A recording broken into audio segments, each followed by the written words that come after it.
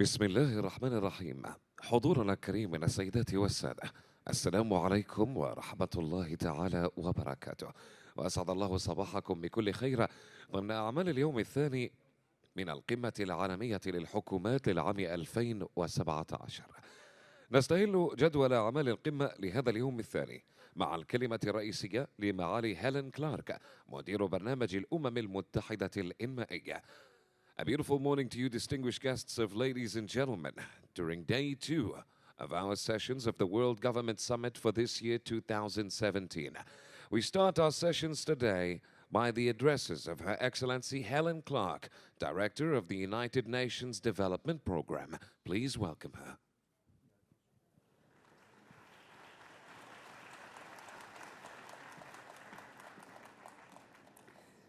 Good morning, Excellencies, ladies and gentlemen. In my speech this morning, I'm going to comment on some trends in global governance. That's the governance we need in order to tackle challenges which are beyond the capacity of nation-states to resolve on their own. As we all know, it's close to a century ago since the League of Nations was founded to promote world peace and cooperation. And it was the first global organisation with such a broad-based mandate, although we can trace origins of some of the sectoral organisations like the International Telecommunication Union and the Universal Postal Union back to the mid-19th century. History, of course, records that the League of Nations wasn't successful, among other things, in not being able to prevent the outbreak of World War I. The multilateral framework, as we know today, was formed as that catastrophe neared its end.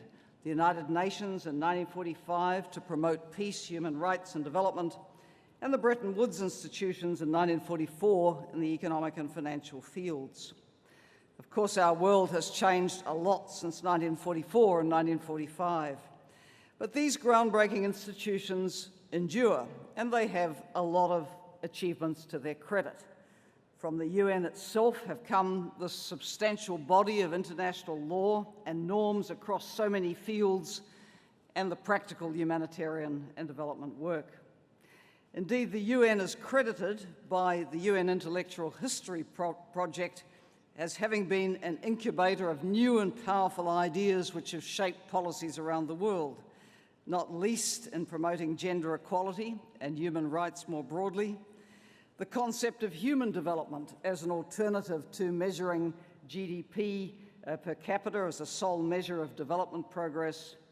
And then there were the Millennium Development Goals, which caught the world's imagination and paved the way for the ambitious Sustainable Development Goals launched in 2015. In the peace and security realm, despite so many tensions through the Cold War period, and the build-up of substantial nuclear weapons arsenals, war between the major powers didn't occur.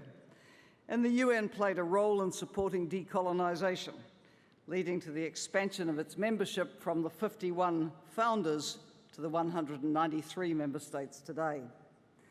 But while the post-war institutional framework has proved to be enduring, always questions will be asked as to whether it is fit for purpose in the second decade of the 21st century.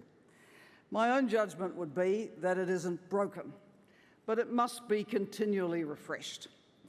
Where organisations don't reinvent themselves and as new challenges are emerging, others will always seek to fill a vacuum left by those who can't adapt.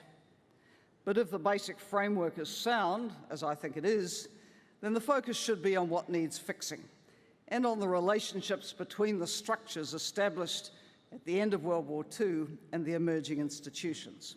So how are we doing in the key areas of global governance?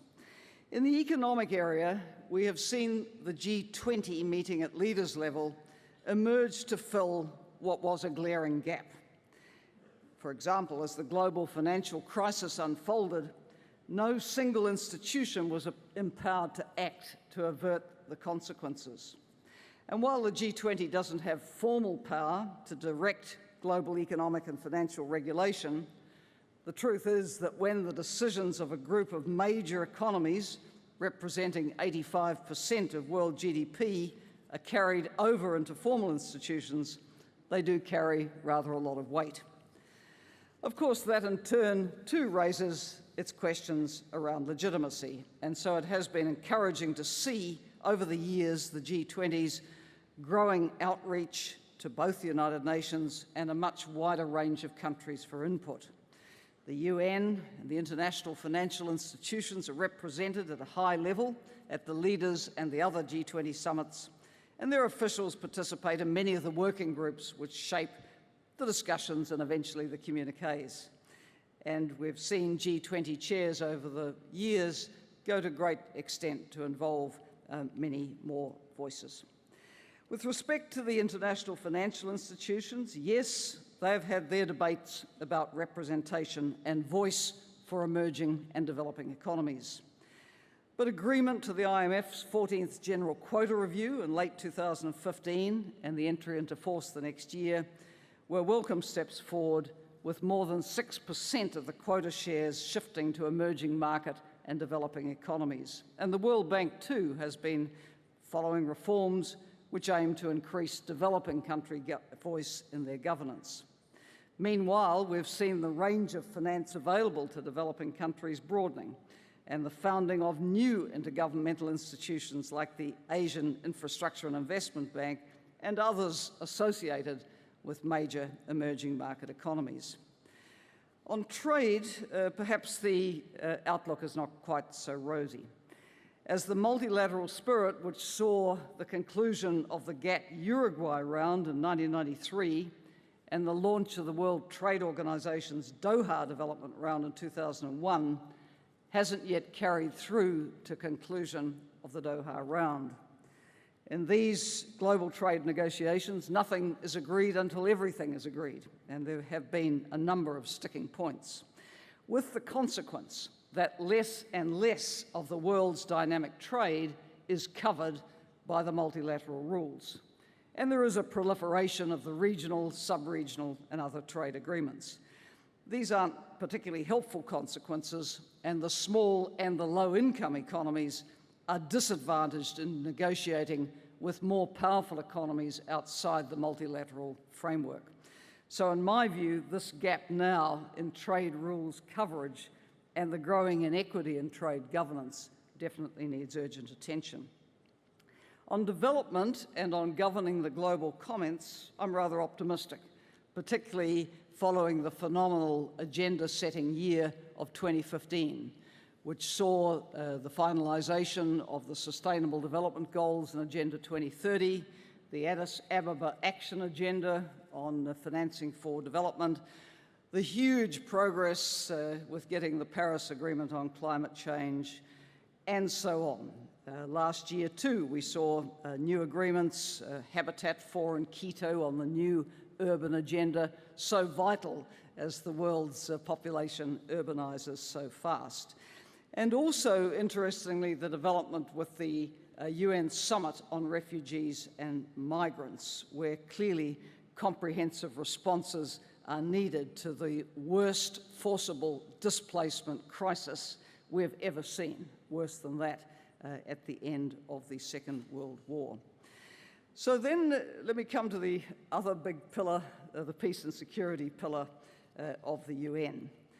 When I came to UNDP as the administrator in 2009, my briefing notes always told me that the number of armed conflicts in the world were down.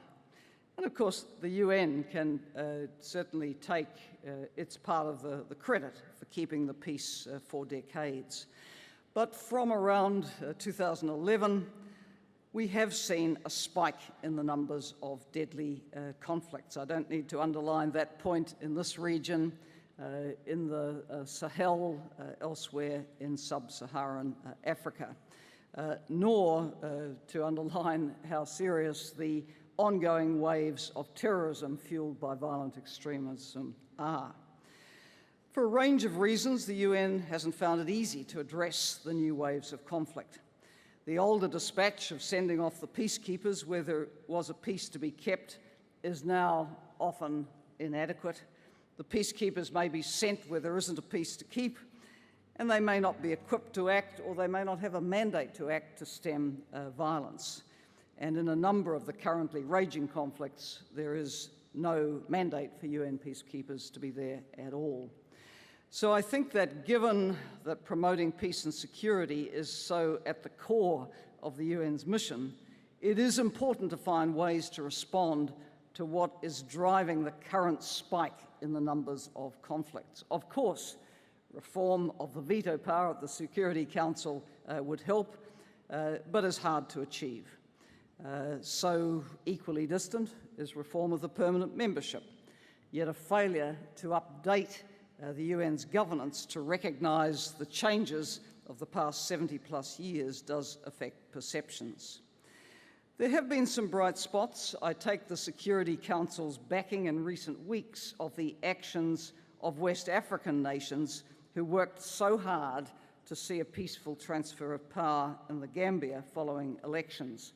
And where a regional organisation is resolute for peace and security, with the backing of the Security Council, good things can be achieved.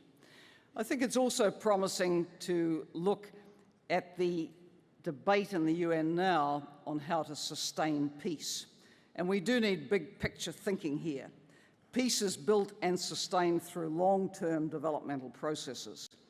It's surely no accident that many states which we see lapsing into deadly internal conflict have combinations of high levels of poverty and inequity, governance which isn't inclusive and doesn't reach out to the furthest corners of the land, and an absence of the rule of law. These are development deficits. They cannot be addressed overnight, but they must be tackled if we're to build a more peaceful world. And the breakthrough, I believe, with the new Sustainable Development Agenda is that it very much links the building of inclusive, just and fair societies with poverty eradication, tackling inequalities, and addressing environmental unsustainability. So to conclude, where now for global governance? I think the magnitude of the shared problems we have does require us to continually reinvigorate the multilateral institutions. I see this happening to a certain extent in the economic and financial area and around sustainable development and governance of the global commons. While the development agendas have moral, not legal force, nonetheless, it is very encouraging to see how nations, developed and developing, are taking the global development agenda to heart, and certainly encouraging to see how fast the Paris Agreement on climate change came into force. I believe the human rights pillar of the UN has also broken new ground since the formation of the Human Rights Council in 2006 and setting up the Universal Periodic Review mechanism, which all member states participate in. Nonetheless, from shrinking civic space in many countries to repression of freedom of speech, and all the way through, tragically, to war crimes and crimes against humanity, there are many assaults out there on human rights today. And the need to uphold human dignity is as urgent and imperative as it ever was. Final point, while effective global governance in the peace and security realm, I think, is struggling, among other things, from an inability to update key provisions in the UN Charter of 45, this shouldn't stop member states moving ahead with progressive agendas for addressing the root causes of conflict and using all available means to build and sustain peace. Our 2030 agenda boldly asserts that there can be no sustainable development without peace and no peace without sustainable development. So success in implementing this agenda will have long-term benefits for people and planet, for peace and security, and I believe for the legitimacy, relevance and credibility of the multilateral system. Thank you very much.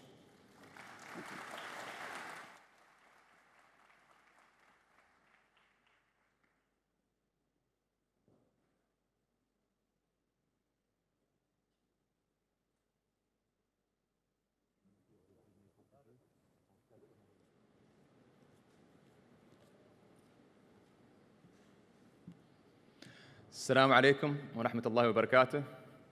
Big thank you again to Ms. Helen Clark for kicking off day 2 in such spectacular fashion.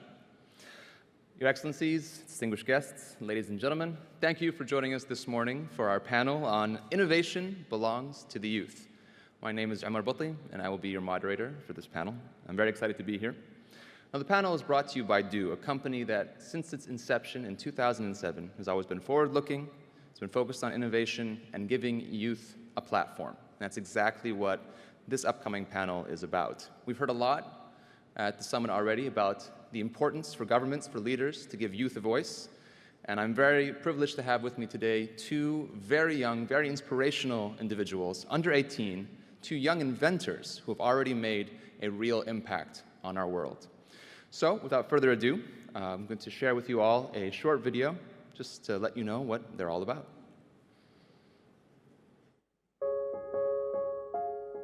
People talk about youth as the future. I believe youth is also the present. The current population of youth are very well educated.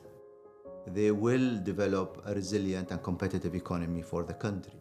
We would like the economic footprint of each one of these individuals to be as large as possible. We would like them to be employers themselves rather than job seekers. I believe the UAE has provided the best system I've seen so far anywhere. We like to build an economy which is based primarily on business people and inventors and engineers and people of leadership skills. My name is FATIMA KAABI. I am 15 years old. I was awarded as the youngest Emirati inventor. I remember when my parents used to call me to watch my dad fix the TV. And after that, somehow I came up with a new invention called the photographer robot. Machinoids. At your service. Behind every invention, there is a story or something I went through and I wanted to solve. I like to invent to help people.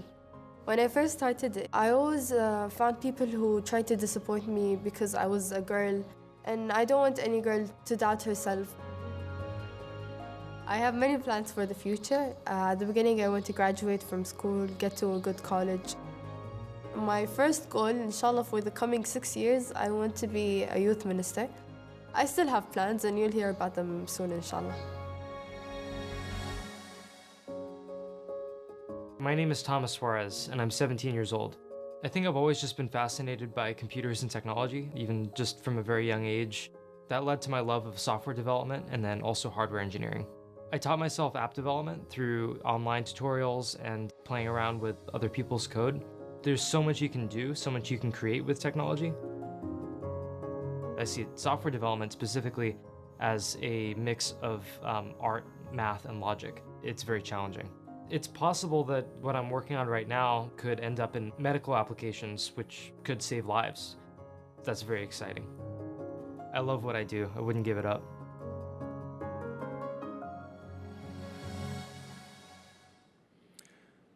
Please join me in giving it up for Thomas Suarez, all the way from the United States, and our very own Fatima KAABI from the United Arab Emirates.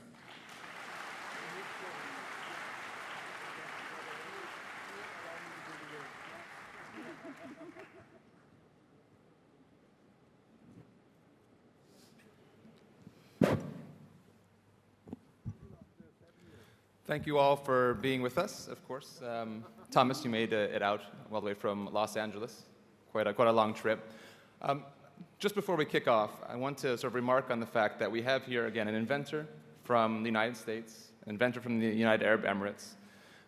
That's really what this summit and what this whole sort of idea of future partnerships is all about. It's bringing people together, bringing inventors together, creating a platform for people like Thomas, like Fatima, to interact, to share ideas, and hopefully help to shape our future. So, I mean, it's remarkable, I think, when you think about your ages, at least from my perspective. Thomas, you're 17. Fatima, you're 15. Already you have, inventions. Thomas, in your case, you have patents. I'm sure this has been asked before, but I have to focus on the why. What is it that at this age makes you so passionate about having a real impact, about creating, about inventing? Why do you do it? Thomas? Go ahead. Sure. I think when you see a problem or you experience a frustration in the world, it makes you want to innovate. It makes you want to solve that problem. So, like in the case of my Orb 3D printer, I had a 3D printer, and I was really frustrated with the speed and also the difficulty to modify the printer. So, creating a new 3D printer that would solve those problems was really the answer to that. So would you say that it's much the same way if we look at, I guess, the general history of where innovation comes from, in terms of humanity, this idea of a need, or we see a problem and we need to solve it. Would you say, is that at the essence of what intrigues you, interests you? Yeah, I think it's solving problems, solving challenges. What about you, Fatima? I mean, you've made a solar backpack, amongst other things, the robot we saw in the video. What inspires you? I would say what inspires me is seeing the youth in the UAE and how they work very hard to achieve and make things happen here in the UAE. And I believe we're the generation of today and tomorrow. So why wait for tomorrow? Start from today and work to make our future better. You've hit on a point there which I think is crucial, which is that I think any of us at some point in our lives, whether we're youth, whether we're adults or older, we have ideas. But taking those ideas and then making them real, making them tangible, seems to be where a lot of people hit a wall. So what do you think it is? What qualities, what have you seen, what elements in your environment have allowed you to push through from the idea, from the frustration, to actually creating, inventing something at your age? Thomas? Yeah, I think definitely the support of friends and family and also a school is very important. And also the support of the internet. So there are so many internet resources out there. The open source movement has just introduced so many resources for young entrepreneurs and innovators to start, to figure out how to do different things in science and technology. You can download people's code. You can download other people's, works in science and technology and build on top of them. So the internet is huge in that sense, but also definitely friends and family is important. Would you say the same thing, Fatima, that it comes down to, obviously there are lots of things, there's programs at the very high governmental level, but would you say the core is family, is the people closest to you? Is that your experience? Yeah, we want people to support us when we're there on stage and we're sitting at home and working. Because usually people support you when you're very successful, you're on TV, you're in newspapers. We want people to support us from the beginning of our journey. So if I didn't get the support from my family or my friends or from my school or the community around me, I wouldn't start to invent and do things like that. So it starts with support from the family and the people around the innovator. But I mean, correct me if I'm wrong, Fatima, I think when you did start, you didn't necessarily have such widespread support. So how did that change? At the beginning of, I would say, my really short journey in innovation and the things I do, I didn't get support from my classmates, my friends, my really close friends, and my school. But my family was very supportive, and I think my family helped me go through this because they moved me to another school, and my school now is very supportive. Because, see, at a young age, you start working, you're exploring, learning new things. So when you don't see the support and you see people teasing you for the things you do, or like bullying you in school, because people used to bully me because I didn't play with Barbies, I used to play with the screwdrivers and things like that. It's weird because, thank you. People still make fun of that fact because now girls carry makeup in their bags. I carry screwdrivers and screws till now. I just make sure if anything's wrong anywhere I go to. So it's just the fact that you need the support to do that, even after a while of starting. But that changed when you started getting newspaper articles and TV coverage, right? Exactly. My teachers are now very proud. The teachers back from 2nd grade and 3rd grade. I remember meeting one of them. She's like, "I watched you on TV. You're famous now." Like, yeah, I remember when you told me I couldn't make it on that stage, because I remember I wanted to present, to become a TED speaker a few years back, and one of my teachers told me I couldn't get there, and I won't do it until I'm above 30. And I did it when I was 13. So I was happy to actually include her name in the speech and tell her, oh, hi, miss, I made it on the stage. So I'm glad that happened. And Thomas, I mean, to a certain degree, I think you had maybe a similar experience, right? You had your first TEDx talk at 12 for, well, a very funny app, Bustin' Bieber, which is basically like whack-a-mole hitting Justin Bieber. Is that essentially it? Yeah, that's people seem to like hitting Justin Bieber, so I think that's why that went viral. But yeah. But what changed for you? So again, 12 years old on a stage, and I've seen the video. You really command the stage, which is really impressive. What difference did you see before and after that video, that moment, and how did that change things? Well, I think, yeah, definitely before the TEDx talk, I was working on my software projects. I had started the app club that I mentioned in the TEDx talk, and I was just doing normal software development and learning. After the TEDx talk, so many opportunities opened up. So I got so many requests for interviews and flying everywhere. And most of the stuff I turned down just because I wanted to continue doing software development. If I'm flying everywhere talking about software development, I'm not actually doing it. But it was, I think, the TEDx talk and getting the publicity really did help with more opportunities. But the core, the essence of what I do has not changed. So I also want to take opportunity. You two have spoken together before. You've had, I think this is a really nice, unique opportunity again to have people from two very different parts of the world to collaborate. And I think collaboration is quite central to being successful in invention in your field. What are some of the things maybe that you've discussed? What do you see as some of the benefits of having that kind of different perspective? Fatima. You get to meet people from all around the world, You get to know about the latest technologies, about smart people who are there, maybe not very famous, but you get to know them and know how smart they are. So it's more about, sharing knowledge and learning from other people. And having summits like this to actually get youth together and many other summits outside is a very great chance to meet people like Thomas and other people smart like him. Mm. And Thomas, I think you have a very direct example of collaboration and giving back in some ways when you're interested. Didn't you start a programming club at your school, again, with the age of, 11, something like that? Yeah, so when I joined the 6th grade at my middle school, a lot of students were asking me how to code. They say, how can I code too? I want to write apps. And of course, this isn't a 5-minute explanation. You really need a lot of time to master, or to learn and master programming. So I started an app club at my middle school to teach other kids how to program. And what did you get out of that? Is it something where you're just giving back? Did you find that had a benefit to you as well? Oh, it definitely had a benefit to me, and it still does, because I'm still operating the continuation of that idea, and it's definitely mutually beneficial to teach someone, because they teach you also. Even though you might not think, oh, well, I'm teaching this person a certain subject, they oftentimes will have other ways of doing it that I have not thought of before.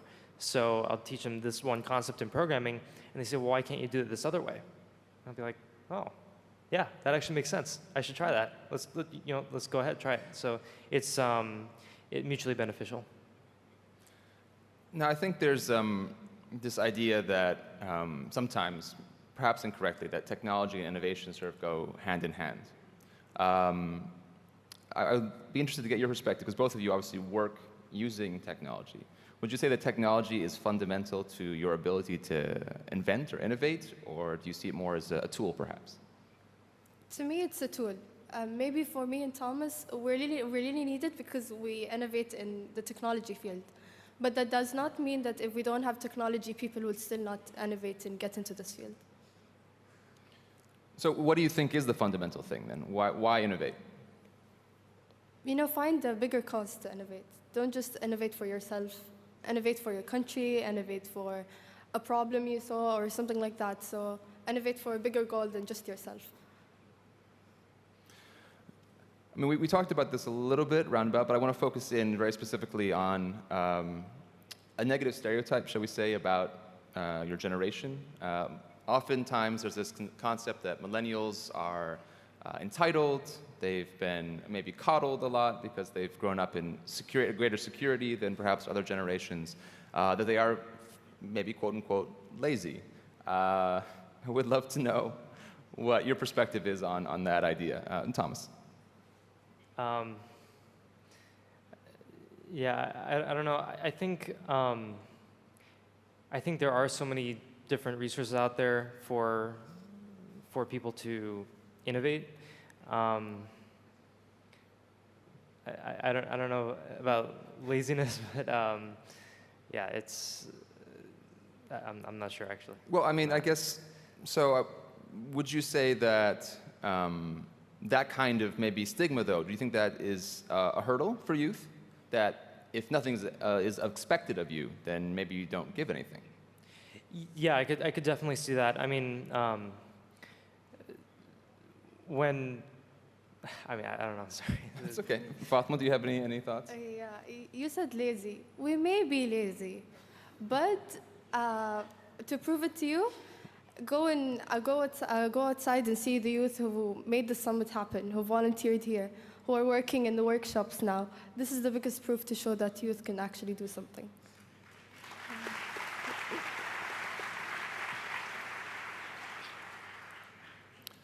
So, just to bring things home a little bit, you've already talked about environment, but in terms of maybe at a higher level, in terms of governments, leaders, what do you think they can do, you know, as young inventors, from your perspective, to really encourage others to follow in your footsteps?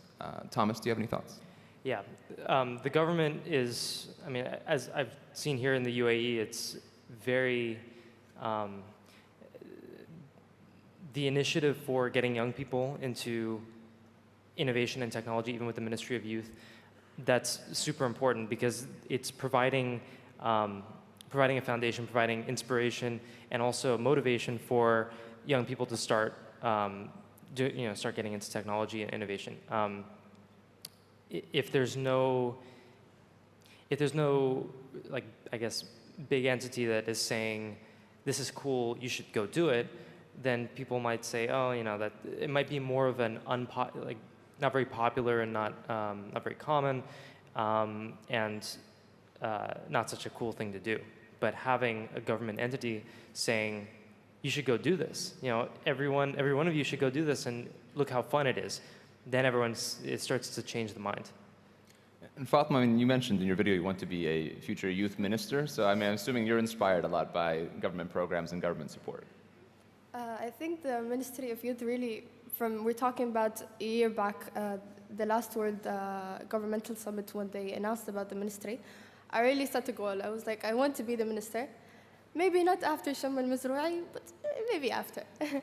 But I really look up to her, and I really like the way they're working in the ministry, because they didn't just, you know, they didn't make it very formal. You don't just sit there in your office and work.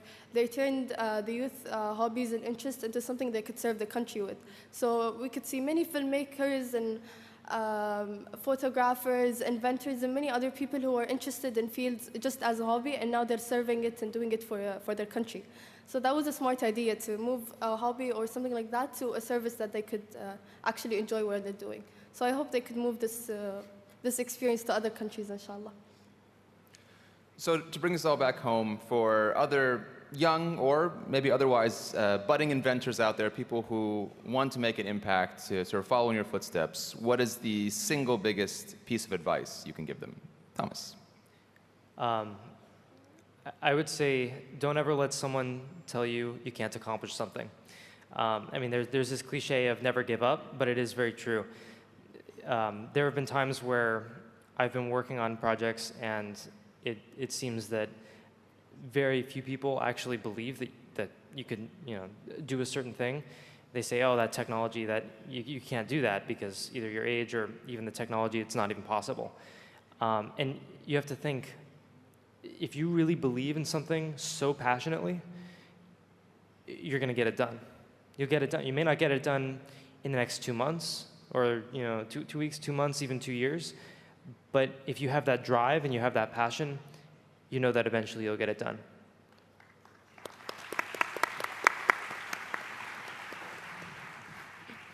Fatima, what are your thoughts? I want to give this advice to everyone. Don't wait for anyone to push you around. Don't wait for your mom to come and tell you, oh, go find a job, go study, go do something like that. Try to find everything yourselves, because if you'll wait for someone to push you around, you won't get anywhere. So it's all about you putting effort into looking for programs, looking for places to volunteer at, learn from experiences around you, and don't waste your time on things that won't help your future.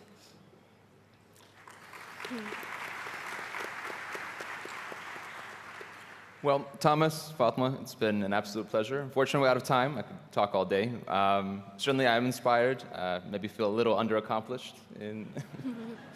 But thank you both very much for being with us. And we very much look forward to seeing how you help shape our world in the future.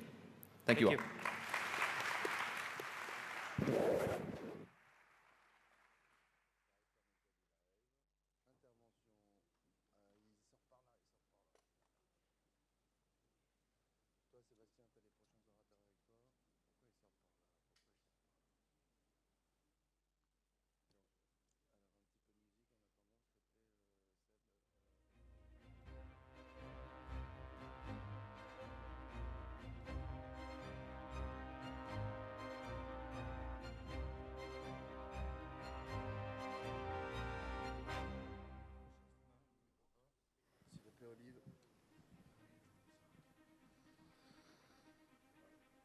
حضورنا الكريم، نبدأ الآن أولى جلساتنا لهذا اليوم تحت عنوان ما هو تأثير التغير المناخي على مستقبل الأمن الغذائي في العالم.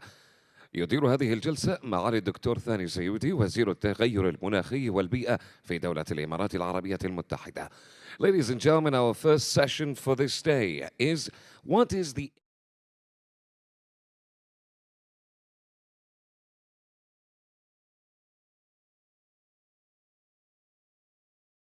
UAE. Please welcome them.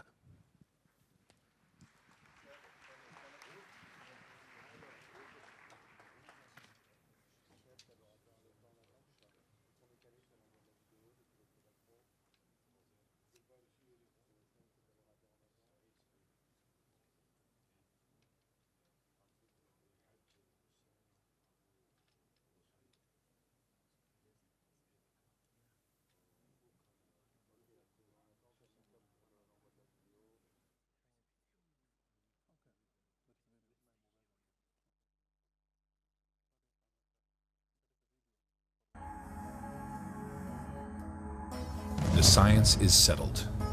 We know the planet is getting hotter. 2016 was the hottest year on historical record and the third consecutive record-breaking year.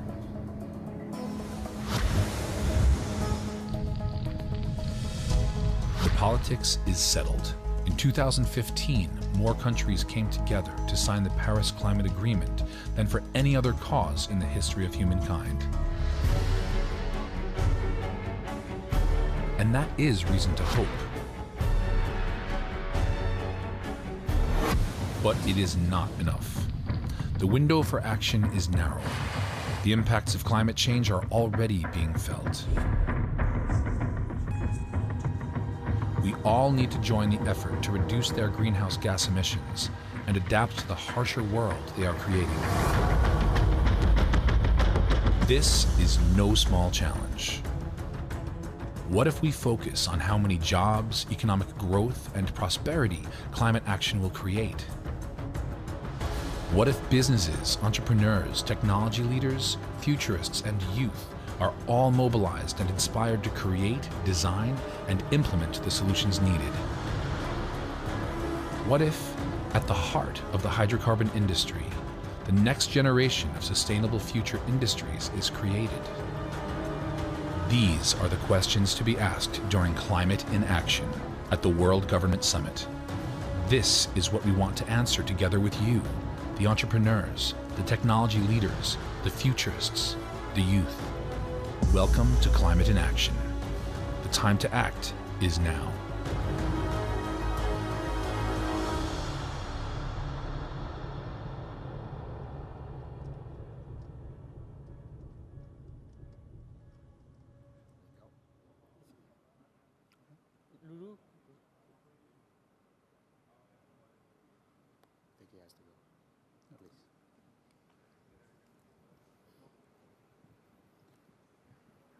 بسم الله الرحمن الرحيم.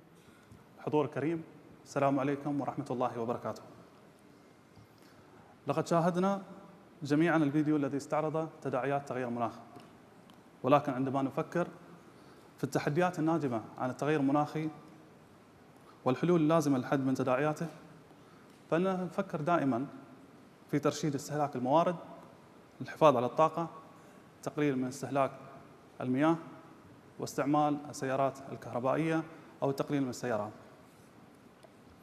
ولكن دعوني أطرح عليكم سؤالا: أيهما أكثر ابتكارا برأيكم، هذه السيارة الكهربائية أم هذا النظام الري؟ بالطبع الكثير سيقول السيارة الكهربائية. نلتقي في هذه الجلسة لنؤكد بأن قطاع الغذاء والزراعة بحاجة إلى المستويات ذاتها في الابتكار والإبداع التي تم تطويرها وتطبيقها في الكثير من القطاعات الأخرى، منها قطاع الهواتف الذكية، وسائل النقل الخاصة، قطاع الطاقة النظيفة. الزراعة هي واحدة من أكثر القطاعات الاقتصادية تأثراً بتغير المناخ، وأننا اليوم نشهد تلك التأثيرات بالفعل. ارتفاع كبير بأسعار المواد الغذائية، تشهد بعض المناطق حول العالم فترات من الجفاف قد تمتد لعدة سنوات، وفجأة وعلى مدار ساعات تسقط عليها كمية من الأمطار تعادل ما قد يسقط عليها خلال عام كامل، لتسبب أضرار بالغة على المحاصيل والقضاء على مصدر دخل المزارعين بشكل كامل.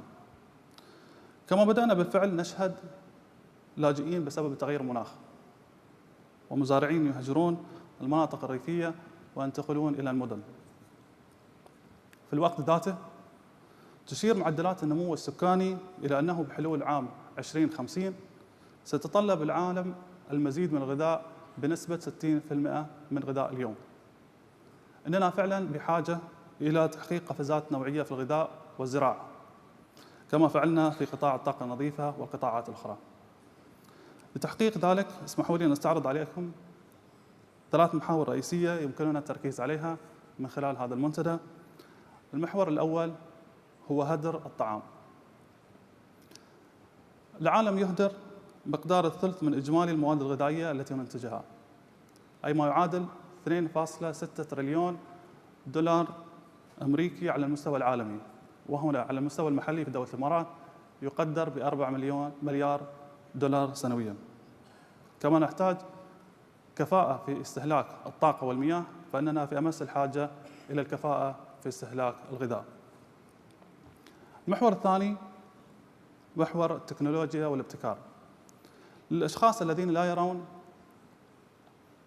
الكثير من الابتكار في أنظمة الري، سنستعرض نخبة من المتحدثين البارزين هنا اليوم بعض التقنيات المتقدمة والرامية إلى زيادة كفاءة إنتاج الغذاء، مثل الزراعة العمودية التي تتيح إنتاج المحاصيل الغذائية باستخدام نسبة 99% ما أقل من الطرق التقليدية، وعلماء الأحياء الذين يسعون إلى إنتاج اللحوم والحليب بدون أبقار.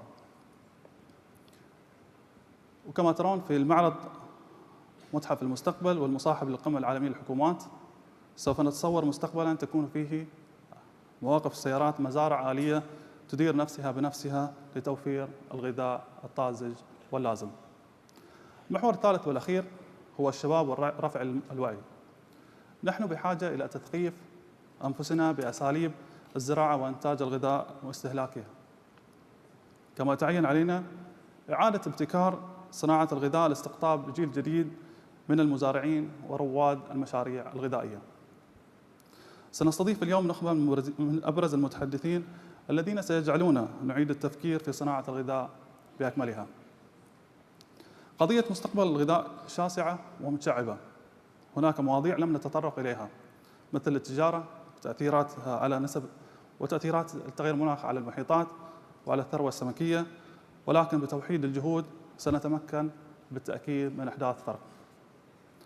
الحضور الكريم، يسعدنا تواجد فخامة تشيرينغ توبغاي رئيس وزراء مملكة بوتان، أحد الرواد العالميين في قضايا تغير المناخ والاستدامة، وسعادة خوزيه دا سيلفا المدير العام لمنظمة الأغذية والزراعة الفاو، وسعادة باتريسيا إسبينوسا الأمين التنفيذي لاتفاقية الأمم المتحدة الإطارية لتغيير المناخ، لاطلاعنا على أفضل السبل لنقل الأفكار والحلول ونشرها على المستوى العالمي.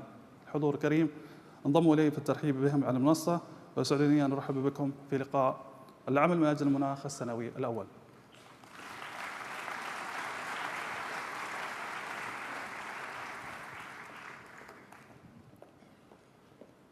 Thank you, Excellency. Please. Please, Excellency. Please.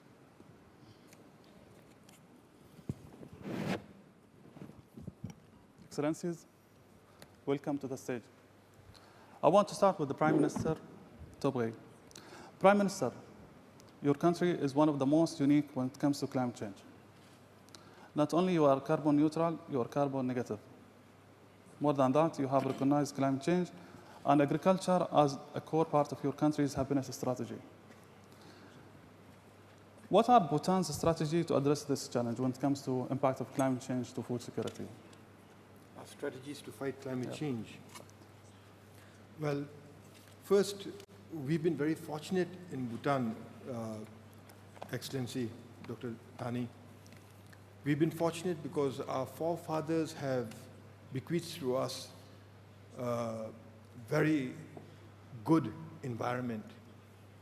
Our forest cover is 72% of our whole country. And then we've been fortunate because of enlightened leaders. Our kings have protected our forests. And not just the trees in the forest, but our mountains, our rivers are pristine, our forests are teeming with wildlife. And more than half our country is protected as national parks, nature reserves, wildlife sanctuaries. All those different parks are interconnected with biological corridors. So what this means is birds, animals can roam throughout the country. So our environment is indeed rich, but it is also pristine. Now, being pristine means we don't know what our forests, the secrets that some of our forests have, be it medicinal or new species of insects and plants and animals. And this is why it's very, very important that we protect them. Within Bhutan, we have a myriad of strategies to protect our forests, including mitigation and adaptation and helping the people who live in the forest live more sustainable lifestyles. But our primary strategy is to collaborate with the world. Environment is a global issue. Environment is a growing global problem. Environment and climate change is a problem that only the globe can, world together can solve if we work together. And in this context, we've launched a program called Bhutan for Life. And Bhutan for Life is basically a transition fund created to help conserve our protected areas. This is a fund that we will use over 15 years, and half the fund is an endowment by the Royal Government of Bhutan, and we look for partners from outside, individual partners, corporations, NGOs, multilateral partners, to work together to protect our protected areas, our forests. The idea is that if we succeed, and we must succeed, when we succeed, we are at least a role model, a pilot for the rest of the world, and we would give a basis for other countries and other institutions to collaborate to look after their own forests. Thank you, Prime Minister. I'm sure there will be many governments would like to collaborate with Bhutan. Thank you very much. Your Excellency Da Silva, you're the head of the most important international organization when it comes to food. What are the changes we need to do to promote agriculture in order to address climate change? Minister Tami. First of all, congratulations for this event and to bring in this issue of what we need to do, let's say, to adapt to the impact of climate change. I will start to saying that it's not only agriculture. We need to change the whole food system. It's a different environment, so we need to change the way we produce to the way we eat food. In the production side, the most important is to become more efficient in the use of natural resources. I'll give you an example that you know very well. Agriculture uses 70% of the fresh water available. And there is more and more competition between agriculture use and human use, especially arid areas. So we need to be more efficient in the use of water, land, and other natural resources. But we need also to change our, let's say, consumer habits. We need to waste less food. 1/3 of the food that we produce nowadays is thrown out, wasted. We need to change our storage capacity, and we need to diversify the production the way that we need to transport less product in far distance. So production and consumption locally will be one of the main targets for the future, to reduce the impact of greenhouse gas emission of transports. All these imply a big change in the food system. It's not only agriculture. Agriculture is important. We need to change, no doubt. But you need to change also, you consumers that are listening to me, the way you use the food. Thank you, Excellency. Excellency Espinosa, we signed Paris Agreement and came into force quicker than any other international organization agreements. You represent the organization that's in charge of making sure it's implemented. The linkage between climate change and food security in the new agreement. Well, first of all, I want to underline, take this opportunity to underline the importance of the Paris Agreement, an agreement that is almost universal, that has entered into force in a record time, less than 1 year. As of today, which is just a bit more than 1 year since it was adopted, we have 129 ratifications. That gives a very clear sense of direction for the whole international community. What the governments want to do, what societies want to do, because we have to bear in mind that the process of ratification implies that it is not only the executive branch of every country involved, but it really is a process that involves all different areas of society and political groups. So we do have a very clear path.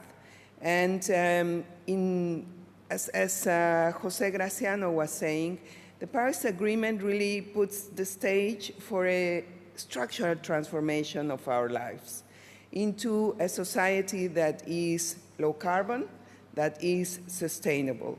In the case of food security and agriculture, climate change really impacts all the different aspects that have to do with food security: production, access, use, prices. All of it is affected by the effects of climate change. So there is a need for us to accelerate action in order to build smart agriculture, in order to have resilient water and energy infrastructure, in order to have innovation in adaptation mechanisms, in innovation, research and development into finding solutions for all these challenges that are posed by climate change to agriculture. We need to address, as the Director General of FAO was saying, we need to address the waste aspect of food. If food waste was a country, it would be the third largest emitter of CO2. So there we can see how important the issue of food waste is in terms of emissions, not only in terms of how many people we could feed if we would not waste that food. And food waste is something that starts with the individual, with its habits, with its everyday activity. So there is really a very good basis in the Paris Agreement that provides for action in this area, Your Excellency.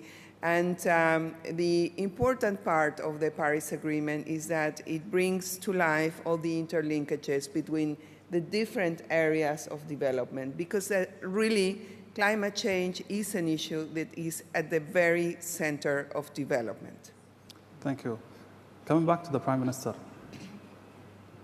during your speech in the Happiness Dialogue, you talked about the national gross happiness. How is that affecting the agriculture sector in Bhutan?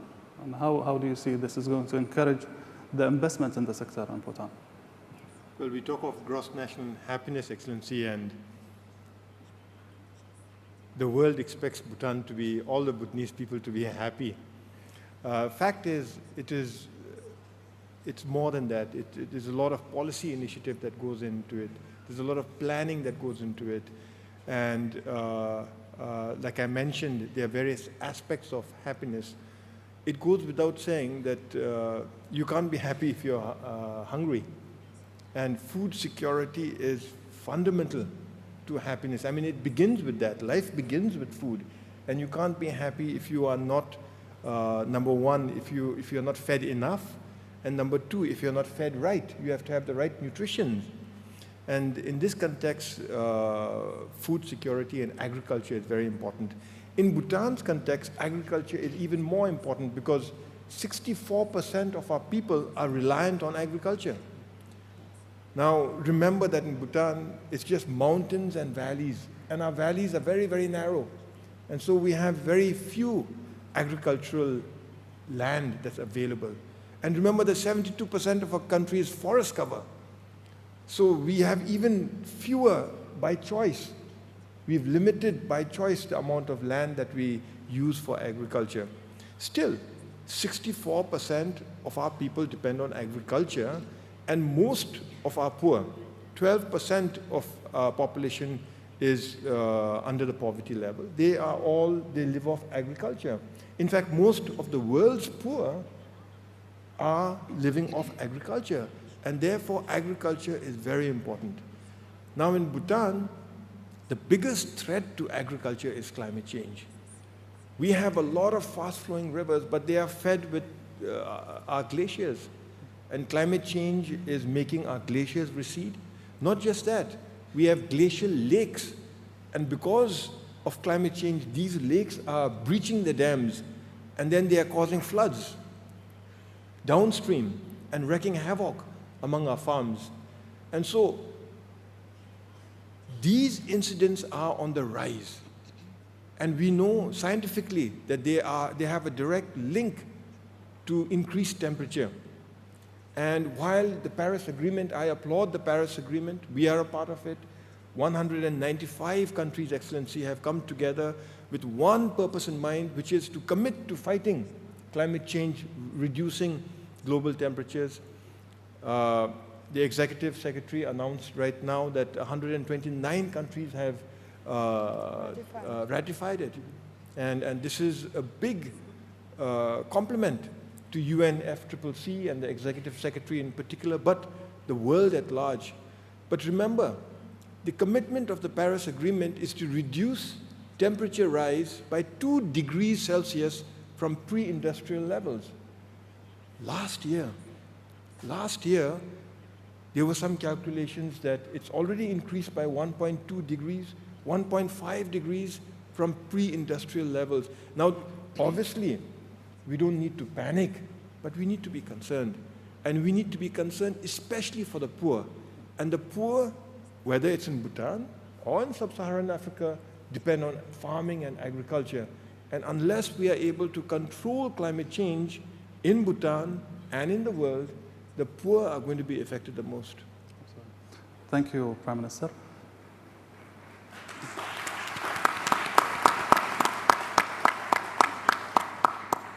Espinosa, the stereotype about the climate change is always it's limited to the governments. The role of private sector. It's very crucial. Everyone is talking about private sector. How can we really engage them when it comes to impact of climate change and food security? Well, the role of private sector is really critical to deliver on the promise and the objectives of the Paris Agreement. In fact, the whole agenda that derives from the Paris Agreement is an agenda that governments alone cannot deliver.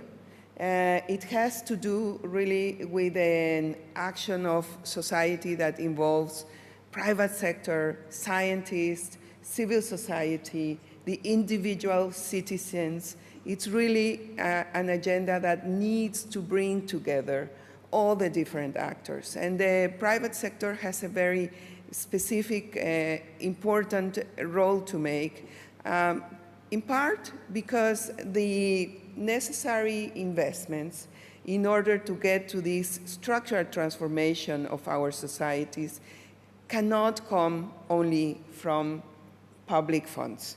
It will not come only from public funds. It will require investments, partly also because all those investments need to be sustainable, need to be economically sound. And the good news is that we have so many examples already of sustainable and good business opportunities in the green economy, what we call in general terms the green economy, be it in terms of infrastructure, in terms of transportation, in terms of clean energy production. We are seeing now that renewable sources of energy in this very region is becoming competitive with fossil fuels. So there is really an incredible amount of opportunities that private sector needs to seize and that many companies are already seizing in all different regions of the world. Private sector has also been important in research and development, in innovation, in building up also new ways and new schemes for business making. So it's absolutely crucial, and therefore I also want to thank you, Minister, for the initiative of making this forum and giving us the opportunity to speak about this very crucial issue to a wider audience and to have an opportunity to reflect on these issues and the real opportunities that there are, the viability, especially in these times of lots of uncertainties. Thank you very much. Thank you, Excellency.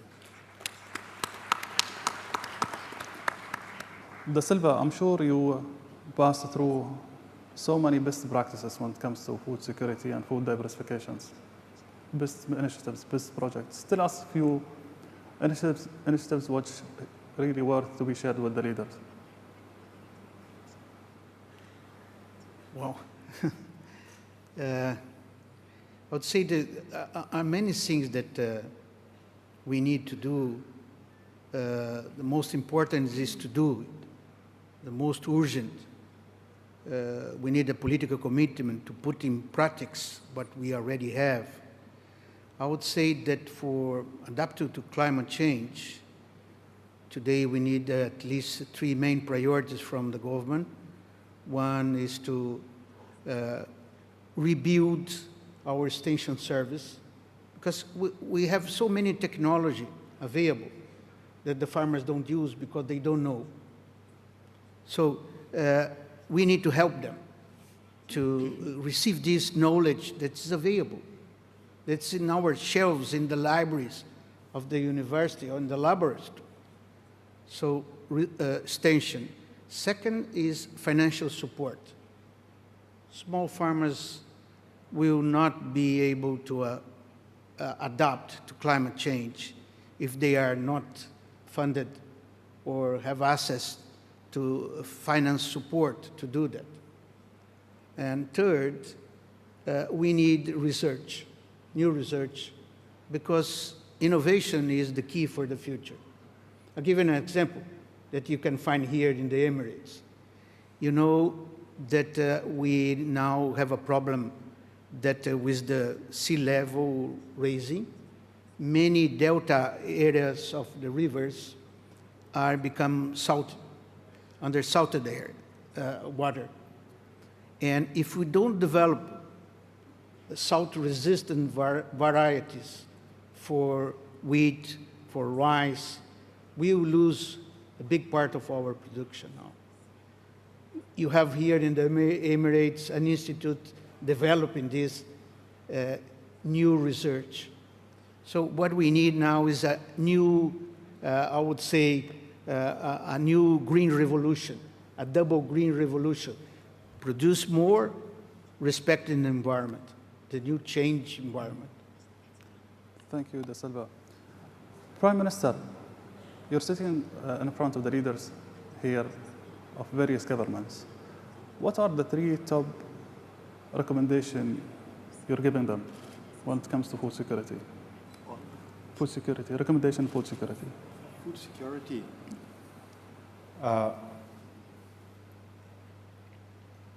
My belief, Excellency, is if you can't help someone, at least don't harm them.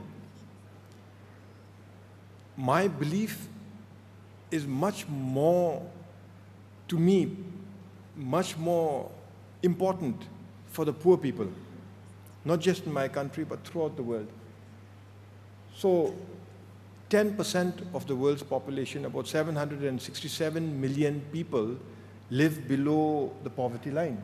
That live with $1.90, less than $1.90 a day. That's a lot of people struggling day in and day out. And like I said, most of them are living off not even subsistence agriculture, it's even less than that. Now, collectively, the world has never been this rich before. The world has never had this much technology before. The world has never had this many resources at our disposal. We've never been this interconnected before. If we want to rid the world of poverty, we can. Let's face it, we are not doing enough. We are not doing enough to help the poor. If you don't want to, at least don't make it worse for them. Ideally, we should help our fellow human beings. If we can't help them, if we can't help the 767 million people living under $1.90 a day, don't make it worse for them. And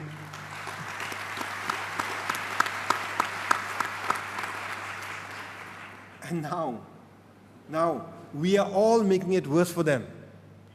We are making it worse for them by contributing it to climate change. If we can help them, help them. But don't contribute to climate change. As DJ José said, don't overconsume, don't waste food. Don't contribute to unnecessarily emitting greenhouse gases, because that contributes to climate change. And climate change makes matters for the worst, for the poor, who are already desperate, makes it much more difficult. And therefore, my plea is, if I have a single recommendation for governments, multilateral agencies, for private sector, and for the world's citizens at large, take climate change seriously and do our respective bits individually, do our respective bits to reverse the effects of climate change. And for those in leadership position, those in government, those in international leadership positions, we must collectively reverse the effects of climate change.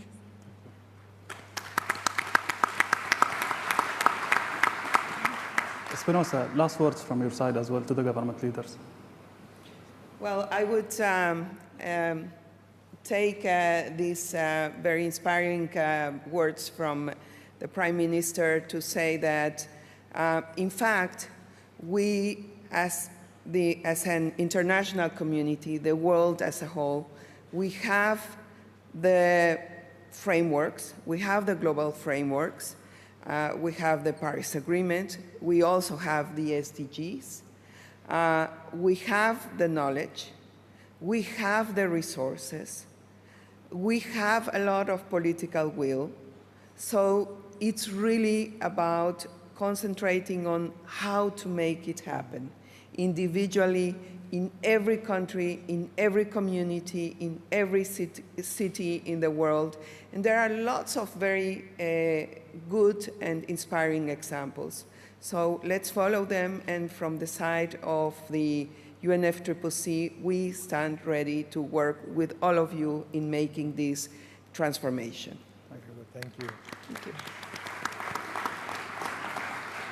Da Silva, last words from you as well. Well, I think that what the Prime Minister just said is very important. Each of us, we have a role to play on that. Let's at least don't let the things get worse. They already are. But I would like to stress also that this is not for individual action only. We need to get together, because the climate change, it's true that it affects more the poor, but it affects all of us. It will be impossible to survive if we don't get together to face this challenge. This is a challenge for the humanity. When I started discussing this some decades ago, we are talking about the legacy for our grandsons, looking the impact of climate change in the future.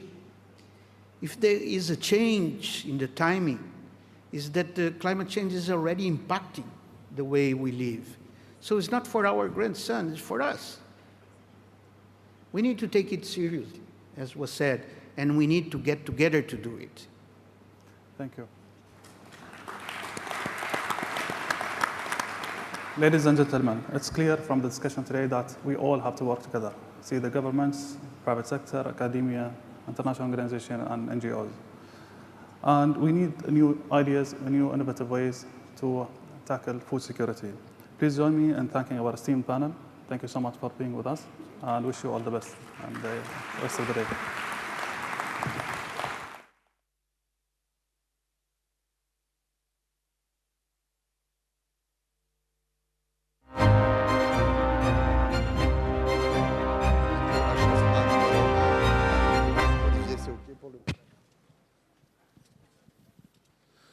حضورنا الكريم من السيدات والسادة، ستبدأ الآن جلسات أخرى في قاعات أخرى من هذه القاعة، وهي قاعة دو وقاعة بلدية دبي. الرجاء التوجه إلى القاعات لحضور الجلسات. Ladies and gentlemen, our sessions here are done until 12:15. Until then, from that time until at 10:30, our sessions will be commencing at the Do Hall, the Dubai Municipality Hall, and Diwa Hall. Please proceed to these halls and attend those sessions. Thank you.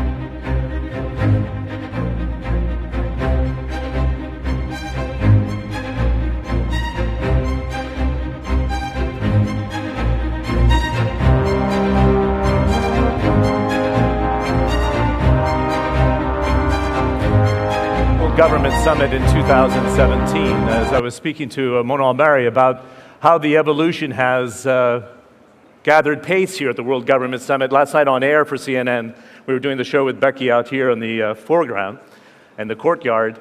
We were suggesting it's the equivalent of the Middle Eastern Davos. I think it's a very fair comment, bringing together thought leaders on the most important subjects of today. Now, as the moderator on this track, 75 minutes that we have together today, I was thinking, how do I put everybody under one umbrella? And I'm sorry to overuse this word, but it's radical, right? So we're going to have a discussion about radical innovation and entrepreneurs from Kathleen Kennedy, radical curiosity, which I think is going to spark your interest to round out our 3 sessions this morning with Paul Bennett of IDEO or IDEO. And it would be very lazy for me to suggest it would be about radical Islam in our first conversation. In fact, it's exactly the opposite. It's about tolerance in the 21st century, which has been a challenge. For those, and I think everybody in the room attended the session with His Highness Sheikh Mohammed bin Rashid Al Maktoum, which was, I described on air last night as almost a fireside chat. Reminded me of the period between 1930s and 1940s for those who have studied American history with FDR and his radio broadcast at night. It was an open arena, taking questions from out the Middle East and North Africa and asking the question, why? If we have a market of better than 300 million consumers, why isn't the whole region doing much better? And despite the uncertainty we see in this neighborhood today, is this region ready to reboot and take advantage of the next stage of growth as a bridge between East and West? Our first topic of conversation is probably the most important that we're witnessing in the region today, and I would argue that resonates throughout the world, and that is the stream of radicalism, the stream of populism that we see in the United States and Europe today, and even populism in terms of the legislation that's coming out in the early days of the Trump administration. Let's welcome to the stage for a 20-minute conversation. I don't think we'll have time for Q&A in the first session. Let's see how it goes. But in our second session with Kathleen Kennedy, we want to be able to do that as well. We have 2 excellent guests to discuss this subject. Let's first welcome the first Minister of Tolerance anywhere in the world today, a person who's worn many hats in the governments in the past, from foreign trade now to tolerance, Her Excellency Sheikha Lubna Al-Qasimi, who's going to sit in the center of the stage.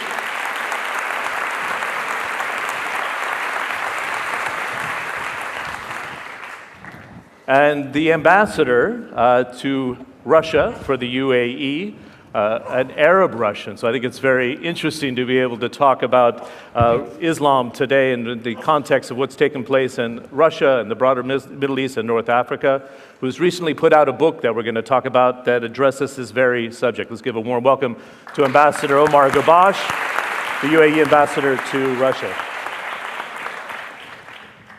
So this is a track conversation, as we call it, so that means we have to stay on track because we have 20 minutes together. So no long answers, and I mean that with the greatest warmth and attendance. I think I've done about 20 sessions with you over the last few years alone.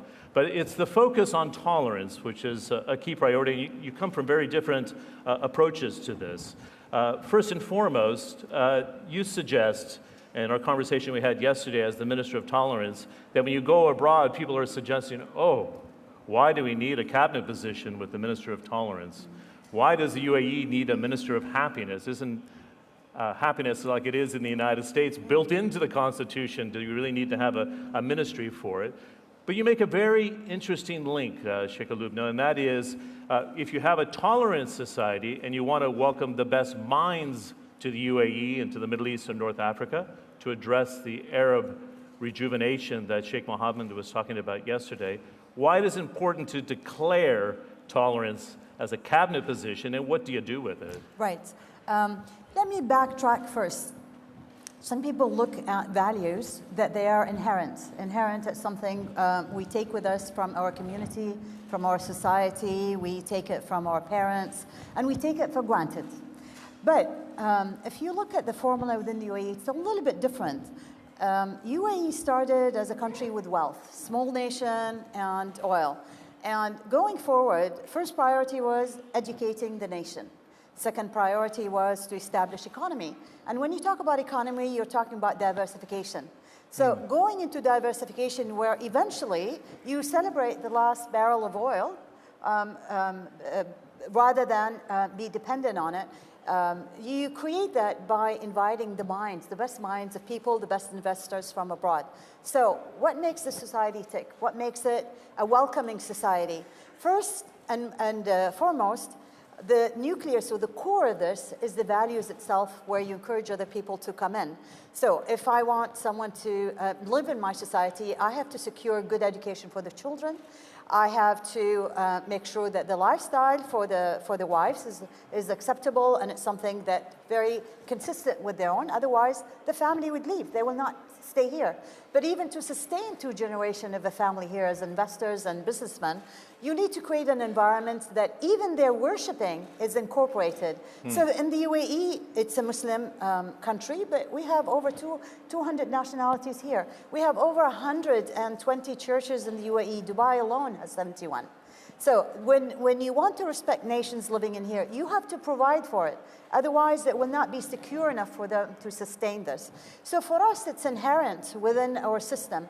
But in this day and age, and what was happening around us in the Middle East, but also worldwide, I think we take these values for granted. We heard Schwab yesterday at the opening, where he said, unfortunately today, even values are changing. In other words, the changes that we talk about politically or economically or environment, technology, all this disruptive environment that we live in. He said the constant that was in there, the values themselves, even these have become a change at the moment. So why we would leave something for fate to take place? We need to make sure that we institutionalize tolerance. We need to make sure it's in our system. And we look at it from the grassroots. We look at it from cohesive families. We look at it from youth. Youth today, and if you've seen through the summit, are the core heart of everything that we do. We are entrusted as government officials with a legacy going forward that we need to secure a good future. And you have to do that with keeping kids and youth in mind, because today, although they can sit amongst us, but they are isolated. They live in a world of their own. They could be sitting in a living room with you, but their world is totally different. And therefore, the vulnerability of influence radicalization can actually hit them in their house while you're not aware of it as parents. So that's why this is a very important core part of the cabinet for the UAE. Great. I'm going to come back on a number of different issues thereafter. In your trip to Washington recently to the religious breakfast or the gathering of ministries and the rest, the National Prayer Breakfast, which was quite an entertaining breakfast this time around with our new president, but we'll come back to that in a moment. Can I say that? I think I can say that. Everything's entertaining, exactly. And we changed our name, by the way, as a network. It's FNN, but no, it's not CNN, the fake news network.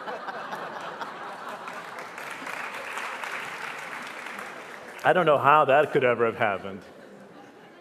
When I started as an intern in 1984, we used to call it the Chicken Noodle Network. Then it came the Cable News Network, then the FNN. We just dispelled that very quickly. That didn't hold at all.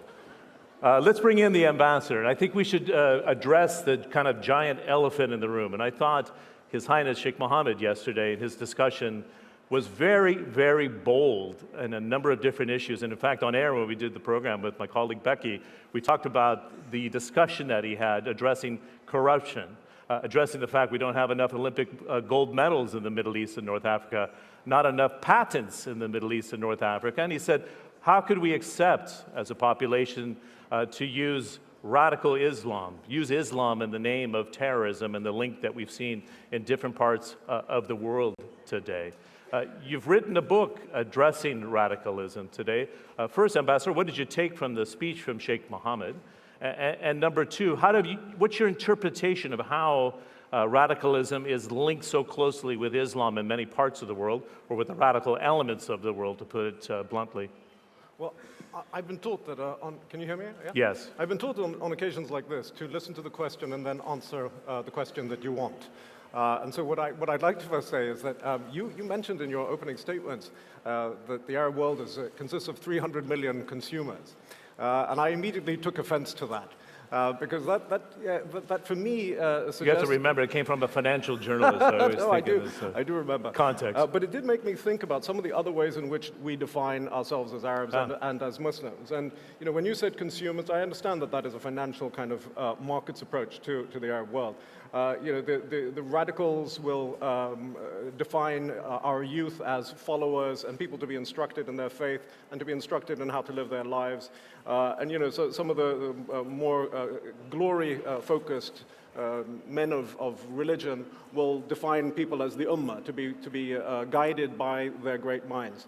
And I would prefer to think of the 300 million Arabs as a bunch of individuals with life plans and with hopes.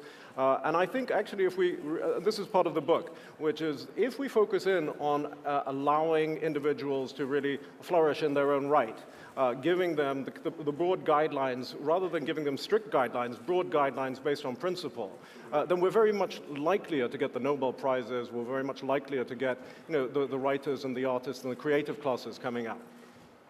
Good.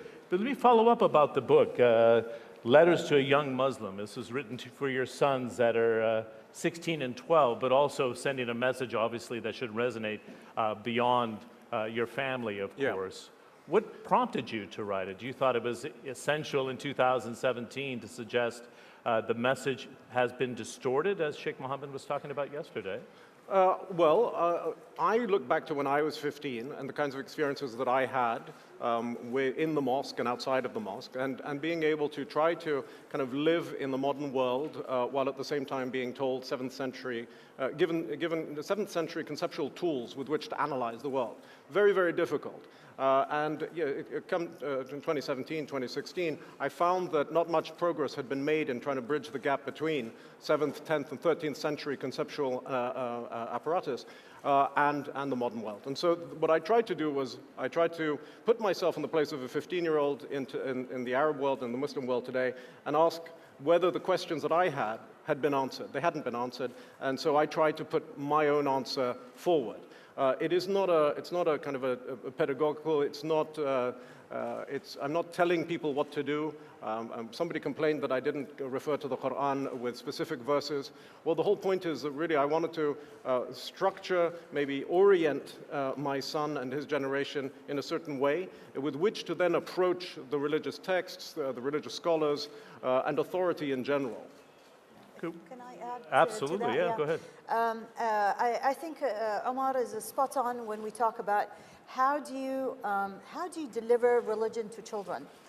I think the most important part today that we center, our focus is to put religious values. I think every religion we have, not just Islam, has certain values and spirituality. That's really what religion is to everybody. That's how we were taught as kids. And therefore, you live your life with moral values stemmed from not only your community, but from your religion as well. And what we see today is sometimes Islamic curriculum is being delivered without the spirituality and the values that are instilled by these religions, and specifically Islam. So what we believe in today, when you talk to your children, instill that value that comes from religion. All religions talk about not only love of God, but love of people, humanity, how you reach out to help others, how do you volunteer in a community. It's all exists in every religious book that we have on the world. And therefore, when you approach religion, do not take it by text and verses, but take the values in it and present it beautifully to the generation that come. That's how their love will be connected to that. Well, in fact, you make note of, great words. That's the moral education that now we are actually introducing in our schools, in our curriculum. That's very crucial to us, because I think we don't think about it. We take it for granted that it's inherent and it will just transcend to the next generation. It doesn't. Our parents were like that. Let me test you a little bit. Do you think the society here became a little bit lazy, not being more engaged, and created a vacuum for the interpretation of radical Islam? Is that the problem? We assumed that it was being passed to the next generation. And there's a direct link. There's a former Minister of Foreign Trade and the former Minister of Economy, where economic development, as Sheikh Mohammed made this point yesterday, is not throughout the Islamic world. In fact, some of the highest poverty rates in the world rest in the Muslim countries. Absolutely, but I think a lot of it has to do with how you present Islam, how you talk to the children, and the way you deliver it to them. Sometimes I think for us, the world was much smaller with our parents. There were certain things, we did not have a lot of distractions. The dream for us was education, that we can study, we can go abroad, we can come, we'll get a nice job, government will look after us. But the kids of today are independent when they're even 5-year-old. So if you have children that can read and they can compare and they can discuss and debate with their parents, then your tools should be different. And that's really the reality today, that you have so many inputs into the child's mind, not yours, but everyone else. And someone can take a verse from religion and then chop it and say, well, this is what it means. So you're falsifying the essence of what religions came for, what humanity means to everybody. So it is important to us as parents, as presidents of the universities, as community. We have to know how we deliver this to the next generations. It's a generation that is independent. It is a generation that can stand on its feet and they learn fast. But it's a generation that has a creative mind, and they are there to pursue a future of innovation and creativity. We have to handle them completely differently than how our parents handled us. Well, powerful message. Ambassador, you made a connection. That's why we have a young minister here, Minister of Youth, because for us as a responsibility in the government, Hisan Sheikh Mohammed said we have to listen to the youth. Her mandate is to actually bring the community of youth and tell us what they need. Right, so very fair point. You made a connection between some of the sermons we saw in Turkey before those tragic attacks on New Year's Eve. It was often overlooked in the broader media that the sermons were quite radical, quite inspirational for that strand of individual that wanted to go on to the attack. What do you make of it? Yeah, absolutely. I mean, it's a very important point, and I'm actually very glad that, the sermons in the Emirates, for example, is an example where the government has actually come in and spoken to the religious establishment here and said, you've got to really realign yourself with a completely different set of approaches. So, no more of the aggression and the hate, which I remember very clearly in the 80s and the 90s. And that had an effect, It actually sent people away from the mosque on Fridays. People would say, I don't want to be, on a Friday, I don't want to be politicized and moved and angered by, these guys who only get to speak once a week, I suppose. And so, you go to the mosque these days and you'll find actually there's a very different message. And it shows that this is a choice we make, and as a society, it's a choice that we make. Nobody stood and protested the change in the sermons from aggression to positive thinking, yeah? And it's something that can happen right across the region. Let me ask a more sensitive... Go ahead, yeah.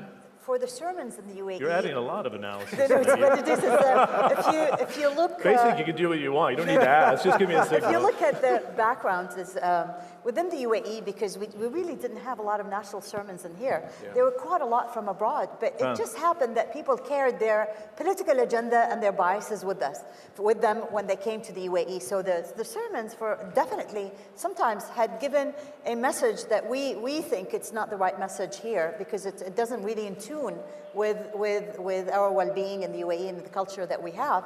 So the government actually directed the Awqaf here to start looking into a program where they take the sermons here, and now they've gone through this beautiful program where within this program they told them what the essence of Islam, what are the moral values, and how you present in the mosque. And all of a sudden you see unified, consistent message that talks more about value than these hatred messages and politicized messages. And I have a great example. When I went to the national breakfast prayer, I took 5 people with me. I took 3 churches, St. Andrews in Abu Dhabi. I took the Coptic church and the Armenian church from Dubai. And I had 2 of these advisors, actually, and they were young. They were in their 20s. And they spoke beautifully to our youth, the university kids in Washington, D.C., about how they value. And they told them, go back to the truth. There are a lot of fatwas right now. There are actually databases within the UAE and Al-Azhar as well, where it defies this negative rhetoric that is very anti-other, other nations. So it's being bold enough is what you're suggesting. Yes, we're taking a courageous, took because what it is we believe in Islam and we know what Islam is all about. But what we see today is not Islam. Islam has been hijacked. So for us, it's the only way to do it is you need to divert it back to the roots, to the grassroots, and the best way to do it is to start by the sermons. And now you see a complete different aspect of mosque and what they deliver. And to add to it, I have seen programs where even these sermons will go and talk on volunteer basis with students at schools. So now they start to create this love for religion to the children by bringing people who can actually speak the truth. Good. With the prayer breakfast, I think is a good launching off point to look at the very quite radical populism that we see in the United States. We saw the vote, I suggested in my opening remarks with Brexit, Marine Le Pen potentially giving a good run for the money as president of France today. What's happening? What's the interpretation here of, do we want to put up the wall to Muslim countries? You had the travel ban against 7 countries. I think that in itself had created a lot of animosity within the States and worldwide. We've seen the protests that have taken place. But if we can't look at that in isolation. I think this rising populism is happening worldwide. And there are deep-rooted reasons for that. And I think Christine Lagarde spoke about it yesterday, that while we actually shifted, it's almost like a pendulum that goes from one swing to the other side. Yeah, and it always, overshoots. Yeah, and what you need to do is you always push it back to the middle. And what's happening worldwide is while we have globalization, and the idea of this is access to market, where you benefit, we have seen the rich getting richer and the poor getting poorer. So there's now a wealth divide. And this wealth divide created a lot of negative sentiments, including the US. And within this, is a lot of it is people saying, well, the jobs are not there anymore. But the true message of this is not about, I lost my job for another country. There is a rising technology change, it's disruptive technology today that's changing the world and is taking it in a whirlwind. Today, you see robotics, and the way you see artificial intelligence. When I was in DC, I went to visit the Children's Hospital there, and I was amazed. This is the research center that UAE actually sponsored, about $150 million. This particular center, I was looking at robotics where they do surgery for children, where it has probably the least invasive surgery where the children can recover. You see artificial with 3D printers where they're looking into tissues of human being eventually where they can actually print human tissues. So the technologies out there had changed the map of the world. So when I look at this from the global perspective, the change is happening. Everything is changing around us, and we need to be prepared for that. But when we talk about the Muslim ban, I think the thoughts, I mean, this is a sovereignty issue within the US in terms of demanding what they want. Whether the intent of this was actually to defer terrorism from the US, maybe the way it was delivered, the message was not really the right message. And we have seen the backtrack of this now with the US government, where they're looking at this to really put the right articulation for the ban itself. Are you talking about those so-called judges that made that interpretation? 3-0, the so-called judges? I'm not sure where they came from. I don't know where the so-called comes from. From the president himself. Okay. Ambassador, go ahead. I think there's a great deal of focus on the Muslim ban, and perhaps too much. I think, if we look in the region, many countries in the region also place bans on similar countries. So we shouldn't be particularly surprised. But the more interesting element for us to, I think, look at is the way in which the American Constitution is demonstrating that it actually works. And there was a big question as to whether this was permissible or not. And I think that's actually much more interesting, to see that, you can have a president who wants to do fairly radical things in his own right and represent a nationalist populist position, and he's being prevented. And I think that's really quite fascinating. And if we think about our societies and our political systems, perhaps we can learn also from that. That the idea of constitutional law is not just a myth, it's not just an ideology and propaganda, it is actually something that can be seen to work in very volatile situations. Well, as an American, I would say it's straining our system of checks and balances, but to your point, it is working, and in fact, link it back to your point earlier, that investors were looking to see if the system would hold up with the radical challenge. Now, you made a very interesting point about globalization, because I have a premise that we had the fall of communism, 89, 90, the lowering of trade barriers in 92, and the creation of the World Trade Organization, and then the revolution of digital economy 1995 and onward. What influences has it had on your, if you will, your home market of Russia? How are they interpreting radical Islam today, this real push to globalization and then this push for nationalism, which has been present in Russia as well? Yeah, I'm not sure that they're succeeding in their globalization strategy given all the sanctions that have been placed on that. So actually what's happening now is that they're developing their economy internally, so there is now a lobby within Russia that is in favor of keeping sanctions in place because they have a captive market. You know, the beef industry has started up, you know, Parmesan cheese is now produced in Russia, and various kind of Italian alcohols are also produced there. So, you know, in that sense, globalization has had a kind of a negative effect, right? You know, you're either part of the system or you're not. In terms of kind of their approach to radical Islam, you have to remember about 18% of Russia is Muslim. And I've, you know, interacted with quite a number of them, and they are aggressive, interesting, they have a very clear sense of their own identity, and they are very also radicalized. I mean, a large number of them are playing a role in ISIS and in Syria and Iraq.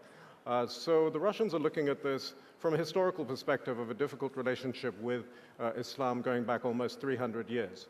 And so I think, you know, it's, for them it's not a surprise that there are these radical elements, and they come down on them very, very firmly. So they believe in the iron fist approach. Yeah, in fact, I was going to ask you, if we had this conversation even 3 years from now, is it going to change? A lot of people say we sit here and we use the UAE model and the interpretation of Islam and tolerance and the connection to youth and the connection of happiness. Is it going to get much worse in the next 3 years because of this nationalist and populist fervor that we see today, Sheikh Lubna? I hate pessimistic thoughts. To me, I'm an optimist. And I think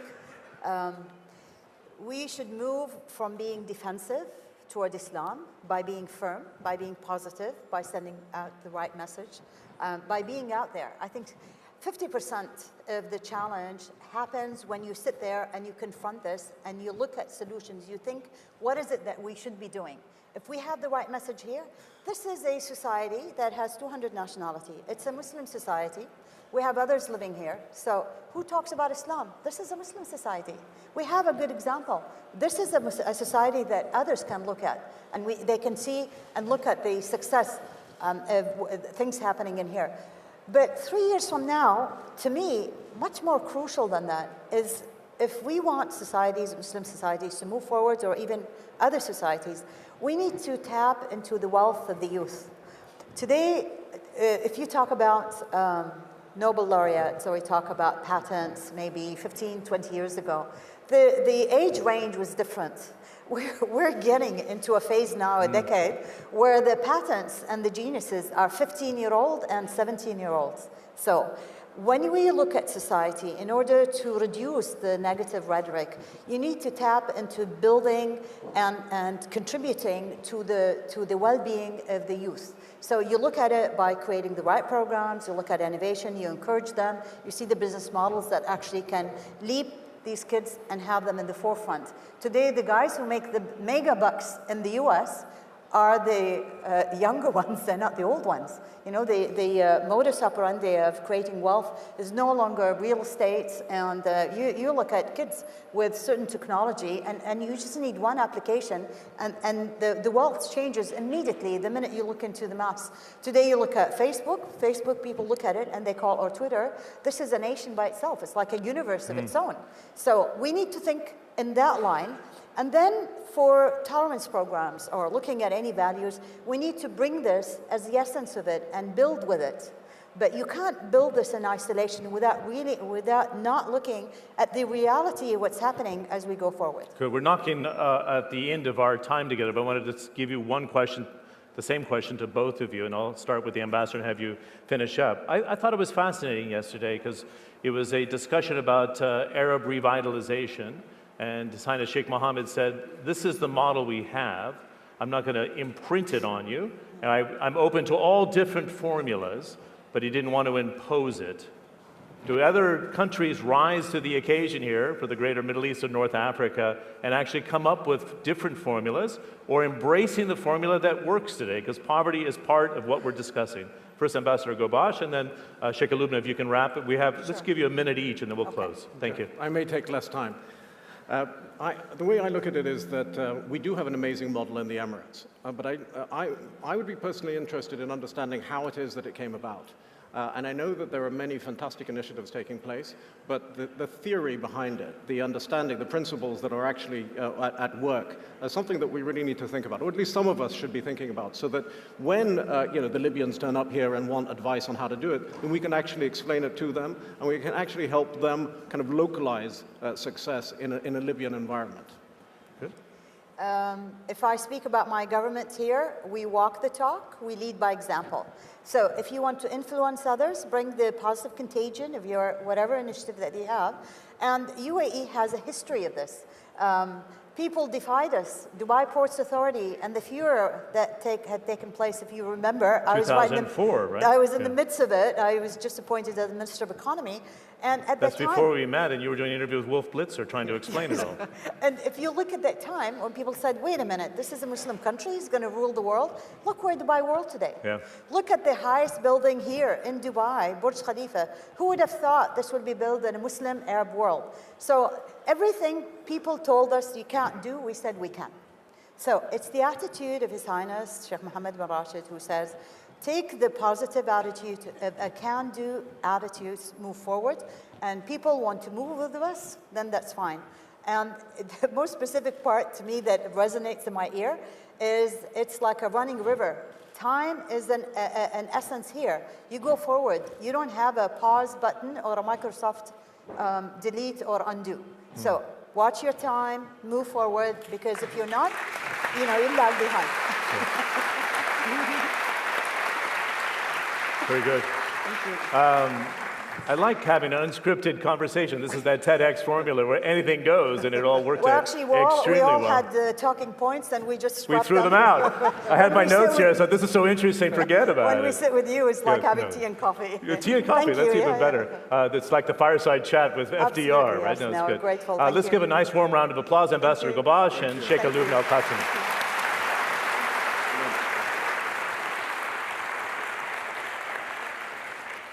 I think we stayed on track. We covered a lot of territory there, but it was an intriguing conversation. As I mentioned before, the word radical works for both of our next sessions.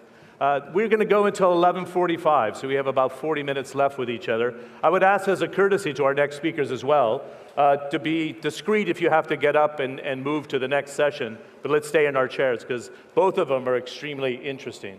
The word radical comes to radical entrepreneurship and radical innovation. And if you've seen what's taking place now in the basement of the Emirates Towers, we've set up an incubator ecosystem.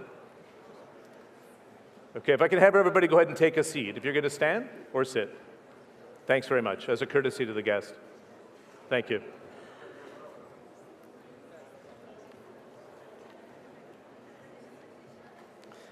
We've set up a radical ecosystem for startups. We often talk about small and medium-sized enterprises being the generator of jobs for the future. And in the broader region, we're looking at a youth unemployment rate that hovers around 27%, right?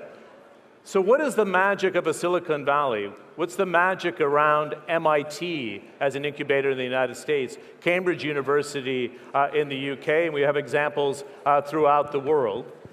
Let's welcome our next guest, who's going to speak about the MIT formula for accelerators in the world and radical entrepreneurship and radical innovation. Let's give a warm welcome to Kathleen Kennedy. Thanks. Thanks, John. Hello, good morning. Thanks. Good morning. So I'm going to talk to you about radical innovation. And I'm going to talk to you about a few programs that we're doing at MIT. Now, how many people here have been to Cambridge, Massachusetts recently? So about a third of you, you've experienced our ecosystem. There's something going on there. It is really exciting. And there are a lot of entrepreneurs that are harnessing technology in really amazing ways to build new companies and really expand wealth. So I want to introduce you to a gal named Leslie Dewan. Now, does anyone here know who Leslie Dewan is? Oh, good. I'm going to tell you a story then. So Leslie Dewan, I met her in 2013. She started her company in 2011 when she graduated from MIT. And I met her at an event that we were doing. And in fact, there she is. You can't see in this picture, unfortunately, I didn't do a very good job with this presentation, but she has some spectacular shoes on. So of course she and I bonded immediately because I'm just in love with shoes. And we're talking about my dream of making a shoe company that the shoes look like stilettos, but feel like sneakers. Now, ladies in this room, how many of you would buy that? Woo! Exactly. So we bonded over this and we talked about, oh, well, you could do that, and I have these friends that are programmers, and then we could use 3D printing and we could create these shoes, and then we'll create a really cool app, and then we'll ship them around the world and do that. So it was this really fun story that we crafted this whole idea and a whole pathway to do it, and we decided that we were going to partner with Nike and make that happen. Sound radical? Sound cool, and that's what I would love to do, and that's what she and I fantasized about. But that's not actually at all what Leslie does. In fact, Leslie Dewan has a PhD in nuclear engineering, and what she's doing is truly radical. She is trying to create a completely new type of nuclear power, and she's using a technology that's actually a fairly old technology. It was created in the 50s, but in fact is never used. So it's a pebble bed reactor. And she is trying to build a nuclear power company. That's her startup. Now, so the shoe part, that was just a fantasy that she and I were talking about. And I wanted to show that as an example of, in fact, there is an entrepreneurial ecosystem out there that can create those types of lifestyle companies. We've seen them. And you just harness social media, and you can become an entrepreneur, and your valuations can go like this, and you get venture funding, and you either have, you go public or you get acquired by someone. So I think we all know that there is a strong ecosystem for those types of companies. What does not exist right now is a strong ecosystem for a gal like Leslie that is a CEO of a new type of energy company that is trying to build a nuclear power company. Who are her peers? Where is she finding the talent? Where is she finding nuclear engineers? I'm not sure if she's finding them sitting next to her at the Starbucks like she was finding the app developer for the shoe company. So we're thinking really hard about what are the tools that a radical entrepreneur needs to create a new type of company that is going to make a dramatic impact on our world. So the idea around this is something that was put forward by MIT President Raphael Reif. This idea of how do we deliver innovation to the world and the tools that young entrepreneurs need that are building, harnessing innovation to build really new and radical type companies. So the concept here is the idea of creating innovation orchards. And you actually see innovation orchards in some places already. So in Silicon Valley, we have innovation orchards for people that are creating consumer apps, like my shoe app that I was talking about. So if you go out to Silicon Valley and you create a good pitch deck and you talk about that you're going to do this new consumer type product and you're going to build an app and you're going to get this segment and you get a bunch of venture money and you find some programmers to do it, there's a path. If you're in Boston and you're doing a biotech company, we've got a very strong biotech ecosystem in Kendall Square. There is the universities around it, there is a lot of talent that you can harness, there's a lot of creative ideas, and there's funding. So those two paths there is an innovation orchard that already exists, and you see a lot of activity and a lot of companies with ripe fruit, is what we call it, that are creating big clusters around these types of technologies. And then you're seeing that model come up here. I was just visiting the incubators in the Emirates Towers, and there's a number of things where how we're creating digital technologies. But what about Leslie Dewan? What about someone who is trying to create a nuclear power company? What about someone who is trying to create a new type of battery that will power an entire city? How are we supporting those people? There's a lost potential that a lot of these big ideas are not making it to market because they need billions of dollars to actually scale what they're doing. They need different type of talent that aren't just programmers, but they're actually PhDs in very specialized things. Where are they finding what they need? They need patient capital. And by patient capital, we mean that they're not going to scale or fail in that hockey stick that you often see with a company like Facebook or Twitter or all of those things, and they're going to get these multiples within a 5 to 10 year exit. They have 20-year spans that they need to mature. So how are we supporting them? Oh, and the other thing, as I was insinuating, they need special equipment. So why do they need all of that money? They need all that money often because they are building a nuclear reactor. How do you create a prototype for that? So they need special equipment. So what we are doing at MIT to support this new type of entrepreneur that in the world we really need, because we are going to have 9 billion people on this planet, and we need new types of energy. We need to be able to create water and food for these people. We need to develop new types of education and healthcare. And how are we going to do that? That's the hard stuff. And we need to focus on that. So let me play this video for you to hear more about it. In Massachusetts, we know a thing or two about revolutionary ideas. And at MIT, we know a thing or two about innovation and entrepreneurship. In Massachusetts, we know a thing or two about revolutionary ideas. And at MIT, we know a thing or two about innovation and entrepreneurship. Together, the universities, communities, and industries of Greater Boston have transformed this region into one of the hottest innovation ecosystems on the planet. A place that's home to everything from the most dynamic and forward-thinking companies to the startups nipping at their heels. But we and other innovators in the area got to thinking, what if we could go further? What if we could cut the time it takes for world-changing ideas to go from lab bench to marketplace? Help entrepreneurs find support to take on the most difficult challenges. Accelerate growth in the toughest technologies to tackle the toughest problems. What could we build to make this a reality? We'd build an accelerator to help ambitious startups get from concept to company and from prototype to production.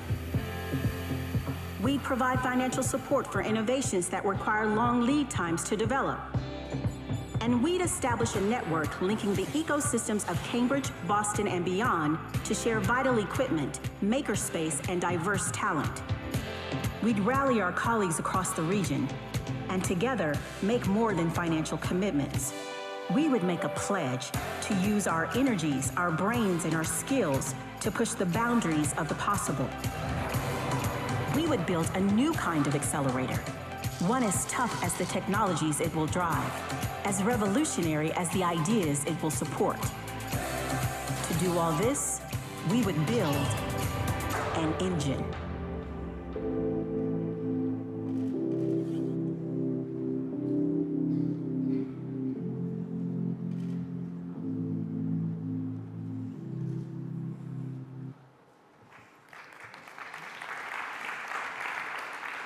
Thank you.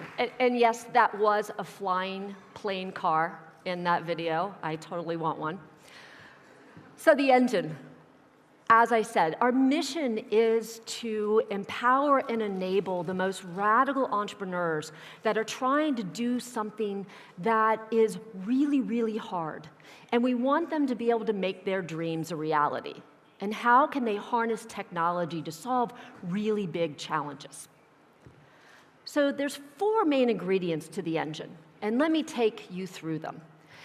In fact, you probably have heard of a lot of these things before. I don't think that the components of the engine are particularly radical, but in fact, it is the way that we're putting them all together, number 1. And number 2, the types of entrepreneurs that we are trying to cultivate with this and what we're trying to do is really what's unique about it. So the first part, nothing really works without money. $150 million fund, it's a venture fund. And the point on the venture fund is what I mentioned before, this idea of patient capital. Capital, it's an 18-year fund. So the idea that we want to allow our entrepreneurs to have a much longer runway so that their car plane can actually take off. So first is the venture fund. We are starting that. MIT is contributing $25 million of our money, and then we have a number of investors that are part of that. We're closing the first round of 100 at the end of this month, and then we will have a follow-on round from there. In addition to that, we will be raising a number of other funds as follow-on to that, and we're going to be building a syndicate of like-minded investors that are absolutely looking for a return on their investment, but with that, they want to balance the idea of impact, and that just as important as getting a return on their investment is making a dramatic impact and supporting a lot of these developments that really need to happen. So that's the money.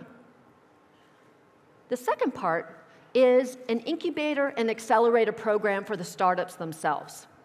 So we are building a specific criteria for the types of companies we want, and we want ones that are going to be radical, that are really trying to do something big, that will take a long time to develop, such as Leslie Dewan with her nuclear power reactor, such as someone who's building a grid-scale battery, such as someone who's creating a completely new type of diagnostic that will help millions and millions of people. But they don't really have the funding or the runway to do that right now. Around that, we want to help to develop talent that will support those types of companies. We're putting together specific programs and building spaces that they need. So in the video, you saw a lot of different types of equipment. They need that. We want to be able to unlock that. So let me tell you about Leslie again. When Leslie was getting her PhD at MIT, she had access to millions of dollars of equipment that helped her to build what she was doing. When she left MIT, she no longer had any access to any of that. How does she get access to the equipment that she needs? Okay, so that piece of equipment costs $10 million. Is she going to raise money to buy something that she needs really only one day a month?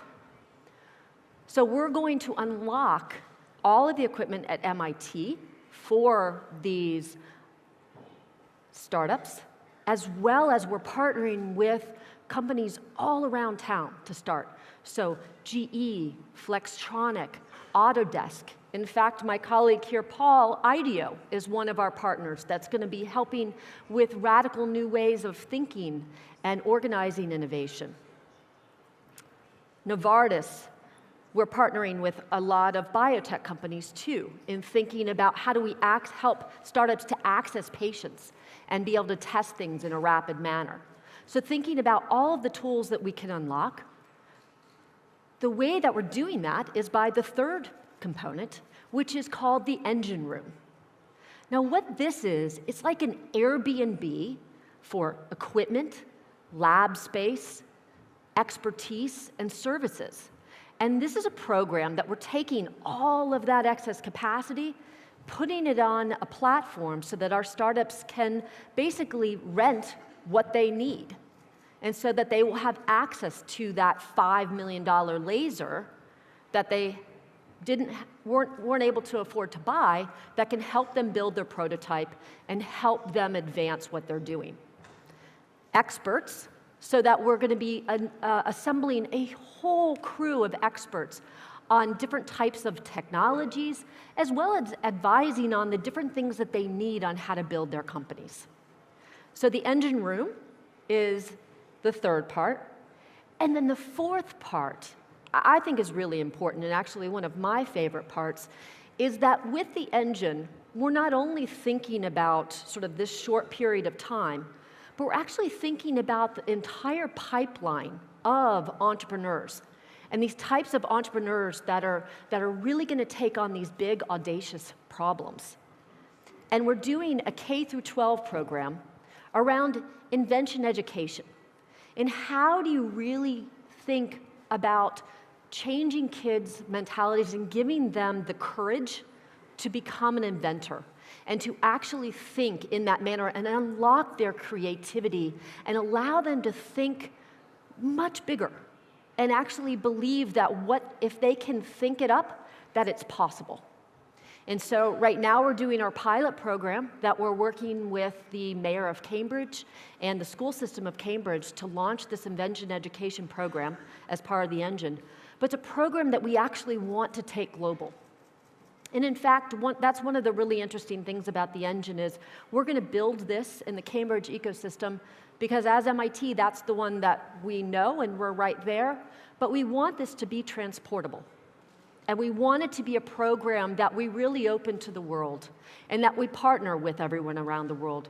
Because ultimately, for these entrepreneurs to be able to address these big global challenges, they need to be talking to people in the world. They need to be interacting with people that are actually facing the challenges themselves. And so we're going to be creating a lot of exchange programs to bring people in, as well as take our entrepreneurs in different places in the world to experience the challenges that they're trying to address. The engine launched. We just started. I was the first person hired to do it. So we have an audacious goal that we just announced in October. We will be opening the doors for our first space in Cambridge in April. We're closing the fund, as I said, and then over the next 2 years, we'll be opening another 200,000 square feet, and we expect to have about 40 to 60 startups and founders in our program within the next 2 years. And that's really just the beginning. So check out engine.xyz, and I hope that you'll hear a lot more about it in the coming days. So that was the first program I wanted to tell you about, and I'm super excited about that one.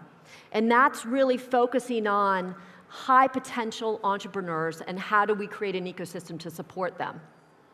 Now the second one is another aspect around radical innovation, and is thinking about going back to the idea that we're facing big challenges.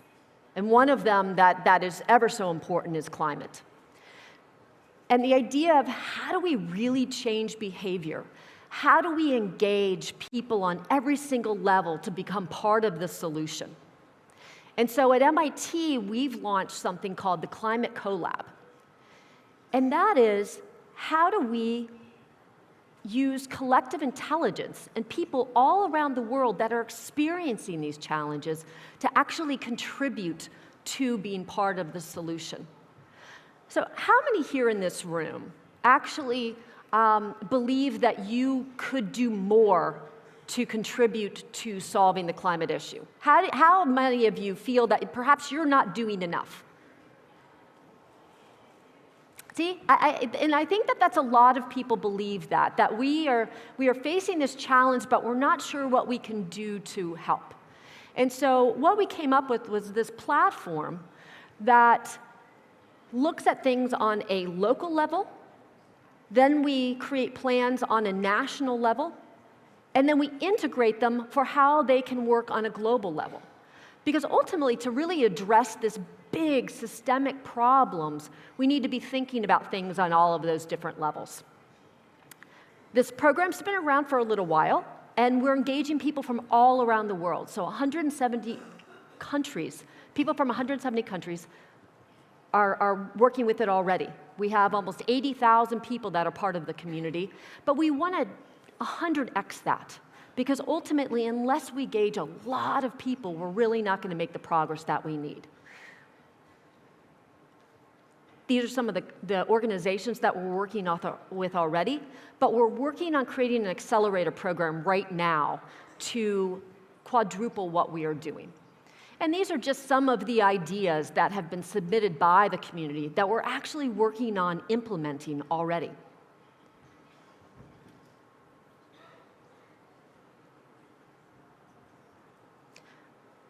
And if you're interested in taking action now, we actually do have a program that is open that you can submit or tell your friends about it, that is thinking about climate hazards and how can we look at these massive different types of storms and how weather's changing fundamentally and what we can do to address that issue.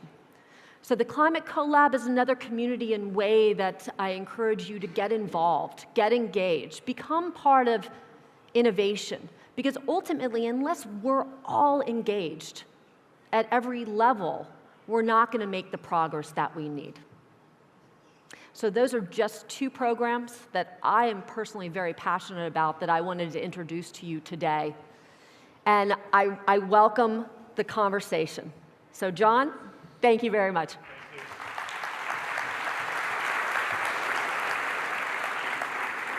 I'd love to go longer in our conversation, but we went a little bit long in presentation. So I have one question for you. If you're not at MIT, or you're not at Cambridge University, or you're not Stanford, and I know the efforts that have been taking place here, we see it in Lebanon, we see it in Egypt, what's the best way to create the ecosystem without that anchor research university at its center? You're using it as an engine for the next generation of accelerators. But in 30 seconds, give us an idea. What do you need to do if you don't have that anchor university? Well, I'd say, first of all, I actually believe that you do have anchor universities here. Personally, I've done a lot of work with Masdar Institute in Abu Dhabi, and that has a lot of partnership with MIT and is focusing on sustainability and engineering. So I think that you don't have to have an MIT. You have to work on what are the tools that you have locally and make sure that you're building those up. Secondly, I think that there's a lot of the ingredients that are needed here already. So the incubator space, I'm here with the crew from 1776, which is a new incubator space here in the Emirates Tower that is really, I think, bringing the tools that are needed for this ecosystem to help do that. So the tools are here. It's really supporting them, seeking them out, and making sure that they have the support that they need to grow. Great. Sorry to cut that short. No, we have that's another quite all right. special session. All right, Kathleen Kennedy pleasure. again. Nice warm round of applause.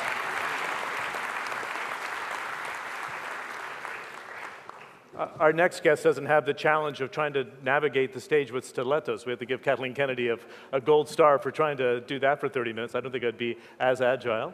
I don't even think I need to introduce you because you've been peppered throughout the last two speeches.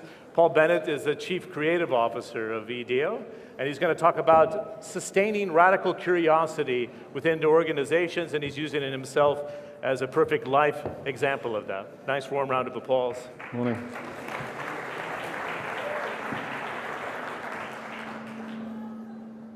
Hopefully that says, hello, I'm Paul. There are way too many suits at this conference, you guys. It is time for a t-shirt.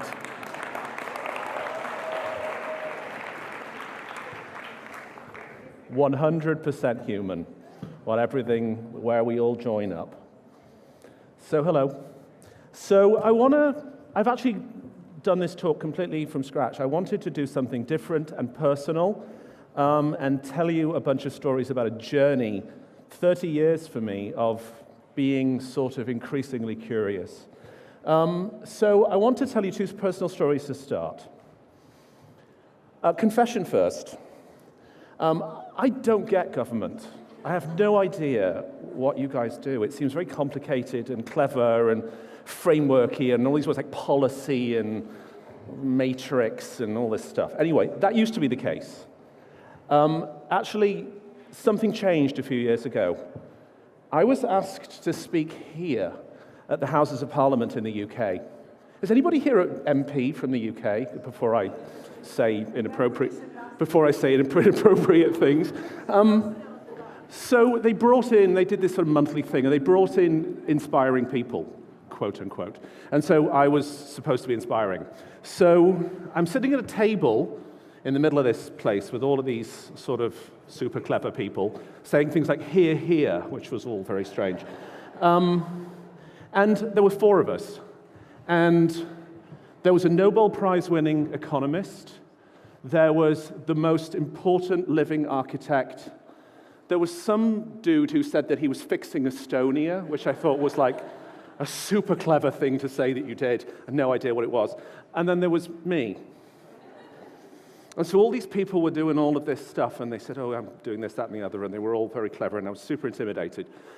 And then it came to me, and the moderator said, what do you do? And I said, oh, I'm a designer. And she said, why are you here?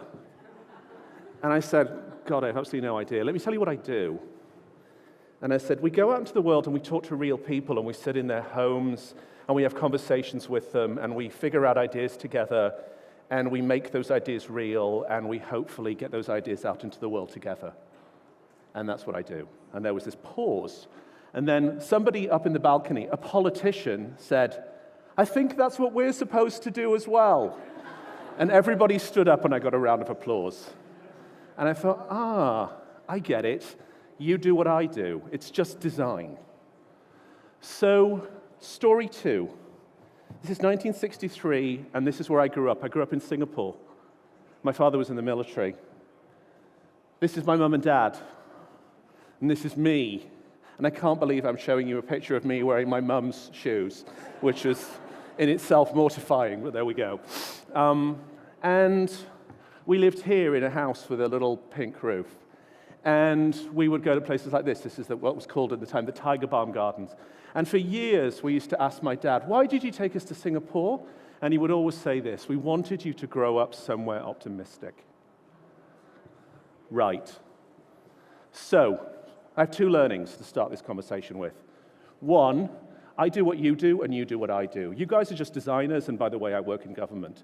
So government is just design, it's just at a really, really big scale. So I think we're all doing the same thing. And 2, optimism and hope are the most powerful design tools that exist. And therefore, I'm not frightened of you anymore, because as an eternally optimistic designer, this is what I do. So I think we all do the same thing. Okay, so now I do this for a living, and I work at a company, IDEO, where we do this stuff all the time, and people come to us and they ask us awesome questions. So I want to show you 4 of the things that we've been doing recently. The country of Peru, we have been helping enact the vision of a local entrepreneur to improve the quality of the middle class in his country. This is a gentleman, Carlos Rodriguez Pasteur. He is the CEO of Intercorp, one of Peru's largest corporations, multinational corporations. And he believes this, a theme that I've heard many times already at this event. The wealth of a country is measured in its young people. Check. We all agree on that, right? So, unfortunately for Peru, there was an educational ranking of the world's top 49 countries in educational prowess. Peru was unfortunately number 49. Sorry, and I know you're all dying to know where you guys are on this, so UAE, I think, is in the low 30s. So he said, okay, what are we going to do about this? We need to change this, right?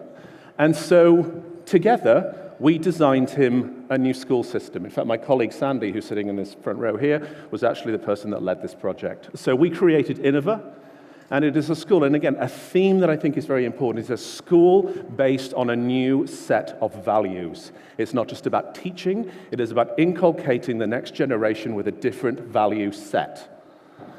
So you see kids working together, collaborating, often using technology to create a different kind of educational experience, where things like this, explore, design, experiment, share, are the values that they are asking their young people to embody. So it's not just about teaching them reading, writing, and arithmetic. It is about inculcating them with a new set of beliefs, a new kind of hope. So we packaged it all up in a box. I think they've now done 37 of them. They're all over Peru. It's awesome. The educational results have gone from 17% proficiency to 61% proficiency. So yes, there are results. So what this has turned into is us now working with Innova to take their people and our people and work together to create a laboratory which is all about helping Peru move forward. And so their stated purpose is to improve the lives of Peruvian people through human-centered innovation. So we have taught them to do this. We have taught them to fish. So I want you to hold one thought. Everybody is trying to figure this out. How to activate the next generation of youth, the next generation of learners, the next generation of citizens, the next generation of entrepreneurs. And so this is how you do it, by using design. Second conversation, Singapore. This is what we have been doing, creating a creatively confident country. So our first project in Singapore was to help actually create this, which is the EPSC, the Employment Past Service Center, helping people come into the country in a way that feels less processy, less bureaucratic, and less systemy. It actually feels like a service with real people and things like toys for kids. So it's a designed experience as opposed to a process-driven experience. This led into one of my favorite things that we've ever done. This was a letter that the Singaporean government would send you to tell you if you had or had not been asked or approved to get into the country. It was 13 pages long. It was mainly legalese. There was actually Latin words in it, which most people who were reading it had no idea what it meant. And we said, this is the least human-centered thing we've ever seen. Imagine being welcomed into a country with a lease agreement. This is awful. We'd like to redesign it. So we did. And it looks like this. And we have now redesigned 500 of these letters that communicate on behalf of the government in a human-centered way. So this kind of mindset has been unlocked throughout the whole of Singapore now. So we've been doing challenges. I wrote to the Prime Minister of Singapore on Facebook and said, hey, dude, I think we should work together. Let's do a project around the environment. He wrote back. We ended up doing an open innovation challenge with the citizens around the future of environment. We've now helped them create a portal around aging, makeathons, design, bringing the culture of creativity at a fundamental level to the citizens. We're actually in the process of redesigning the road signs in Singapore to be less ruly and more permission-y. Because the last thing you want to do when you walk around a country is constantly be told, don't. It makes you feel like you're being told all the time. How about it assumes that you're intelligent and good and want to do the right thing? So this is about prototyping that and designing that together with the Singaporean civil service to create a different kind of experience. This is a lady called Agnes Kwek, who is a Singaporean civil servant who came and worked for us for a year at IDEO, spent a year and has gone back into the Singaporean government as one of their design officers, where she is now creating experiences like this. This is a train that she has designed. In fact, she calls it the train storm. So they have been asking citizens to help design on a moving train that goes around the city and actually creates new kinds of experiences together. And don't forget to make it fun, lah, is a Singaporean phrase. So what am I asking you to think about here? I think that even though government is big and it's sprawly and complicated, people want to get involved. They want to participate, they want to co-create, and they want to be part of your future. So let them in. Number 3, Open IDEO. We have a platform, an open innovation platform, which is about citizen co-creation. And actually, it began here in Dubai. I spoke here at TEDx in 2009, and I stood on stage. And I said, hey, it would be really, really good if we did a sort of conversation with the nation. Let's try this. So we put a Facebook page at the time, big conversations. I'm coming to Dubai. What do you think? I held a brainstorm outside in English and Arabic, and we had a whole bunch of people queuing to put their ideas on Post-it notes. And so we're like, this idea that people want to participate, this is awesome. Let's do more of this stuff. So we created the platform, Open IDEO. People can come from anywhere in the world to participate in challenges of social good. Our first client was Jamie Oliver, who said, I want to do something about childhood obesity. Can you help?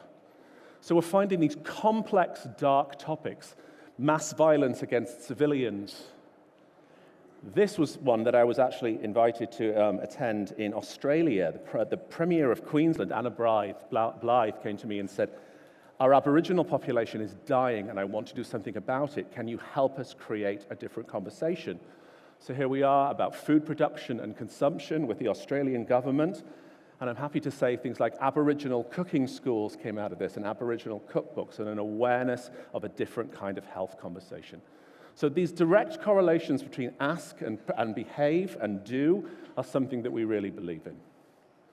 And so now we give away all of our methods. And again, I think there's something very interesting in this idea of allowing everybody to sort of see and share what it is that you've created. So we constantly publish our methods, and we allow anybody who's interested to download them, use them, and do whatever they like with them.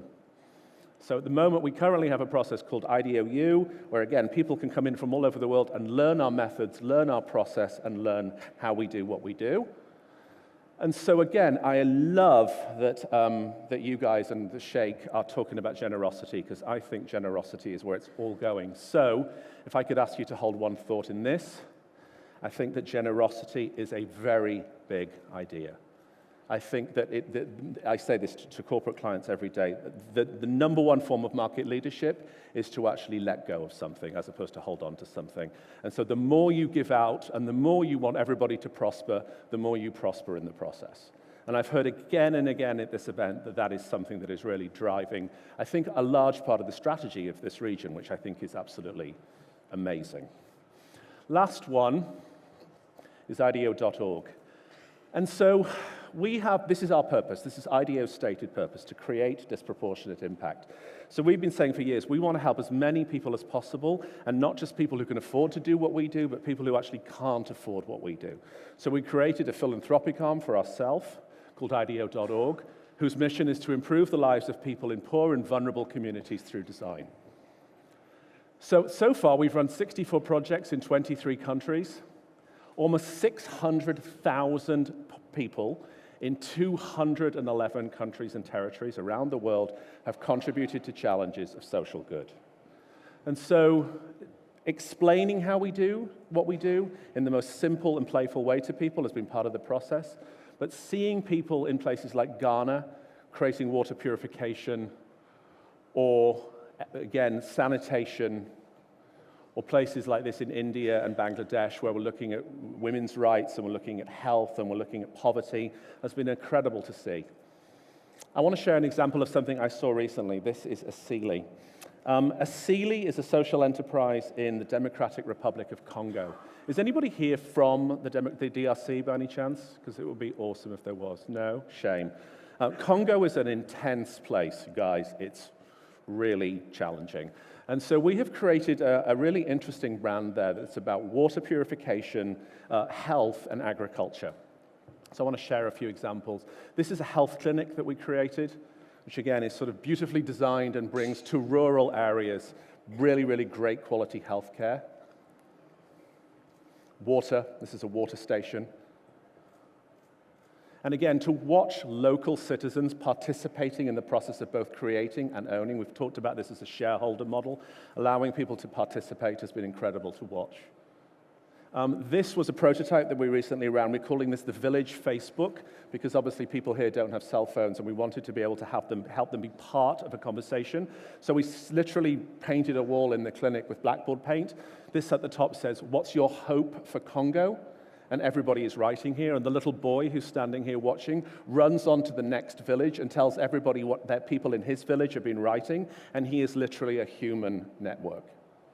So these kinds of workarounds and these kind of processes are really exciting to explore. Just because there is nothing better than watching children sing, right? This was a video I took on my iPhone recently. We were asking children to understand the value of hand washing, and so we asked them to make up songs, and so...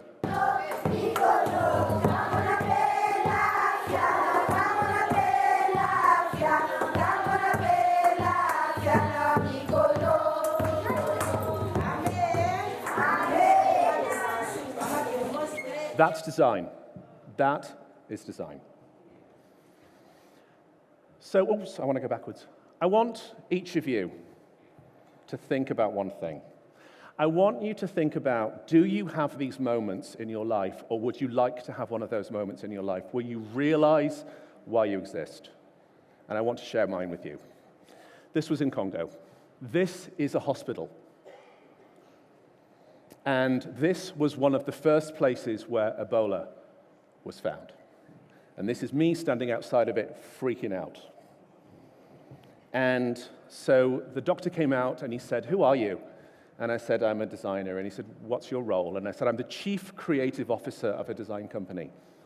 And he said, "I don't know what a chief creative officer is. What do you do?" And he said, "Can I introduce you to our chief?" And I said, "Sure, sure." So the chief comes out, and I have this conversation with the chief, and I say, "Listen, you're a chief of a village. I'm a chief of a village as well. But my village is just a creative village, and it's all over the world, but I do exactly what you do." And he said, "Oh, I understand, I understand." He said, I design things. Can I show you what I've designed?" So we brought a Sealy to this village, and we brought clean water, and we brought healthcare. And one of the things that we built was a water tank outside of the village. And he said, "I want to show you the water tank." And I'm like, okay, why is this dude showing me a water tank? Like, what's the big idea? And he said, "We've painted the water tank. We're very, very excited." And so what we had done was we said, rather than put corporate graphics all over this water tank, why don't we let the village make it their own? Why don't we give them paint and just let them decorate the water tank? So this is their water tank. And you know those moments where you feel humble and tiny, and this guy is telling you that this is why he's so proud of what he does, and you're him and he's you, and you're standing there and you start to cry? Because if you don't, you should. Because I stood there and I was shaking, and I was like, I get it. I'm put here to serve, and this is what we do. We give people the tools to create a better life. So my last point up here is this, which I actually think that design is like government, and both of them are like gardening. It's about planting seeds of hope, and it is letting people harvest it with you. This guy gave me a flower from the garden that we planted together. And it is mind-blowing to have that moment. Thank you. I'm not finished. Go away, go away. I've got 6 more minutes, and I'm taking every single one of them. No. That's only warming up. This is the thing that I'm here for. I asked to speak at this conference. They didn't ask me to speak. I asked them if I could speak. For this reason. This is true. I became American this year. I'm a Brit. I became an American this year. Right. Imagine how I'm feeling. It's crazy, right? It's crazy. But as a Californian, or as a guy who spent a lot of time working in California, I get to say the next line. This dude blew my mind. This is Mohammed Al-Gagawi. I've sent him this slide. I'm like, dude, I'm going to tell everybody you're a dude. Are you cool with that? He's like, I guess. I met him a few months ago, and I'm sitting in his office, and he says, "What do you think of ISIS?" I'm like, oh my God, that's an intense question. Like, I don't know. I think it's pretty crazy, right? And he said this line, "How do we fight this radicalism all around us?" And I'm like, yes, I get it. So here's the answer to how we do this. I have 5 points. We need equal radicalism back. So I have 5 lessons from 33 years of being a designer that hopefully join this all up. This is number 1. You have to nurture radical empathy. You have to understand what it feels like to be somebody else. So I want to show you a little movie. Again, all my crappy iPhone movies, you're seeing them all today, I apologize. I stood in Congo, and the first thing I did when I went to Congo was they said, you have to go to church. And I said, oh my God, the walls will fall down. I haven't been in a church for 30 years. Ex-altar boy, the ceiling will collapse. And they said, no, you have to go to church because you have to understand what it's like. And I stood in church in rural Congo, and I'm going to press play on this. And the sound and the smell and the vision and everything was so powerful, I started shaking.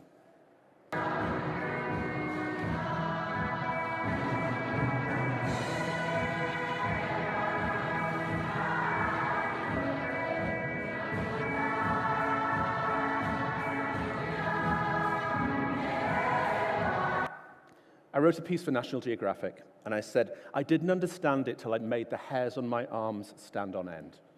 And that was that sense of being in this room with these people and feeling what they were feeling. And what they were feeling was hope. And what I was able to feel from them was hope. And it felt incredible. So I encourage you to get out of the intellectual and the framework and the whiteboard and the arrows and the bubbles and just go to church.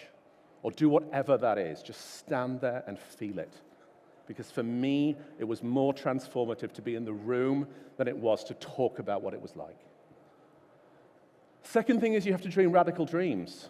And again, I've heard this word over and over again, dream, dream. You have to have bold dreams. I love this place because it's just so crazy. The dreams are so big and audacious, and I love that. This is a little girl I met in Rwanda. Her name is Welcome, which is in itself a message from God. And so I'm driving on, and obviously we know Rwanda's had a tough time, right? And so her father was a taxi driver, and she picked me up, and I'm sitting there, and I said, hey, what's your name? And she said, Welcome. And I'm like, wow, okay. And I said, so what do you want to do? She said, I want to be a surgeon. And I said, wow, that's amazing. I said, not a doctor?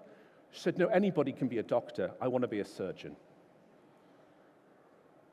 And I'm like, oh my God, this little girl in the middle of nowhere in Rwanda, and she's driving around learning English, talking to people like me, and she's basically represents everything I want in the world.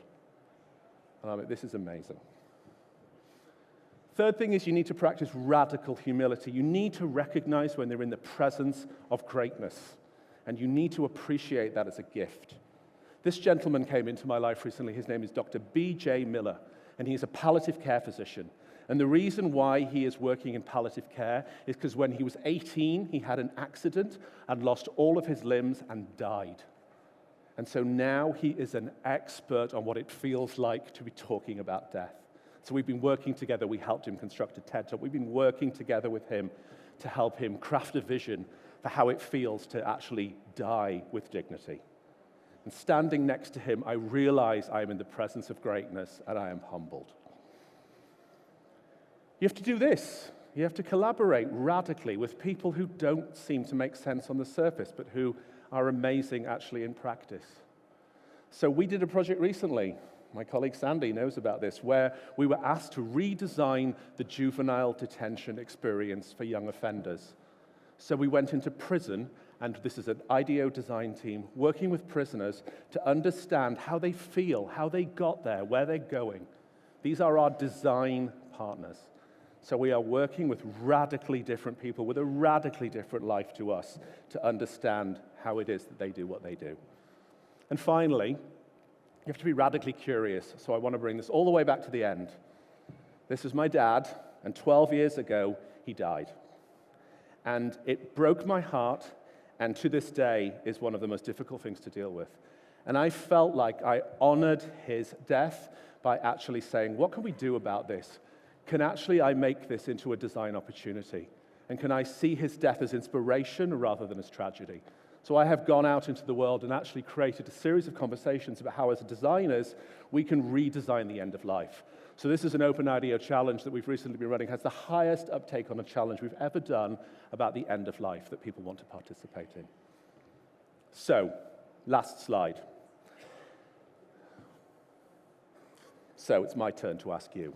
As designers who work in government, and now I'm looking back at you, I want to ask you the question that was asked of me.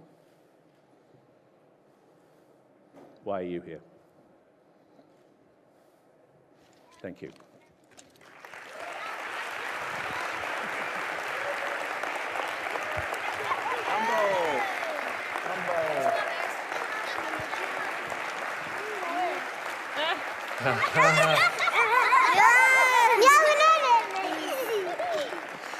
Done. That's it. I'm in radical humility to you, so I don't need to say anything else, but just thanks again. Thank you very much. Thanks again. Thanks, guys. Paul Bennett of IDEO.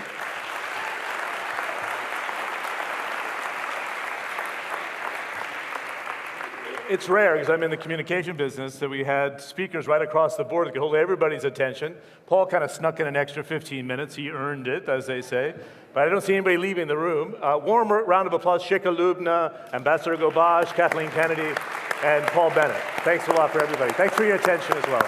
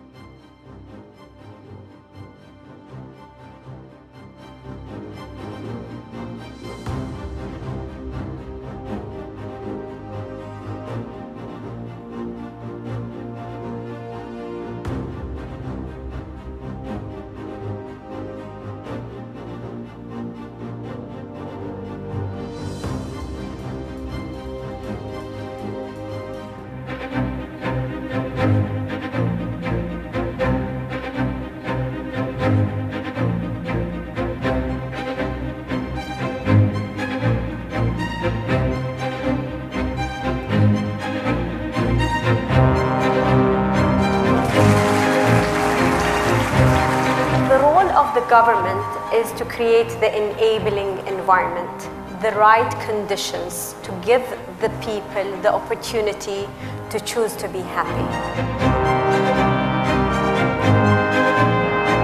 What actually makes individual lives happy? What makes people thrive?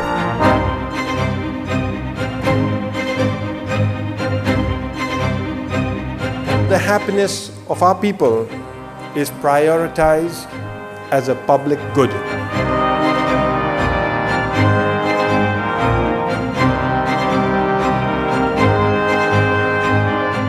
Paying more attention to happiness should be a component of our efforts to achieve both human and sustainable development.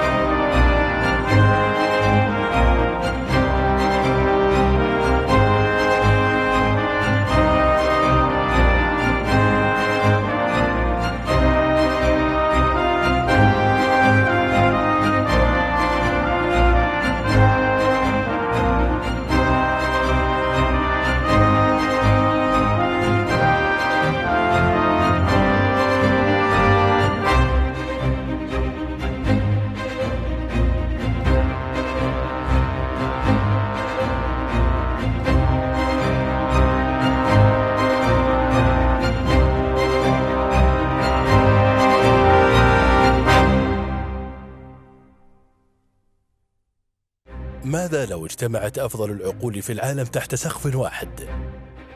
تتضافر جهود خيرة العقول المبتكرة في العالم لوضع حلول لأسئلة الغد. توفر القمة العالمية للحكومات منصة لقادة العالم ورواد الفكر والتغيير لرسم ملامح مستقبل مشرق يضع الازدهار في مقدمة أولوياته. يلتقي اليوم أكثر من 3000 من القادة والرواد من أكثر من 130 دولة لطرح أفضل الحلول لتحقيق الرفاهية لأكثر من 7 مليارات نسمة، ولتحديد أفضل السبل لاستشراف المستقبل وصياغته لإحراز التقدم لمجتمعاتنا. القمة العالمية للحكومات، كن جزءاً من الحوار. What if the world's greatest minds came together in one place? How would they shape our world? Around the globe today, the next generation of great minds offers untapped potential to the largest service providers on the planet, governments. The World Government Summit is a platform for leaders, disruptors, and pioneers to build the next generation of governments on the cutting edge of progress. 3,000 visionaries from over 130 countries, 50 topics of discussion to define prosperity and global stability for over 7 billion people. Shaping our world, our societies, and our lives, one piece of the future at a time. Join the conversation at the World Government Summit.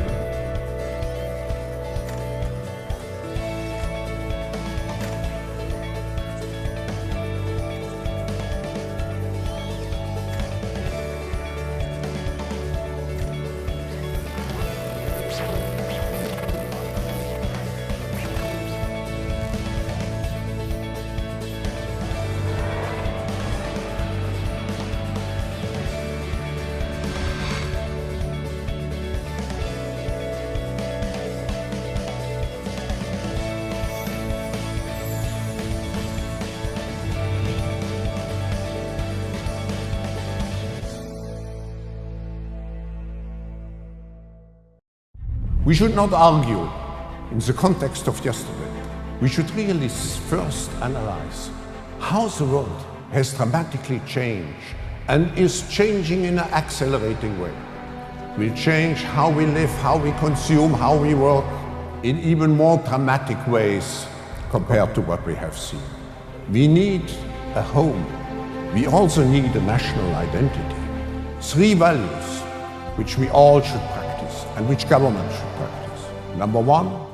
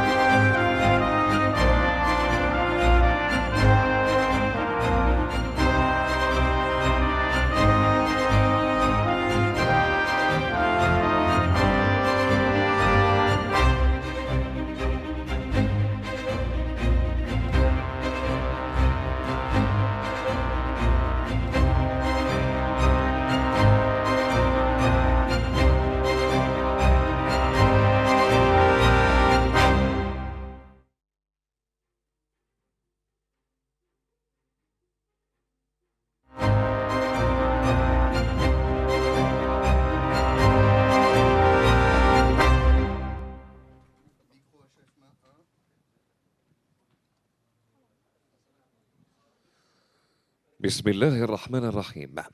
أصحاب السمو والمعالي والسعادة، الحضور الكريم، السلام عليكم ورحمة الله وبركاته، وأن أرحب بكم ضمن الأعمال المستكملة للقمة العالمية للحكومات في يومها الثاني.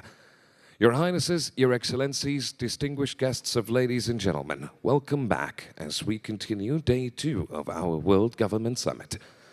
نحن الآن على موعد مع كلمة الرئيسية لمعالي أنطونيو غوتيريس الأمين العام لمنظمة الأمم المتحدة، تحاوره بيكي أندرسون من CNN.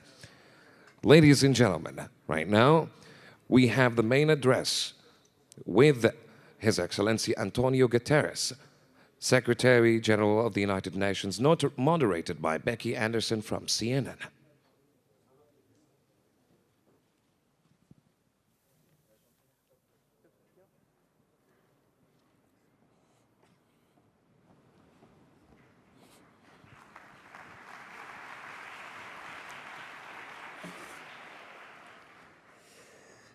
Your Highness, Excellencies, ladies and gentlemen, it is a great honor to be here with you all today. The appointment of Antonio Guterres as the 9th Secretary General of the UN represented an extraordinary level of consensus across the member states of the UN and among P5 in his favor. In his first major address to the General Assembly in December following the oath of office, the SG outlined a series of global mega trends, including inequality, the changing nature of conflicts, climate change, and terrorism.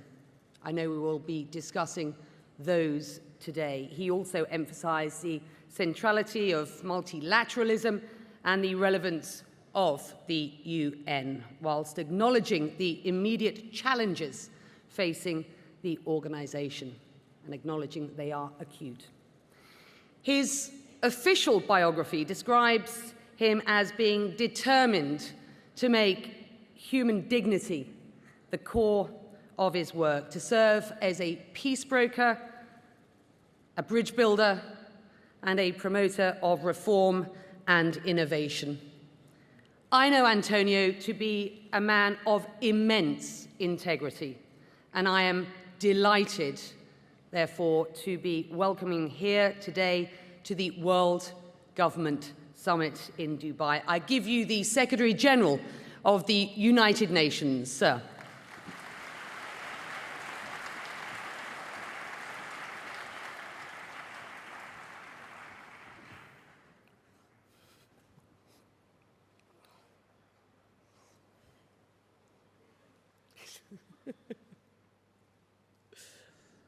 Your Highness, Excellencies, ladies and gentlemen, it's an enormous honor and enormous pleasure to be here. I'm very grateful to Your Highness for your very kind invitation. If one looks at today's governance problems, at country level, between countries, or at multilateral governance in the world, we face a terrible lack of trust between peoples and governments and political establishments, lack of trust between countries, and lack of trust in relation to global multilateral governance institutions.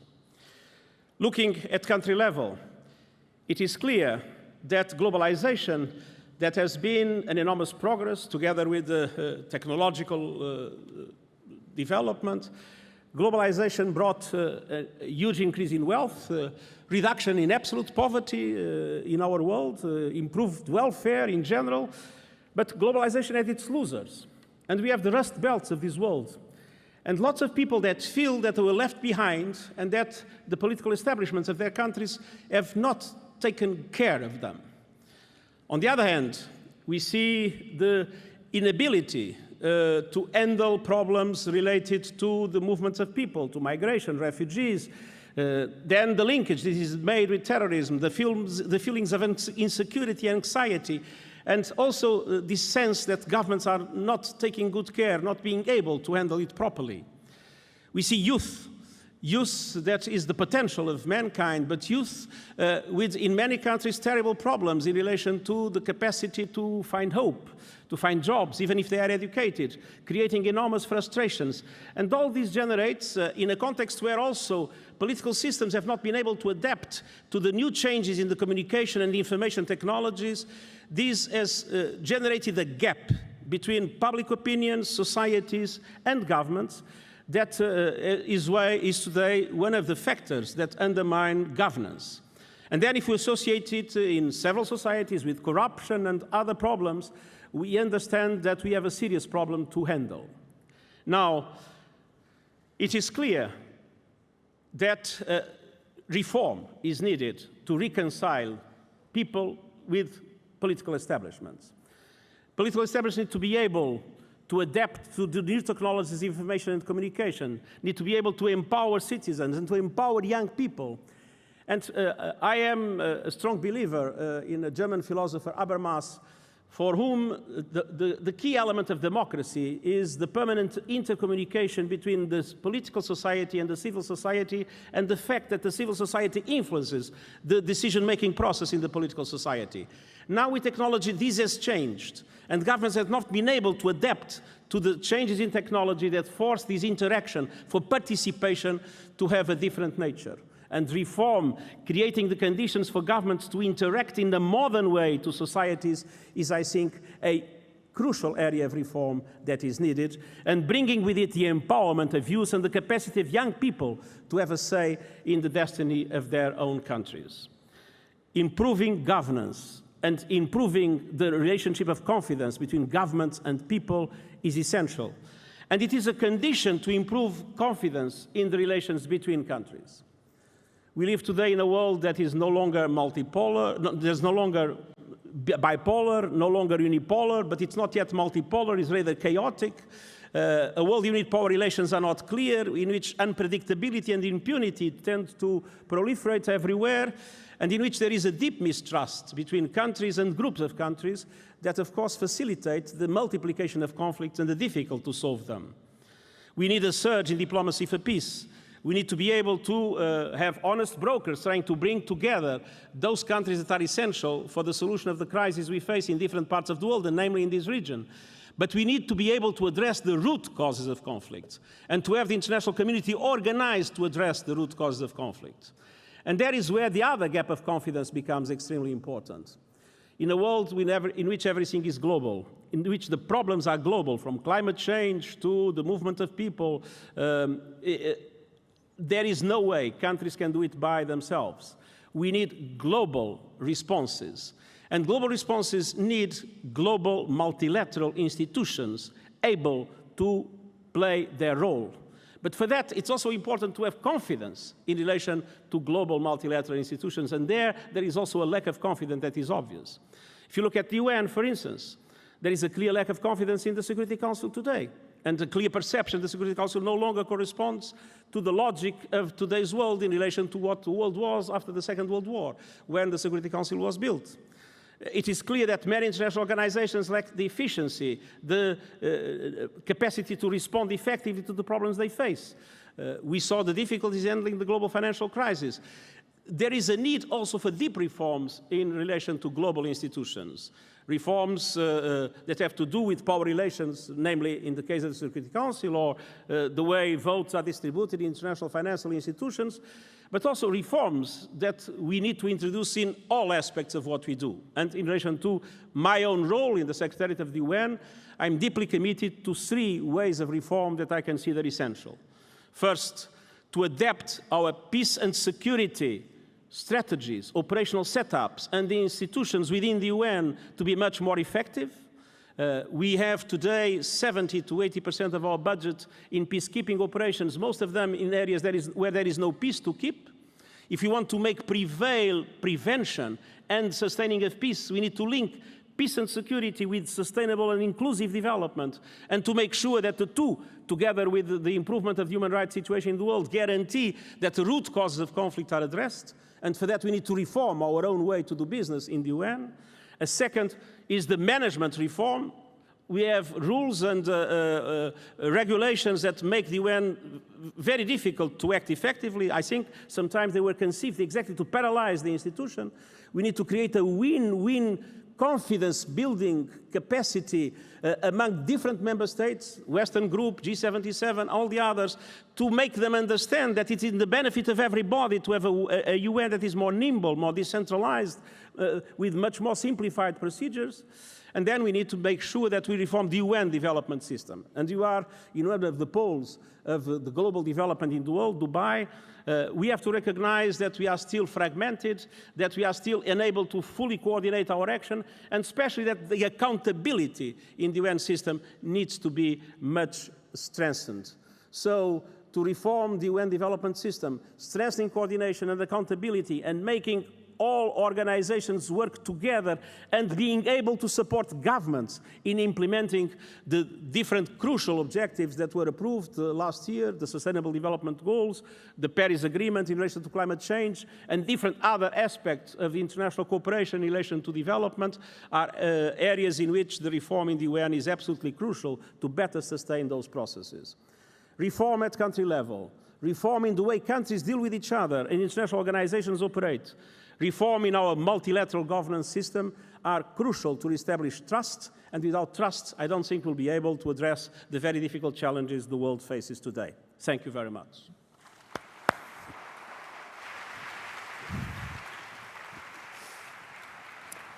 We have a few minutes to chat, so let's deal with this deficit of trust, as you have described it.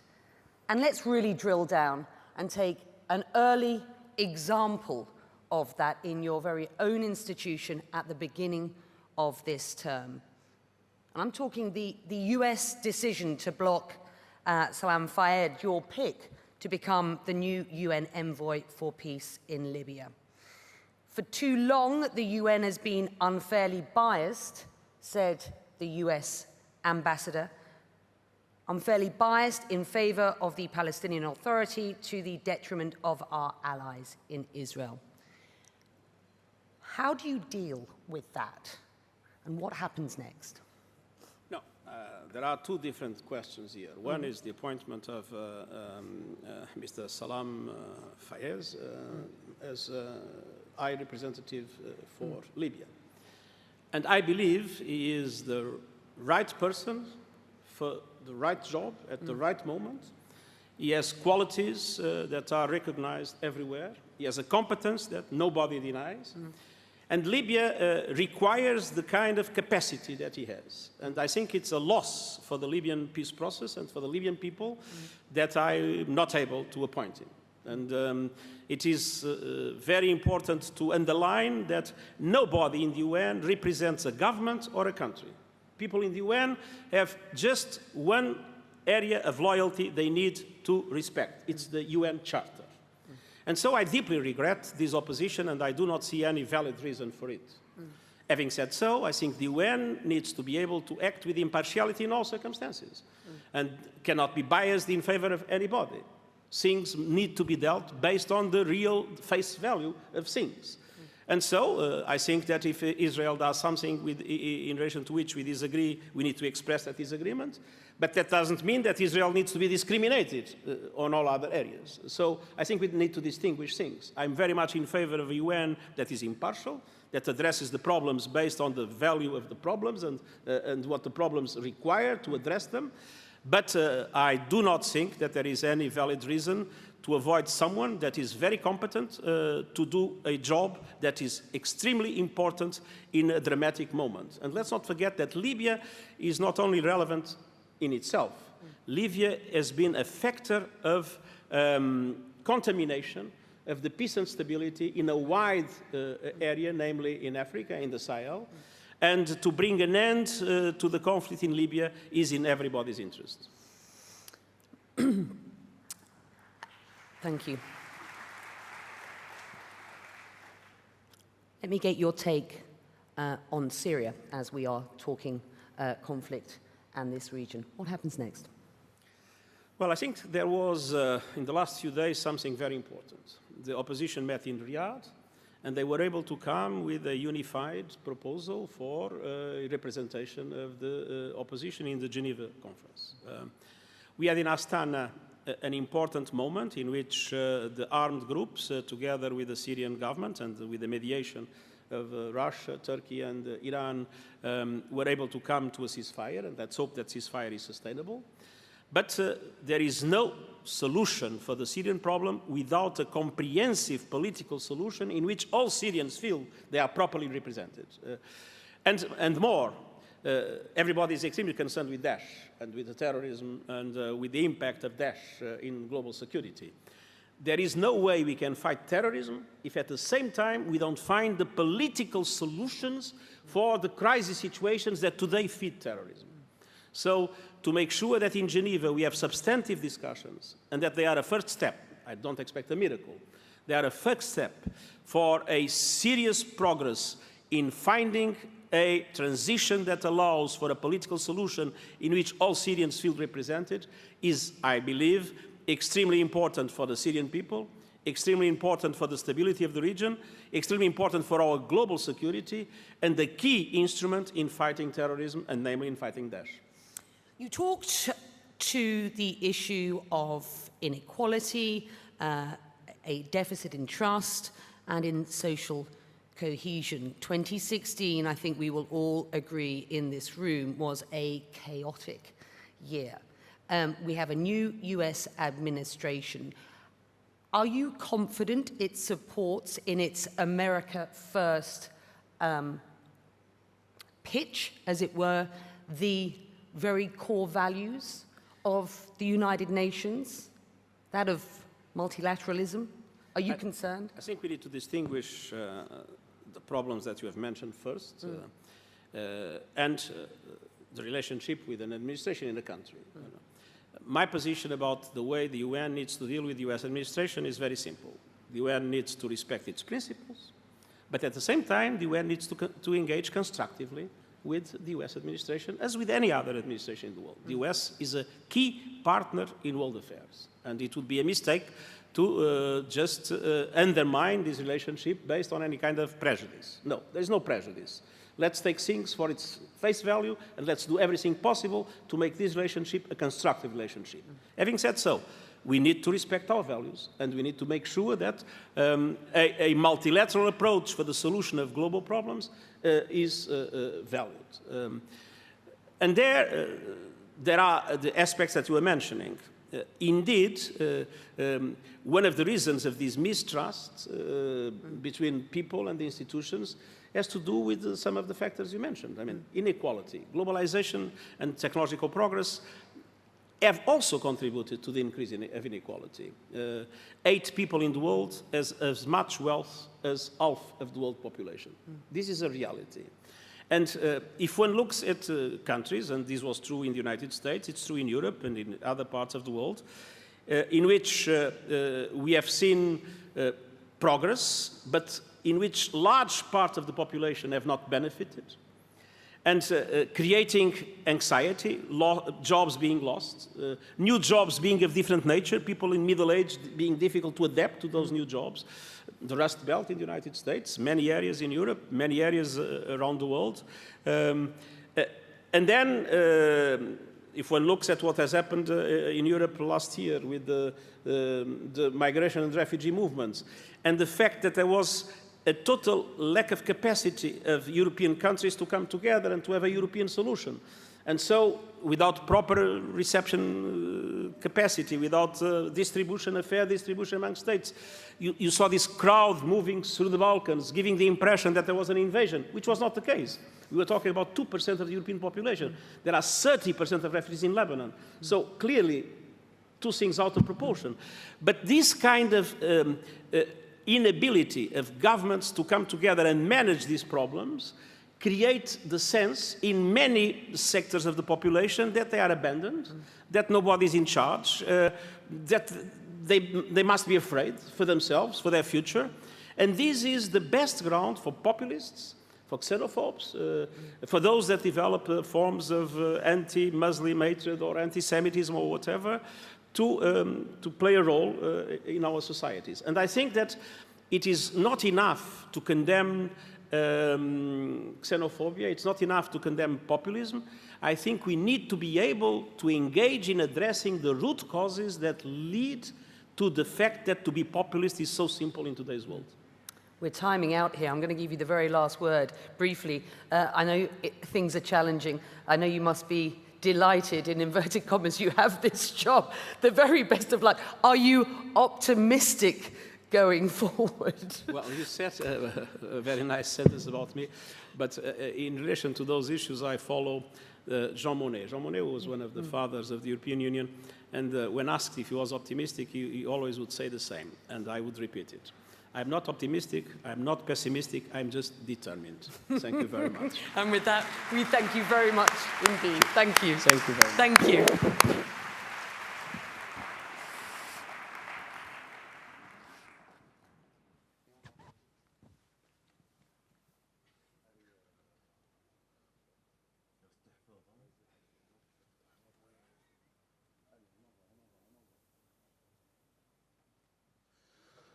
والآن حضورنا الكريم مع كلمات الرئيسية لمعالي جيم يونغ كيم رئيس البنك الدولي. And now with the main address of His Excellency Jim Yong Kim, President of the World Bank.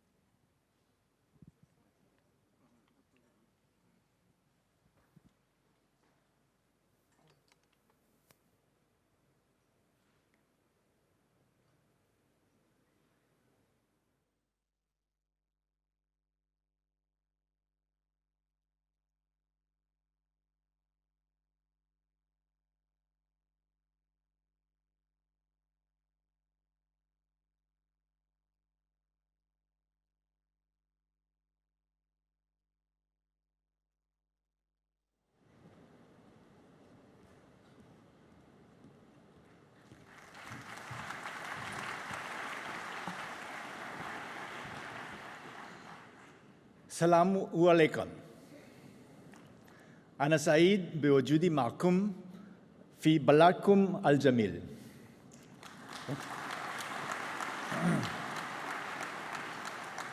Good afternoon, Your Excellencies, distinguished ladies and gentlemen. I'm so grateful to the United Arab Emirates and to His Highness Sheikh Mohammed bin Rashid Al Maktoum for inviting me again to this year's World Government Summit. I can't think of a more fitting place than Dubai to give this particular speech. When I came here a year ago, the region was in the middle of a political, security, and refugee crisis, and of course, the challenges remain daunting. We need to increase our collective efforts, but there has been progress.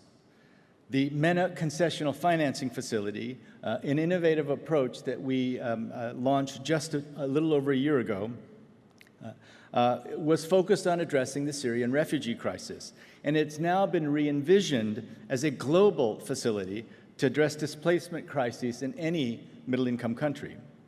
The new Global Concessional Financing Facility has raised about $400 million thanks to the generosity of 9 donor countries and the European Commission.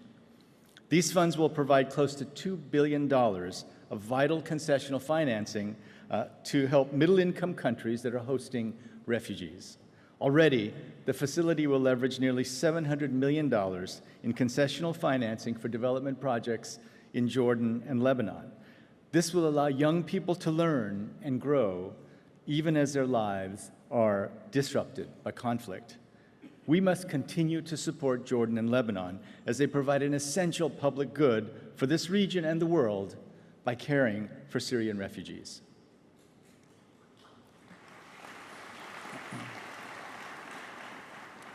The recently launched World Bank Guarantee Facility is another innovative financing mechanism built for this region. Using guarantees from donor countries, so far, we've raised an additional $450 million of funding for Iraq and $150 million for Egypt. But turmoil and instability are not limited to this region. The world faces multiple crises needing urgent action, including northern Nigeria, southern Sudan, Yemen, and Afghanistan. We have to tackle immediate humanitarian needs and at the same time invest in development. This will require action by businesses, governments, and educational institutions. Indeed, Dubai is the perfect place to discuss the nexus of business, governments, and education. This thriving city, with its eyes firmly set on the future, has become a hub of global innovation. And it offers a powerful example of how countries can channel policy, markets, and learning into growth and prosperity for their people. So how does it work? How can the nexus of business, government, and education translate into strong, thriving societies? Well, it starts with markets. Markets drive economic growth by tapping into boundless capacity of people and firms to innovate, invest, create jobs, and raise incomes. But they can do a lot more than that. Markets can bring desperately needed financing to our top development priorities, and it's essential that they do. Official Development Assistance, or ODA, currently stands at around $132 billion per year. ODA is critical, but it's simply not enough to provide the trillions of dollars needed to finance the Sustainable Development Goals. Achieving those goals and meeting our ambition to end extreme poverty and boost shared prosperity won't happen unless we leverage the private sector and financial markets to channel new investment into developing economies. Properly harnessed, the public benefits of innovation and entrepreneurship far exceed their private gains. For example, when private actors invented the telephone and the car and the personal computer, the societal benefits far outweighed the profits earned by their creators. This is where governments play a critical role by providing the public goods that fuel and spread private innovation. As our discussions here have shown, governments have a comparative advantage in delivering public goods that benefit all of society. They have a key role in ensuring equal opportunity for all their citizens, and governments provide a strong environment that will lead the private sector. They create and enforce a level playing field with fair and transparent regulation and open competition for government contracts.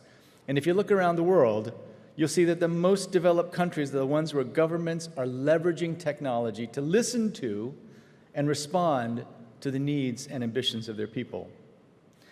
When it comes to education, governments also have an important role to play because they are the ones that assure access and quality. A great example of a government ensuring both private provision and accountability comes from the host city. Most children in Dubai attend private schools because of the huge expatriate population and 16 different national curricula. Every year, the Knowledge and Human Development Authority rates the city's private schools and makes the results widely available. Now, parents are asking more questions, and teachers and principals are refining their approach to teaching. Dubai has also seen significant improvements recently in international math and science assessments. So it's clear, as we pursue our development goals, as we seek to build societies that grow and thrive, the private sector and governments must work together. If the private sector is the engine of growth and government is the driver, then education is the fuel that runs the engine. For a glimpse of the impact that education can have on competitiveness, just look at a country where I was born, the Republic of Korea, South Korea. After the Korean War, 78% of Koreans were illiterate. In 1970, as recently as 1970, the per capita income was just $200. Until the 1960s, the World Bank considered Korea too risky to offer even the lowest interest rate loans. South Korea knew that education was the best way to pull itself out of economic misery. So it focused on overhauling schools and committed to educating every child and educating them well. Coupled with smart, innovative government policies and a vibrant private sector, the focus on education paid off. Today, South Korea has a 98% literacy rate. It's a high-income country and a successful model. Countries in the Middle East and North Africa have greatly expanded access to formal education, closed gender gaps, and reach the most remote areas. Today, enrollment in primary education is nearly universal. Since the 1970s, secondary education enrollment has tripled to nearly 80%. And tertiary enrollment has increased sixfold to nearly 40%. At all levels, the gender gap in access to education has narrowed significantly. These achievements were a result of major investments to provide free education for all. Governments in this region spend on average 5% of their GDP on education, higher than any other region in the world. But despite the resources that countries in this region have invested in education, learning outcomes are still disappointing, as demonstrated by international assessments. In the recent 2015 Trends in Mathematics and Science study, TIMSS, all Middle East and North African countries rank below the international average, with the exception of Dubai, which scored above the average. The region also has the biggest gender difference in performance on these tests, with girls significantly outperforming boys.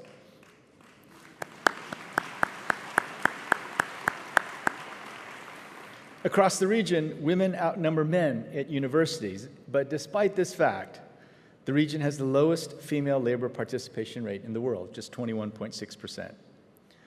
The world is changing rapidly, and for education to continue to fuel growth and prosperity, systems must adapt with a changing world. To this end, we think that there are three major important things that we all must do. First and foremost, we must invest heavily in the early years. There's compelling evidence that early childhood experiences have a profound and lasting impact on brain development, affecting everything from learning to health to lifetime earning potential. Smart investments in young people's physical, cognitive, and emotional development are critical to adult productivity and the economic competitiveness of countries. But today, millions of young children are not receiving what they need to reach their full potential. Their development is stunted by malnutrition, lack of stimulation, and limited early learning, and by exposure to violence and neglect.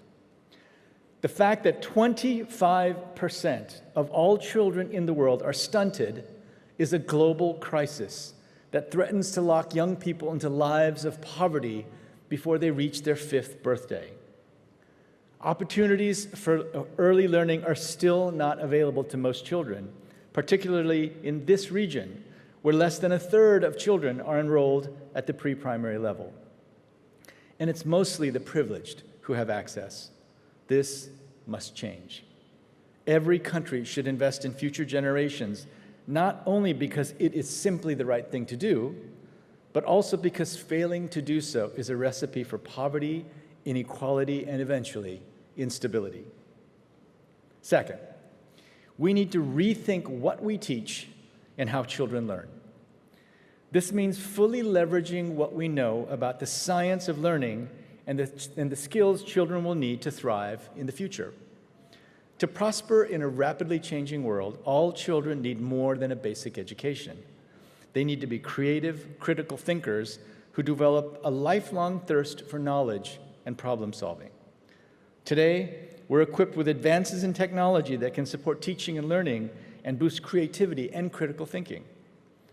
But we can't forget that the role of the teacher remains critical. In many parts of the world, students, especially girls, are deprived of education due to the lack of female teachers.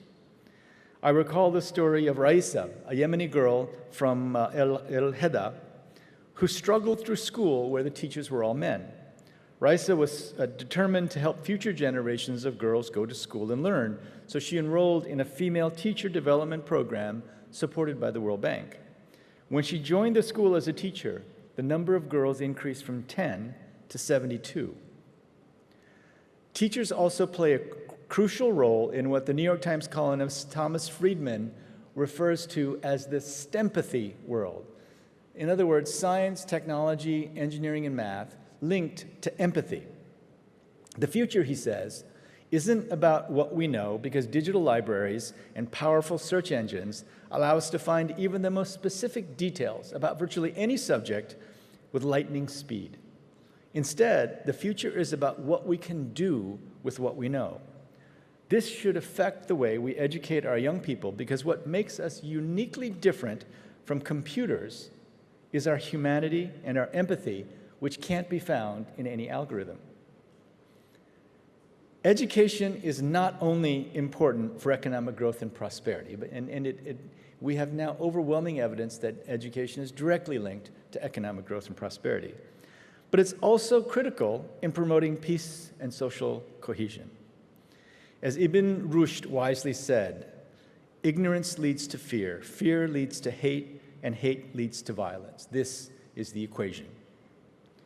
In schools and classrooms, generations first learn how to experience the world around them. So what we teach and what children learn should reflect the diversity of cultures and promote respect and understanding.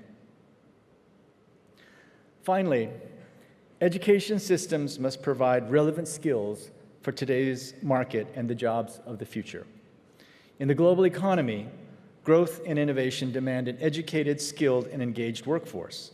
So we must dramatically increase our aspirations for both the quantity and quality of investments in education and skills. If we fail, we'll leave behind a large population of people who, through no fault of their own, will struggle to ever find a decent job.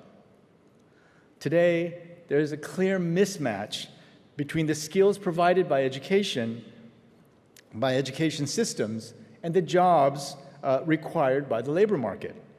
Unemployment rates among graduates are very high in many countries of the world, and especially in this region. This is unemployment among college-educated young people. Yet employers complain of a deficit in needed skills. Globally, 40% of employers report difficulty filling positions. In the Middle East, a third of employers complain that there's a mismatch between what students learn and what they need in the workplace. Providing our youth with the right skills set is the best way to address this profound talent shortage. It would also enable young people to create their own jobs by partnering with industries to create, innovate, incubate, and disseminate new ideas and technology. We're seeing how effective these partnerships can be. A number of technical universities in the Palestinian territories are enhancing employment opportunities for students by improving the relevance of the curricula. The imperative to act is clear. High unemployment rates among graduates is a profound waste of talent and potential, and it could pose a major threat to stability. We've seen this with the Arab Spring, where highly educated people not able to earn as much as they could were more likely to join protests. We've also seen this with groups like Daesh, where well-educated and underemployed people are more likely to be recruited. To help meet these challenges, I'm delighted today to announce the launch of the Platform for Education, which will be convened annually here at the World Government Summit. The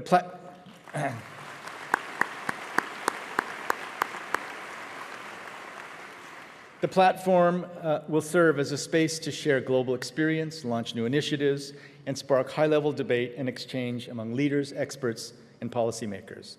Concretely, the platform will harness our efforts to find scalable solutions to shared challenges, and we're going to focus especially on 5. The first, expanding early childhood development. The second, to strengthen literacy and numeracy in the early grades. The third, collect information on children's learning and school and system-wide performance to improve the governance and accountability of the schools. Fourth, address the important transition from school to work through targeted career guidance. And finally, to foster the acquisition of 21st century skills.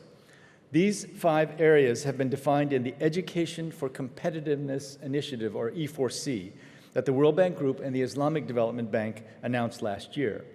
E4C will work with governments and other partners, including the private sector, to help countries improve the quality and relevance of their education systems. It will begin in the Middle East and North Africa, but aims to expand to other regions as well, to transform education systems and improve outcomes. In 1959, the year I was born, the percentage of people in the world living in extreme poverty was around 50%. We've been able to reduce that number to about 9%. And along with a reduction in poverty, what we have seen is a tremendous global convergence of aspiration. As people are lifted out of poverty, and as people look at their smartphones, there are 6.5 billion smartphones in the world today, everybody now knows how everybody else lives. And now we have 7 billion people who all want a decent job, who all want education for their children. Aspirations have combined like never before. And one quick comment. Yesterday I had the good fortune of spending some time with the Minister of Young People and a group of young people. And we had just finished listening to His Highness Mohammed bin Rashid's speech. And they asked me, what are the two most important things that you tell your students when you talk about education? And all I had to do was to quote His Highness, His Excellency Sheikh Mohammed bin Rashid. The two things, the first thing he said was,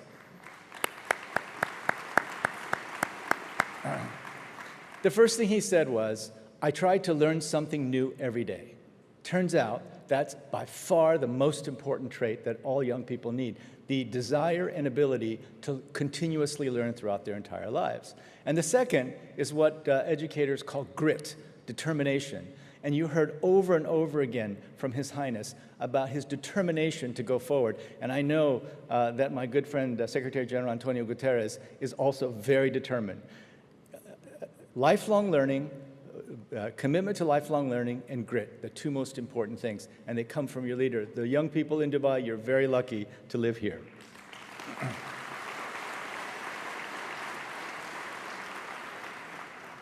So let me end by saying that as we embrace the aspirations, we have no choice but to embrace the now enormous converging aspirations of all 7 billion people on the planet.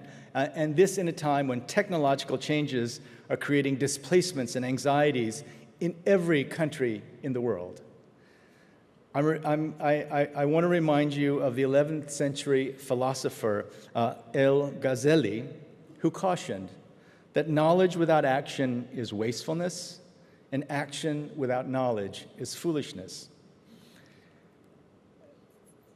I also want to add to this piece of wisdom the great admonition of Dr. Martin Luther King, who said, we must act with the fierce urgency of now, knowing that there is such a thing as being too late. When it comes to education, when it comes to helping all young people reach their aspirations, I hope that we can meet next year and we can say that we've made real progress, had real achievements, we've been neither wasteful nor foolish, and we acted with the sense of urgency that these times require.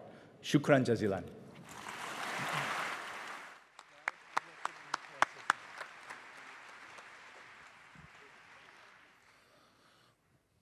حضورنا الكريم، والآن مع كلمة معالي آيرينا بوكوفا المدير العام لمنظمة الأمم المتحدة للثقافة والعلوم والتغذية بعنوان نحو عالم متعدد المعرفة، بناء مجتمعات مرنة عبر التعليم والابتكار. Ladies and gentlemen, Her Excellency Irina Bokova, Director General of the UNESCO, and her notes titled Towards a Multilateralism of Knowledge, Building Resilient Societies Through Education and Innovation. Please welcome her.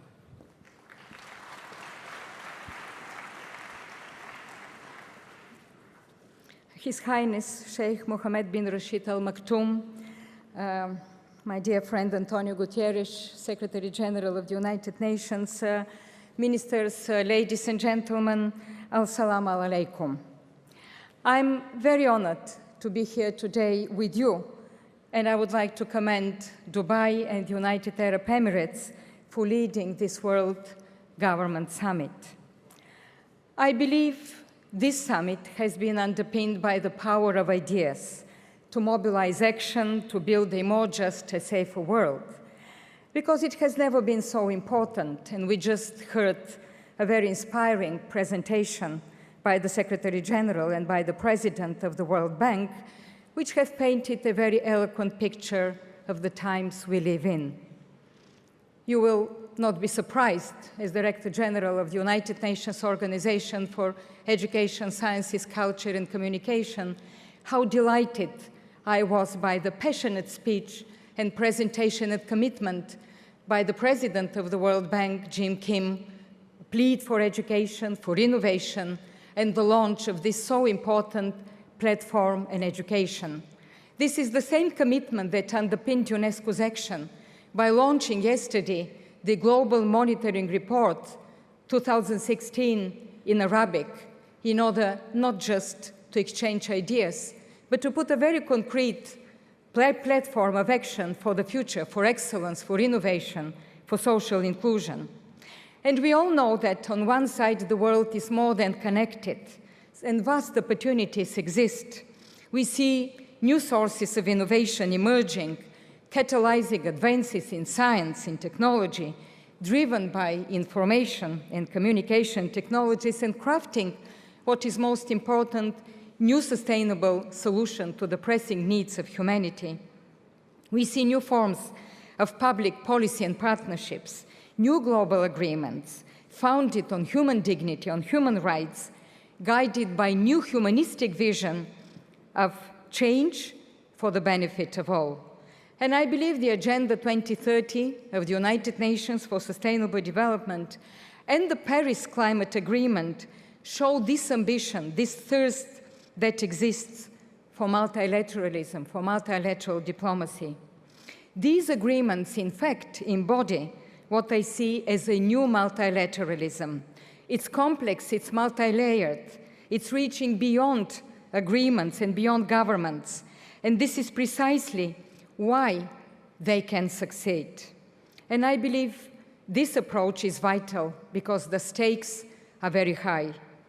Climate change is accelerating. Across the world, we see conflict tearing societies apart, humanitarian tragedies of unprecedented scale. We see humanity on the move like never before, often at gunpoint. We see societies in transformation, facing sometimes the rise of exclusive policies, challenged by violent extremism. We see development stalling, inequalities deepening. Klaus Schwab, in the World Economic Forum 2017 Global Risks Report said, and I quote, "The world is underemployed, under-inclusive, and under threat." And I wish to focus now on what I see as a red thread tying these challenges together. This is exclusion. The exclusion of young people, uneducated, abandoned to poverty, displaced by conflict or by climate change, the exclusion of girls and women, taken from schools, forced into marriages. In response, I believe the new global agenda is unparalleled in universality and scope to tackle precisely these challenges. And at the heart stands our single promise to leave no one behind. Inclusion is this force to prevent conflict and sustain peace, so eloquently presented here by the Secretary General Guterres. Inclusion is a motor to open new paths to sustainable development. Taking this forward calls for new political will, new partnerships, a new openness with civil society and the private sector. In many of these instances, hard power is not enough. Winning this race calls for soft power through respect for dignity, rights, through empowerment, through inclusion. This is, I believe, the essential contribution that UNESCO made, created precisely to build the defenses of peace in the minds of women and men. And this must start as early as possible on the benches of schools. This is why education stands at the heart of the new global sustainable development agenda, with a call for education to represent 4 to 6% of GDP and 12 to 15% of public expenditure. And I want to commend the United Arab Emirates for their strong focus on education. But not just any education, quality education that reaches every girl and boy. And I put an emphasis on girls.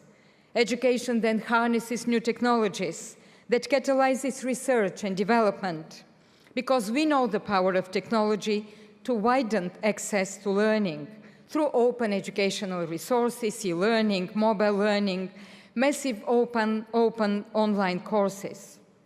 And through our flagship annual Mobile Learning Week, this year focusing on education in emergencies, we are providing a platform to advance and scale up good practices. But we need also education to protect the planet, to foster new forms of what we call in goal number 4, global citizenship. Education that matches skills to development and market priorities, and education that fosters intercultural dialogue. Unfortunately, today still, we see more than 250 million children, adolescents and youth that remain out of schools, and refugees that are hit hardest. Education must be integrated into peace building from the start. And in all of these circumstances, girls and women carry the heaviest burden. On current trend, what the Global Monitoring Report of UNESCO shows, the world will achieve universal secondary completion by 2084, or 50 years later than our horizon of the Agenda 2030. So when it comes to education, business as usual is not an option. We need massive investment in education. We need renewed political commitment to educate, because in times of scarce resources, in times of limits of our planet, the ultimate renewable energy that we have is human ingenuity. And we should unleash this renewable energy through quality education. And I think that we should focus on education to be combined with living together. And I see this as a much neglected focus in public policy. Our societies are ever more diverse. We need new policies to match this reality, to strengthen social cohesion and inclusion, while making the most of the wealth of diversity on the basis of human dignity and human rights. We need new skills for cultural diversity, new competencies, a new literacy of culture and diversity. Because I know some speak about the clash of civilization. I do not believe in this. I believe there is a divide between those who believe in humanity as a single community, in those who believe that we can live together, and those who aim to divide us, who reject this notion of living together. And I believe this is the challenge of violent extremism, tearing the fabric of societies apart. This is the challenge of rising politics of exclusion. And we need a new commitment to the culture of tolerance. This means teaching our shared history, showing how cultures can always have been enriching by exchange and dialogue. Because culture is more than just buildings and tradition. Culture is who we are, what our identities are, how we see the world. Culture is about belonging. Culture is a strong force of resilience. This is about innovation, about creativity. And in societies that are increasingly diverse, we need a new particular focus on living together, on mutual understanding and dialogue. We need a new commitment to defending cultural heritage as a force for peace, as a force for renewal, for rebuilding. We saw last December in the International Conference for the Protection of Cultural Heritage in Conflict Areas in Abu Dhabi, with His Highness Sheikh Mohammed bin Zayed Al Nahyan, Crown Prince, and François Hollande, the President of France, this new strong political commitment. So, ladies and gentlemen, in ending, I believe that taking this calls forward, demands a new leadership by all governments, but it is a public responsibility to build common ground to bridge inequalities. It calls for new partnerships at every level, and I echo here both the Secretary General and the President of the World Bank. We have to connect the public and the private sector. We have to connect also the civil society and the academia. As embodied is an initiative of the Broadband Commission for Sustainable Development, launched by UNESCO and the International Telecommunication Union, where we have the private sector, governments, the civil society and academia to harness new technologies for inclusion, for innovation, for the benefit of all. The very, I would say, strong commitment expressed during the annual Dubai Summit on Education and Skills with the Farki Foundation that we will be holding here in this city next month is another strong testimony of the commitment both of Dubai, of the Emirates, and the international community to building skills to empower young people for everything they want to be, to unleash this huge renewable energy of human ingenuity. And I think, at the end, this means widening the very notion of public goods and mobilizing new form of collective action, drawing on the experience of dynamism from laboratories to boardrooms, to the front rooms, the meetings, the civil society, and every single community that we can reach. Because education, inclusion, health, we all have a stake in more resilient societies, able to withstand the pressures of change and make the most of every opportunity. I believe this is the demand for new governance built on the multilateralism for the 21st century. I thank you for this commitment, and shukran, Al Jazeera. Thank you.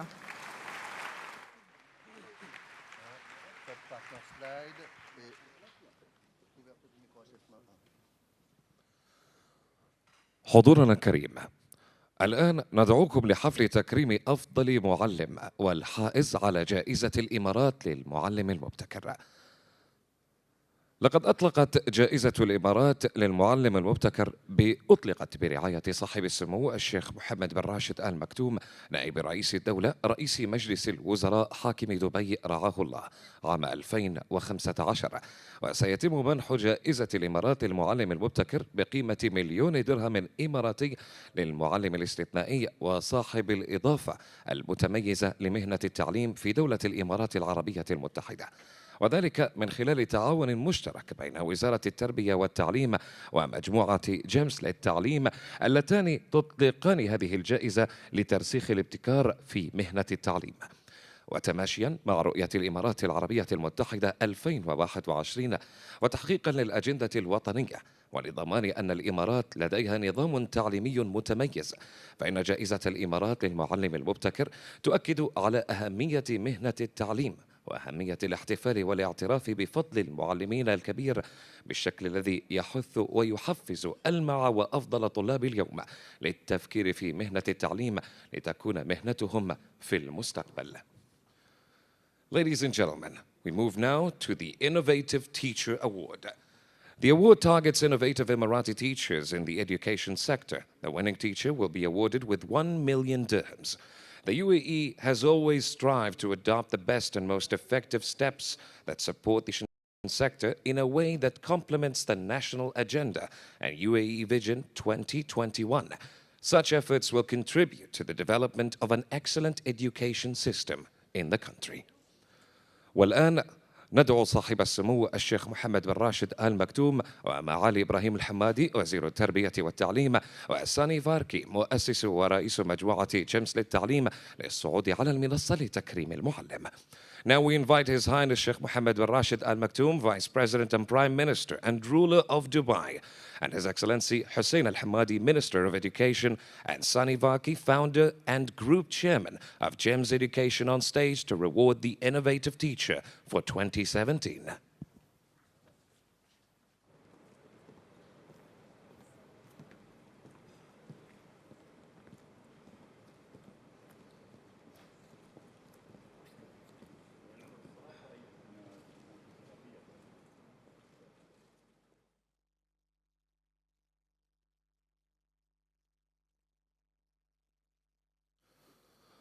حضورنا الكريم، المعلمة الحاصلة على جائزة الإمارات للمعلم المبتكر حاصلة على الماجستير بمعدل 4 امتياز مع مرتبة الشرف، صاحبة أول مشروع مطبق في تفعيل المنظومة التفاعلية في اللغة العربية ومشروع الضاد.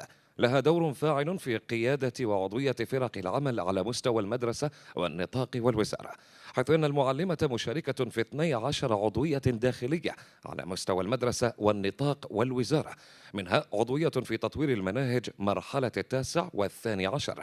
وتحرص المعلمة على نشر الاستراتيجيات التعليمية من خلال دورات داخلية، محاضرات، زيارات مدارس النطاق، مؤتمر جيمس، وذلك لدعم ثقافة الإبداع والابتكار على المستوى المجتمع المدرسي والمجتمع. لديها الكثير من المشاركات الداخلية والخارجية أيضا.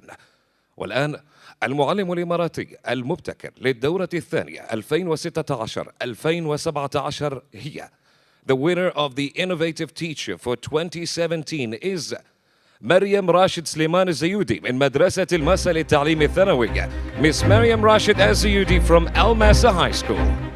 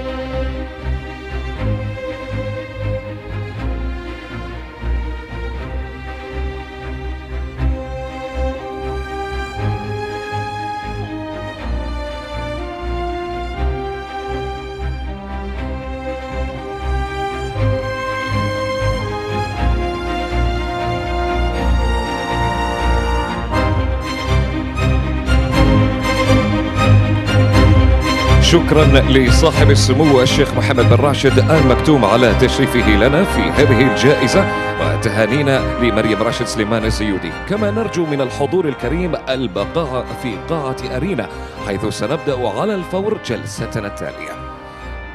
Ladies and gentlemen, please stay with us at the Arena Hall. We will start our next session immediately. Thank you.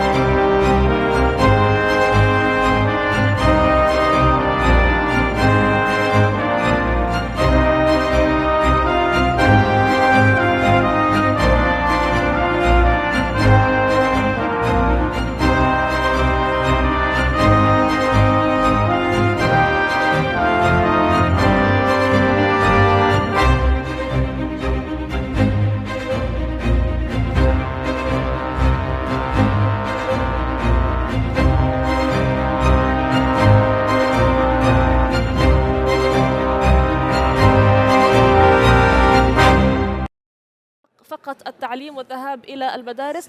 أيضا التفكير بهذه المناهج، التفكير بطريقة التعليم، مواكبة العصر لحماية أطفالنا من أن ينحازوا نحو التطرف أو ما إلى ذلك، لحمايتهم من التهديدات الموجودة في العالم الحالي. نعم، نتحدث أيضا قليلا يعني عن جائزة المعلم، جائزة الإمارات للمعلم المبتكر التي تابعناها قبل قليل، التي تم إطلاقها برعاية صاحب السمو الشيخ محمد بن راشد المكتوم. أطلقتها وزارة التعليم بالتعاون مع مجموعة جيمس التعليم. هذه الجائزة كانت بقيمة 1,000,000 درهم. الهدف منها كان لرفع سقف مهنة التعليم وحث الأجيال القادمة على أن يطمحوا ليصبحوا من أفضل المعلمين في المستقبل. أيضا هذه الجائزة تتماشى مع رؤية الإمارات الوطنية لعام 2021 لضمان نظام تعليمي من الدرجة الأولى. إذن بالتركيز على التعليم تضمن الحكومات مستقبل أفضل لشعوبها، بالذات الشباب، شباب المستقبل. وعند الحديث عن الشباب هو محور مهم جدا في هذه القمة العالمية للحكومات. أيضا أشاد به صاحب السمو الشيخ محمد بن راشد المكتوم نائب رئيس الدولة رئيس مجلس الوزراء حاكم دبي في جلستها الحوارية أمس استئناف الحضارات العربية على دور الشباب المهم، والذي أشاد سموه بالوزيرة شمة المزروعي وبدورها وبأهمية الوزارة التي تقودها وزارة الشباب لأهمية الشباب. عن هذا الموضوع بالتحديد، شباب اليوم هم رجال وأدمغة المستقبل، إذن والاستثمار في الشباب أقوى مفتاح لأزمات المستقبل المحتملة. نعم، وعليه حرصت دولة الإمارات العربية المتحدة على تمكين الشباب للإمساك بالدفة والمشاركة في القيادة والبناء، وكان الحصاد دولة عصرية مزجت بين الخبرات العريقة والفكر الشبابي الحديث. بالتالي دعونا نتابع هذا التقرير للزميل محمد الخطيب. نتابع.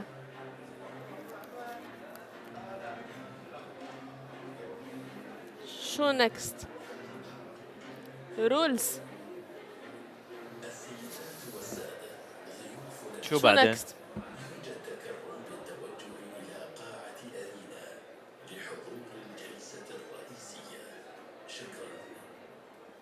شو؟ شو نكست؟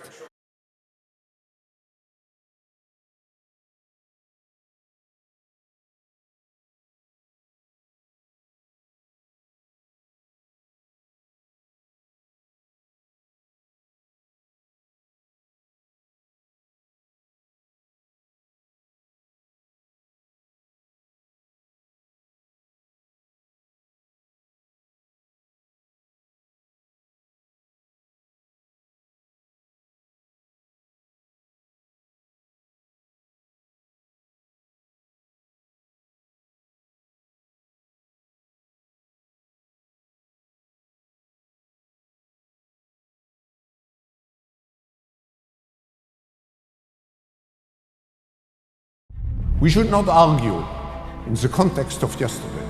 We should really first analyze how the world has dramatically changed and is changing in an accelerating way.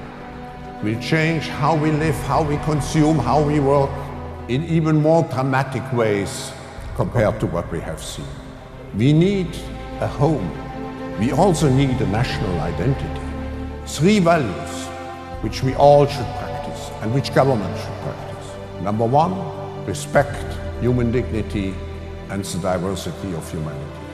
Number 2, serve the community you belong to as much or at least as much as you serve your self-interests.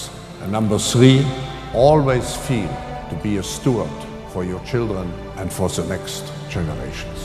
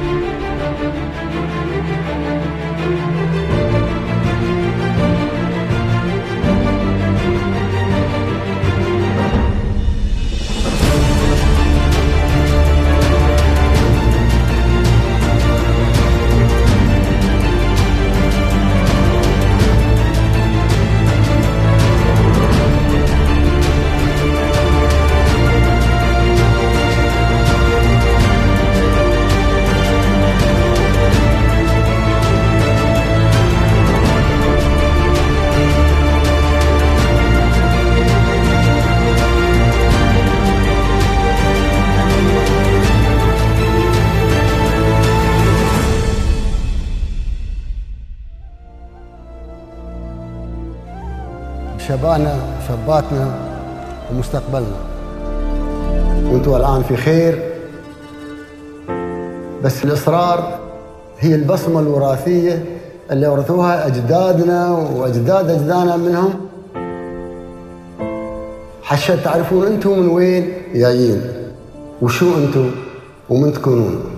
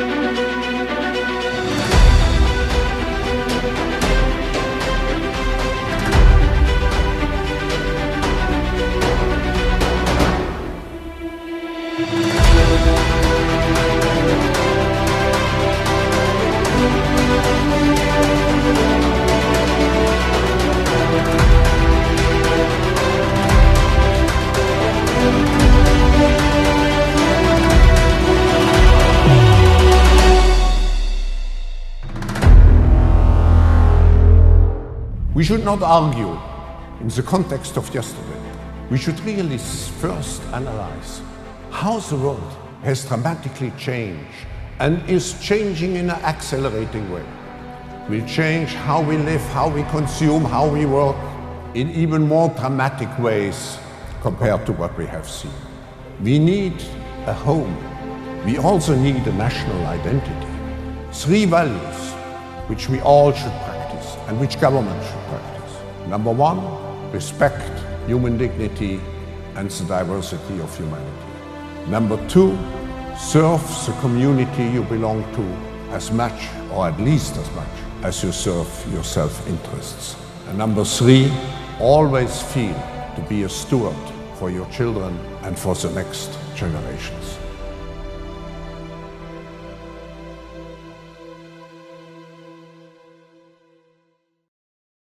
What if the world's greatest minds came together in one place? How would they shape our world? Around the globe today, the next generation of great minds offers untapped potential to the largest service providers on the planet, governments. The World Government Summit is the platform for leaders, disruptors, and pioneers to build the next generation of governments on the cutting edge of progress. 3,000 visionaries from over 130 countries, 50 topics of discussion to define prosperity and global stability for over 7 billion people.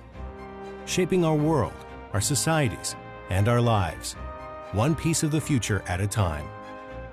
Join the conversation at the World Government Summit.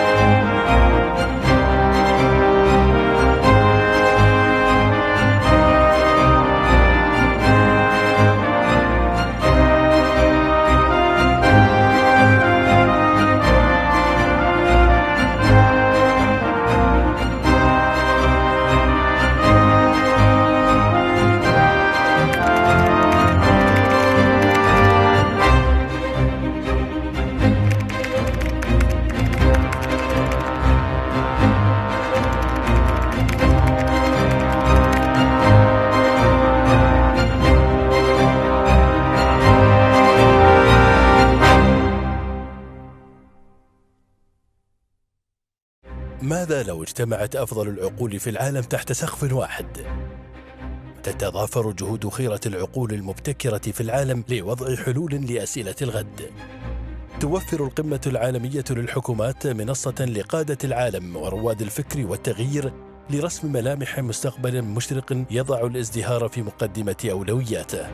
يلتقي اليوم أكثر من 3000 من القادة والرواد من أكثر من 130 دولة لطرح أفضل الحلول لتحقيق الرفاهية لأكثر من 7 مليارات نسمة، ولتحديد أفضل السبل لاستشراف المستقبل وصياغته لإحراز التقدم لمجتمعاتنا. القمة العالمية للحكومات، كن جزءاً من الحوار. What if the world's greatest minds came together in one place? How would they shape our world? Around the globe today, the next generation of great minds offers untapped potential to the largest service providers on the planet, governments. The World Government Summit is a platform for leaders, disruptors, and pioneers to build the next generation of governments on the cutting edge of progress. 3,000 visionaries from over 130 countries, 50 topics of discussion to define prosperity and global stability for over 7 billion people. Shaping our world, our societies, and our lives, one piece of the future at a time. Join the conversation at the World Government Summit. ماذا لو اجتمعت أفضل العقول في العالم تحت سقف واحد؟ تتضافر جهود خيرة العقول المبتكرة في العالم لوضع حلول لأسئلة الغد. توفر القمة العالمية للحكومات منصة لقادة العالم ورواد الفكر والتغيير لرسم ملامح مستقبل مشرق يضع الازدهار في مقدمة أولوياته. يلتقي اليوم أكثر من 3000 من القادة والرواد من أكثر من 130 دولة لطرح أفضل الحلول لتحقيق الرفاهية لأكثر من 7 مليارات نسمة، ولتحديد أفضل السبل لاستشراف المستقبل وصياغته لإحراز التقدم لمجتمعاتنا. القمة العالمية للحكومات، كن جزءاً من الحوار. What if the world's greatest minds came together in one place? How would they shape our world? Around the globe today, the next generation of great minds offers untapped potential to the largest service providers on the planet, governments. The World Government Summit is a platform for leaders, disruptors, and pioneers to build the next generation of governments on the cutting edge of progress. 3,000 visionaries from over 130 countries, 50 topics of discussion to define prosperity and global stability for over 7 billion people. Shaping our world, our societies, and our lives, one piece of the future at a time. Join the conversation at the World Government Summit. ماذا لو اجتمعت أفضل العقول في العالم تحت سقف واحد؟ تتضافر جهود خيرة العقول المبتكرة في العالم لوضع حلول لأسئلة الغد. توفر القمة العالمية للحكومات منصة لقادة العالم ورواد الفكر والتغيير لرسم ملامح مستقبل مشرق يضع الازدهار في مقدمة أولوياته. يلتقي اليوم أكثر من 3000 من القادة والرواد من أكثر من 130 دولة لطرح أفضل الحلول. هو عباني الأجيال، هو معلم الأجيال، فدوره مهم وحيوي في دولة الإمارات، ونحن نعتبر معلم قدوة ونهتم فيه اهتمام كبير ونجله جلال كبير حتى نسترجع مكانة المعلم السابقة في المجتمع، وهذا التوجه من الدولة والقيادة الرشيدة على الاهتمام بالمعلم وتكريمه في هذه القمة العالمية بحضور شخصيات عالمية ومحاور كثيرة، فهو إجلال وتقدير عالي للمعلم ودوره الأساسي والمحوري في تنمية الموارد البشرية في دولة الإمارات. معالي الوزير، ربما سنتحدث في تفاصيل أكثر حول هذا الجانب، لكن اليوم احنا استمعنا في الكلمات الرئيسية لضيوف القمة تركيزهم الكبير على أهمية التعليم في مواجهة الكثير من التحديات في المجتمع العالمي. اليوم لما تابعتم أنتم هذه الكلمات، يعني كيف تقرؤون هذا التركيز اليوم على التعليم ودوره المستقبلي في استشراف المستقبل أيضا في مواجهة هذه التحديات؟ التعليم في دولة الإمارات مهم جدا من أيام القادة المؤسسين. القائد المؤسس طيب الله ثراه الشيخ زايد كان اهتمام كبير بالتعليم، وبدأت نهضة التعليم في دولة الإمارات مع بداية تأسيس دولة الإمارات. طبعا التعليم انتقل من مرحلة إلى مرحلة أخرى مع تناسب تطور واقتصاد البلد. في القمة الحكومية الثالثة إذا كنتوا ذاكرين كان في شفافية وصراحة من الشيخ محمد بن زايد عندما طلع على المنصة وقال نحن غير راضين عن التعليم في دولة الإمارات. هذه كانت عبارة عن إشارة ورسالة قوية للجميع القائمين في العملية التعليمية والتربوية في دولة الإمارات. من هذيك اللحظة تم إعداد خطة استراتيجية جديدة للنهوض بالتعليم وتطويره بطريقة تتناسب مع التوجه للاقتصاد المعرفة. كان في توجيهين واضحين في القمة الثالثة، أولا اقتصاد بديل اقتصاد النفط، ثاني شيء التعليم. فهذه المحورين الوزارة اشتغلت عليهم وتم تطوير منظومة تعليمية حديثة تواكب توجهات الدولة. أطلقنا المدرسة الإماراتية الحديثة هذه السنة، وتغطي من الرياض إلى الصف الثاني عشر بمواد مبتكرة حديثة تواكب المستجدات الحديثة، واستشرفنا المستقبل في جميع هذه المواد. طيب معالي الوزير، أيضا تحدثت حضرتك على أهمية الاستثمار في التعليم، وعلى أنه هذه هي سياسة الدولة، بالذات بعدما استمعنا إلى كل هذه الكلمات المهمة اليوم من أشخاص مهمين في المجتمع الدولي. التركيز على التعليم هل يشمل التركيز على تصغير الفجوة مثلا بين التعليم الحكومي والتعليم الخاص؟ هل يشمل تغيير المناهج؟ هل يشمل إعادة تأهيل بعض المدرسين؟ ماذا يشمل التركيز على التعليم في الفترة المقبلة؟ والله السؤال في محله ودقيق بعد. أول شيء أن المنظومة التعليمية هي منظومة متكاملة، لا نستطيع أن نجزئها. فالتعليم عبارة عن منظومة تتكون من محاور: المعلم، الطالب، البيئة المدرسية، المناهج، فهي منظومة كاملة. دولة الإمارات عندما تخطط لأي عمل يتم دراسته دراسة مستفيضة، وفي عملية التطوير كان في لقاء بين المعلمين، القيادات المدرسية، المجتمع، الجامعات. فنحن في دولة الإمارات محظوظين، إذا عندنا مشروع الكل يعمل عليه، مش جهة أو شخص. الملك للمشروع لجميع مؤسسات الدولة. فنحن كنا عايشين في عصر ذهبي الحمد لله، تعاونت جميع الجهات في وضع المنظومة الحديثة التعليمية لدى دولة الإمارات. طبعا نحن الوزارة مسؤولة عن التعليم الحكومي الخاص، فنظرتنا التعليم هي نظرة شمولية، والنهوض به على مستوى الدولة كامل، يشمل المواطنين والمقيمين على أرض الوطن، لأن من حقهم هم كذلك الحصول على تعليم متميز مبتكر يواكب تطلعات الدولة، لأن في النهاية كل من يقيم على دولة الإمارات ويعمل لصالح دولة الإمارات.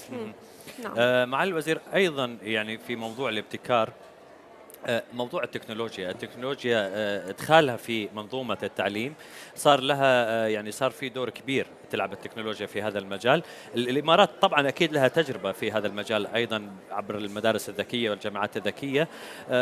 ما أهمية هذا الموضوع اليوم، خصوصا أن التكنولوجيا صارت مرتبطة بكافة قطاعات ومجالات سوق العمل أيضا؟ صحيح. بالنسبة للتعليم تغير يعني مفهوم أو تعريف التعليم. أولا كان في السابق كل الشخص اللي عنده معلومة هو يعتبر العالم والفاهم. الحين صار لا، من يقدر يطبق المعلومة ويستفيد منها في حل مشكلة أو معضلة. لذلك في المنظومة التعليمية الجديدة التكنولوجيا صارت عنصر أساسي في العملية التعليمية. عندنا مادة جديدة تسمى مادة التصميم والتكنولوجيا، تدرس من الصف الرابع إلى الصف التاسع، تعطي مهارات البرمجة، حل المشاكل، وتدمج مهارات المواد، اللغة العربية، الرياضيات، العلوم في الفصل الدراسي. في الثانوية العامة صار البرمجة كمادة أساسية، وادخلت من الصف العاشر، الحادي عشر، الثاني عشر. كذلك الإبداع والابتكار صارت مادة علمية جديدة. فدولة الإمارات نحن طموحاتنا دائما نكون في المراكز العليا ونكون في الدول المتقدمة. مع تخريج أجيال جديدة من المدرسة الإماراتية الحديثة يتطلب تغيير ورفع معايير الجامعات وإدخال تخصصات جديدة تناسب سوق العمل المستقبلية. في هذه القمم نحن نستشرق، يصير استشراف للمستقبل. الوظائف تتغير بتغير السوق، وسوق المعرفة القادم ما في إنسان بيكون عنده وظيفة واحدة، الإنسان ممكن يغير 4 أو 5 وظائف. فيجب أن نعطيه القدرات والممكنات التي تمكنه من الحصول على وظائف متميزة في المستقبل إن شاء الله. معالي الوزير حسين بن إبراهيم الحمادي، وزير التربية والتعليم في الإمارات، شكرا جزيلا لحضورك معنا في هذه التغطية. الشكر لكم والله يفكم إن شاء الله. أهلا وسهلا. ماذا لو اجتمعت أفضل العقول في العالم تحت سقف واحد؟ تتضافر جهود خيرة العقول المبتكرة في العالم لوضع حلول لأسئلة الغد. توفر القمة العالمية للحكومات منصة لقادة العالم ورواد الفكر والتغيير لرسم ملامح مستقبل مشرق يضع الازدهار في مقدمة أولوياته. يلتقي اليوم أكثر من 3000 من القادة والرواد من أكثر من 130 دولة لطرح أفضل الحلول لتحقيق الرفاهية لأكثر من 7 مليارات نسمة، ولتحديد أفضل السبل لاستشراف المستقبل وصياغته لإحراز التقدم لمجتمعاتنا. القمة العالمية للحكومات، كن جزءاً من الحوار. What if the world's greatest minds came together in one place? How would they shape our world?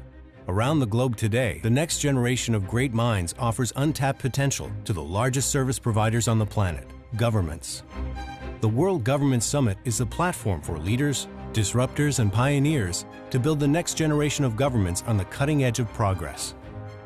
3,000 visionaries from over 130 countries, 50 topics of discussion to define prosperity and global stability for over 7 billion people. Shaping our world, our societies, and our lives, one piece of the future at a time. Join the conversation at the World Government Summit. ماذا لو اجتمعت أفضل العقول في العالم تحت سقف واحد؟ تتضافر جهود خيرة العقول المبتكرة في العالم لوضع حلول لأسئلة الغد. توفر القمة العالمية للحكومات منصة لقادة العالم ورواد الفكر والتغيير لرسم ملامح مستقبل مشرق يضع الازدهار في مقدمة أولوياته. يلتقي اليوم أكثر من 3000 من القادة والرواد من أكثر من 130 دولة لطرح أفضل الحلول لتحقيق الرفاهية لأكثر من 7 مليارات نسمة، ولتحديد أفضل السبل لاستشراف المستقبل وصياغته لإحراز التقدم لمجتمعاتنا. القمة العالمية للحكومات، كن جزءاً من الحوار. We should not argue in the context of yesterday. We should really first analyze how the world has dramatically changed and is changing in an accelerating way. Will change how we live, how we consume, how we work in even more dramatic ways compared to what we have seen. We need a home. We also need a national identity. 3 values which we all should practice and which government should practice. Number 1, respect human dignity and the diversity of humanity. Number 2, serve the community you belong to as much or at least as much as you serve your self-interests. And number 3, always feel to be a steward for your children and for the next generations.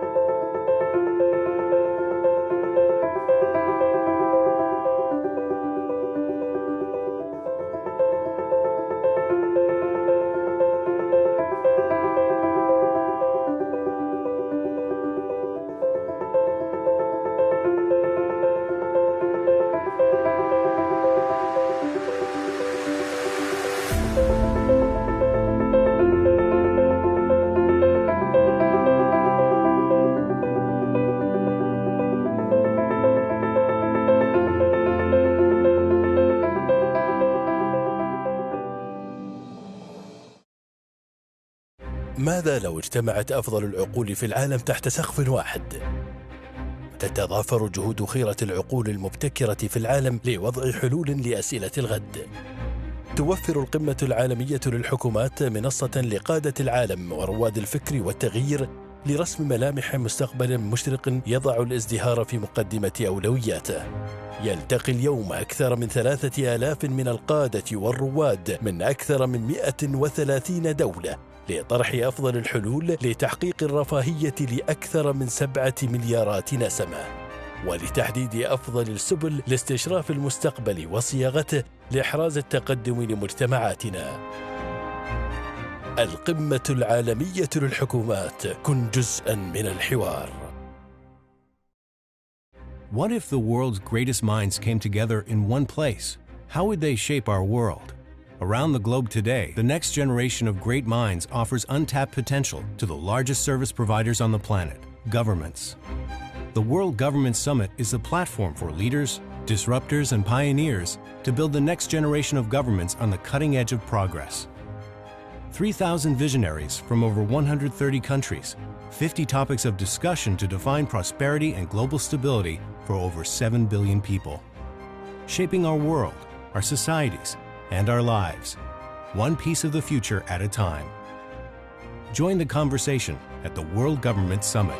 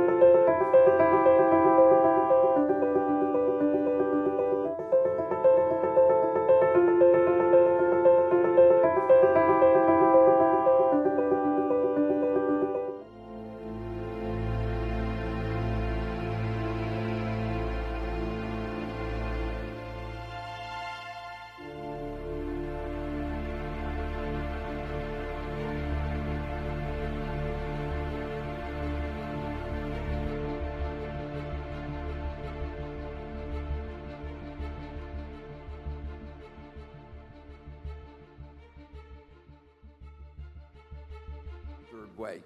You know, the discussion of the concept of the third way was when the Iron Curtain fell, it was very clear that that kind of government-run way was not going to work.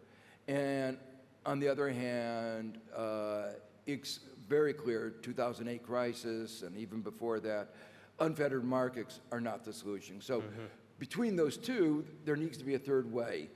But the particular third way that many countries chose, where you basically had close to unfettered markets, where you didn't pay any attention to inequality, where you didn't pay any attention to access to health, to education, to intergenerational transmission of advantage and disadvantage. You didn't pay any attention to the environment. That's not adequate for the 21st century. And one of the things that's heartened me in, you know, in this cloud of Trump and protectionism and all that is the response inside America to what has been going on. There is a sense of solidarity that I think I have not seen, maybe since Martin Luther King, and you know, 50 some years ago.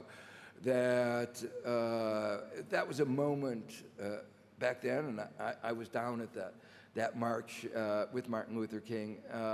There was a sense of unity where it was about civil rights and it was about equality of opportunity for everybody. It was about jobs and economic empowerment. And the country was fairly united, and there were large changes that occurred in the period after that. And now we're seeing the same thing, the same kind of unity about, you might say, a progressive agenda, that you need access to education, to higher education, you know, in this world, that you can't have universities like Trump universities around to exploit people. You have to have really high quality public education for all. That you need access to health care for all, access to housing. So that there is a consensus developing around the elements of the third way. Of course, there's going to be discussions about the best way of achieving this, but that are the system that seemed to be working from, say, 1990, from the fall of the Iron Curtain until 2008, that period, that model is broken. And as we realize that a new model is needed, and I think we have the elements of that new model, and what will go on in different countries with different experiments, and we'll see which of those are more successful. In different countries, we'll find that their mix for them is different, and they'll each find their way. Let's hope they build this model fairly quickly. I'm afraid that's all the time we've got today. It's been a great honor, Professor Joseph Stiglitz. Professor Stiglitz, everyone. Thank you very much.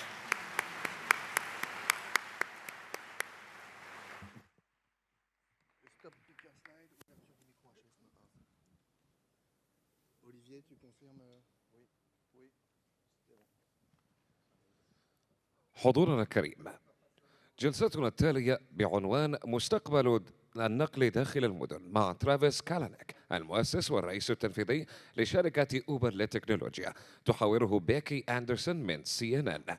Ladies and gentlemen, our next session is titled The Future of Urban Mobility with Travis Kalanick, founder and CEO of Uber Technologies, moderated by Becky Anderson from CNN. Please welcome them.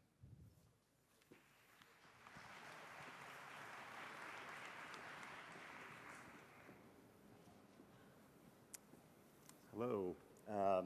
It's good to be here in Dubai. What I want to talk today is about urban mobility and how ultimately governments around the world in cities, states, countries can embrace ride sharing so that we can use private cars for a public good. And there's a lot of those cars out there in the world. There's actually over 1 billion of them. And they're clogging our roads, they're making our cities move slow, they're certainly making the air less clean. And it just so happens that they're taking, it's 22% of all the carbon emissions around the world.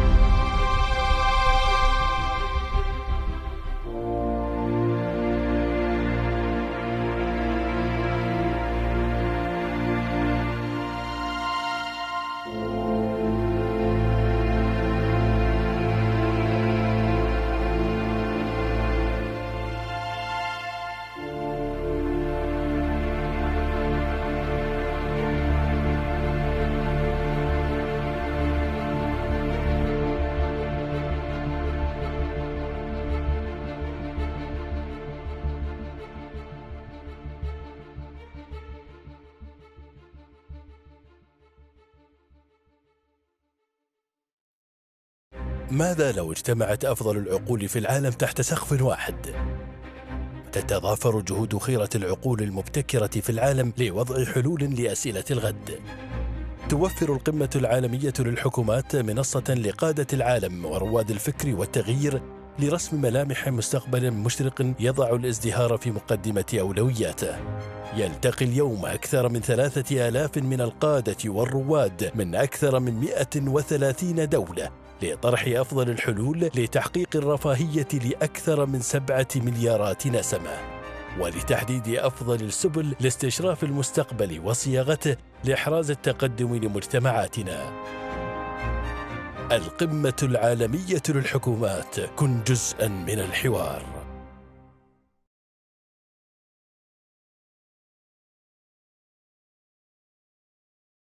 What if the world's greatest minds came together in one place? How would they shape our world? Around the globe today, the next generation of great minds offers untapped potential to the largest service providers on the planet, governments. The World Government Summit is a platform for leaders, disruptors, and pioneers to build the next generation of governments on the cutting edge of progress. 3,000 visionaries from over 130 countries, 50 topics of discussion to define prosperity and global stability for over 7 billion people.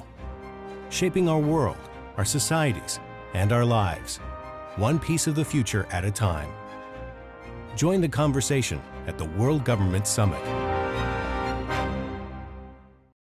ماذا لو اجتمعت أفضل العقول في العالم تحت سقف واحد؟ تتضافر جهود خيرة العقول المبتكرة في العالم لوضع حلول لأسئلة الغد.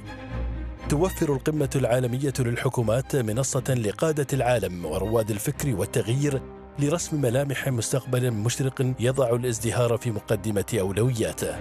يلتقي اليوم أكثر من 3000 من القادة والرواد من أكثر من 130 دولة لطرح أفضل الحلول لتحقيق الرفاهية لأكثر من 7 مليارات نسمة، ولتحديد أفضل السبل لاستشراف المستقبل وصياغته لإحراز التقدم لمجتمعاتنا.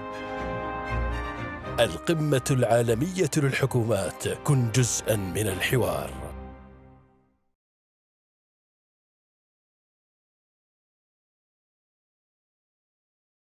What if the world's greatest minds came together in one place? How would they shape our world? Around the globe today, the next generation of great minds offers untapped potential to the largest service providers on the planet, governments. The World Government Summit is a platform for leaders, disruptors, and pioneers to build the next generation of governments on the cutting edge of progress. 3,000 visionaries from over 130 countries, 50 topics of discussion to define prosperity and global stability for over 7 billion people. Shaping our world, our societies, and our lives, one piece of the future at a time. Join the conversation at the World Government Summit. ماذا لو اجتمعت أفضل العقول في العالم تحت سقف واحد؟ تتضافر جهود خيرة العقول المبتكرة في العالم لوضع حلول لأسئلة الغد. توفر القمة العالمية للحكومات منصة لقادة العالم ورواد الفكر والتغيير لرسم ملامح مستقبل مشرق يضع الازدهار في مقدمة أولوياته. يلتقي اليوم أكثر من 3000 من القادة والرواد من أكثر من 130 دولة لطرح أفضل الحلول لتحقيق الرفاهية لأكثر من 7 مليارات نسمة، ولتحديد أفضل السبل لاستشراف المستقبل وصياغته لإحراز التقدم لمجتمعاتنا. القمة العالمية للحكومات، كن جزءاً من الحوار.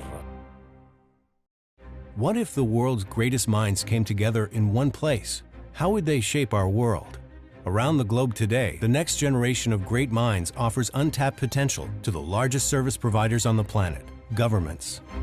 The World Government Summit is a platform for leaders, disruptors, and pioneers to build the next generation of governments on the cutting edge of progress. 3,000 visionaries from over 130 countries, 50 topics of discussion to define prosperity and global stability for over 7 billion people. Shaping our world, our societies, and our lives, one piece of the future at a time. Join the conversation at the World Government Summit. ماذا لو اجتمعت أفضل العقول في العالم تحت سقف واحد؟ تتضافر جهود خيرة العقول المبتكرة في العالم لوضع حلول لأسئلة الغد. توفر القمة العالمية للحكومات منصة لقادة العالم ورواد الفكر والتغيير لرسم ملامح مستقبل مشرق يضع الازدهار في مقدمة أولوياته. يلتقي اليوم أكثر من 3000 من القادة والرواد من أكثر من 130 دولة لطرح أفضل الحلول لتحقيق الرفاهية لأكثر من 7 مليارات نسمة، ولتحديد أفضل السبل لاستشراف المستقبل وصياغته لإحراز التقدم لمجتمعاتنا. القمة العالمية للحكومات، كن جزءاً من الحوار. What if the world's greatest minds came together in one place? How would they shape our world? Around the globe today, the next generation of great minds offers untapped potential to the largest service providers on the planet, governments. The World Government Summit is a platform for leaders, disruptors, and pioneers to build the next generation of governments on the cutting edge of progress. 3,000 visionaries from over 130 countries, 50 topics of discussion to define prosperity and global stability for over 7 billion people. Shaping our world, our societies, and our lives, one piece of the future at a time. Join the conversation at the World Government Summit. ماذا لو اجتمعت أفضل العقول في العالم تحت سقف واحد؟ تتضافر جهود خيرة العقول المبتكرة في العالم لوضع حلول لأسئلة الغد.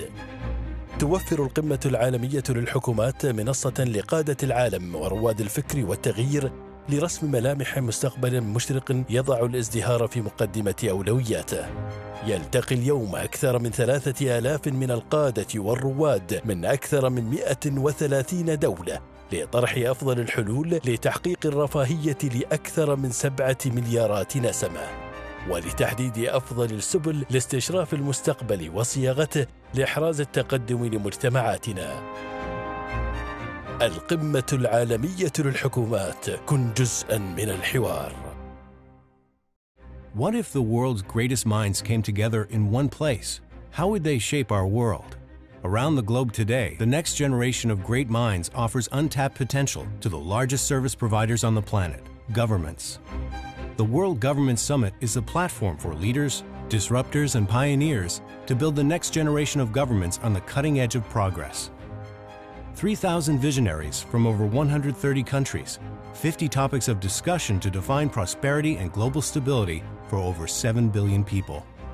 Shaping our world, our societies, and our lives, one piece of the future at a time. Join the conversation at the World Government Summit. ماذا لو اجتمعت أفضل العقول في العالم تحت سقف واحد؟ تتضافر جهود خيرة العقول المبتكرة في العالم لوضع حلول لأسئلة الغد. توفر القمة العالمية للحكومات منصة لقادة العالم ورواد الفكر والتغيير لرسم ملامح مستقبل مشرق يضع الازدهار في مقدمة أولوياته. يلتقي اليوم أكثر من 3,000 من القادة والرواد من أكثر من 130 دولة لطرح أفضل الحلول لتحقيق الرفاهية لأكثر من 7 مليارات نسمة، ولتحديد أفضل السبل لاستشراف المستقبل وصياغته لإحراز التقدم لمجتمعاتنا. القمة العالمية للحكومات، كن جزءاً من الحوار. What if the world's greatest minds came together in one place? How would they shape our world? Around the globe today, the next generation of great minds offers untapped potential to the largest service providers on the planet, governments. The World Government Summit is a platform for leaders, disruptors, and pioneers to build the next generation of governments on the cutting edge of progress. 3,000 visionaries from over 130 countries, 50 topics of discussion to define prosperity and global stability for over 7 billion people. Shaping our world, our societies, and our lives, one piece of the future at a time. Join the conversation at the World Government Summit. ماذا لو اجتمعت أفضل العقول في العالم تحت سقف واحد؟ تتضافر جهود خيرة العقول المبتكرة في العالم لوضع حلول لأسئلة الغد. توفر القمة العالمية للحكومات منصة لقادة العالم ورواد الفكر والتغيير لرسم ملامح مستقبل مشرق يضع الازدهار في مقدمة أولوياته. يلتقي اليوم أكثر من 3,000 من القادة والرواد من أكثر من 130 دولة لطرح أفضل الحلول لتحقيق الرفاهية لأكثر من 7 مليارات نسمة، ولتحديد أفضل السبل لاستشراف المستقبل وصياغته لإحراز التقدم لمجتمعاتنا. القمة العالمية للحكومات، كن جزءاً من الحوار. What if the world's greatest minds came together in one place? How would they shape our world? Around the globe today, the next generation of great minds offers untapped potential to the largest service providers on the planet, governments. The World Government Summit is a platform for leaders, disruptors, and pioneers to build the next generation of governments on the cutting edge of progress. 3,000 visionaries from over 130 countries, 50 topics of discussion to define prosperity and global stability for over 7 billion people. Shaping our world, our societies, and our lives, one piece of the future at a time. Join the conversation at the World Government Summit.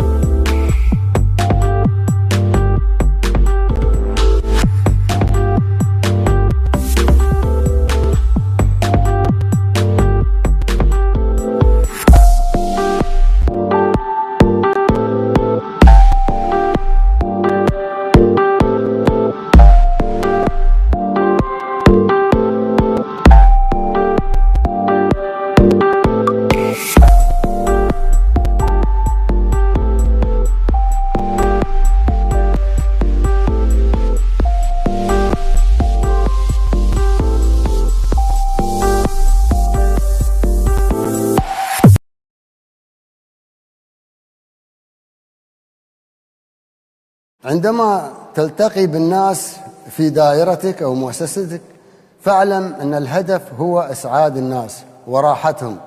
نحن سلطة لخدمة الناس ولسنا سلطة عليهم.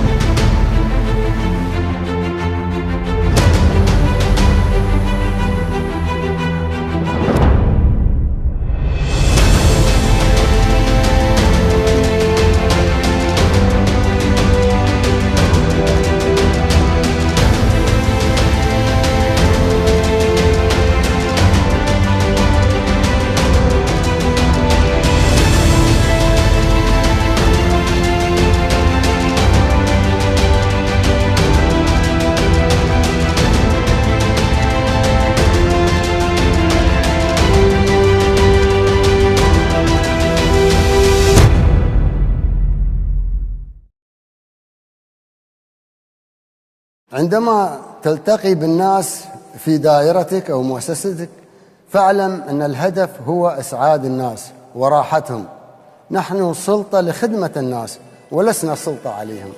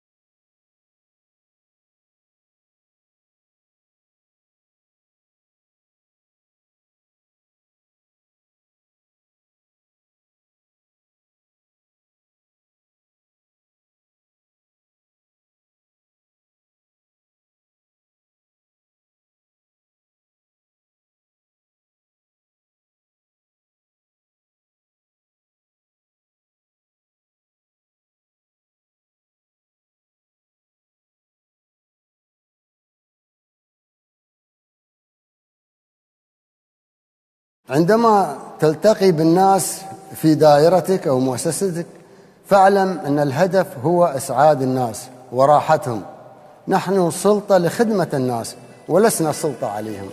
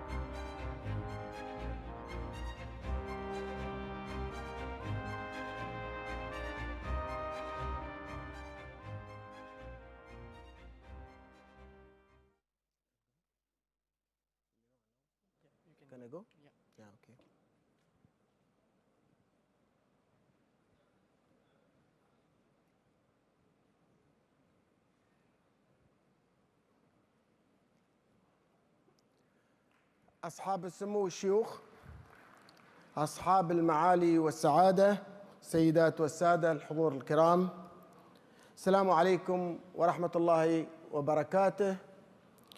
بداية يسرني أن أرحب بكم في هذه الجلسة لمناقشة التحديات العالمية والفرص المستقبلية الخاصة بالتنقل الذكي.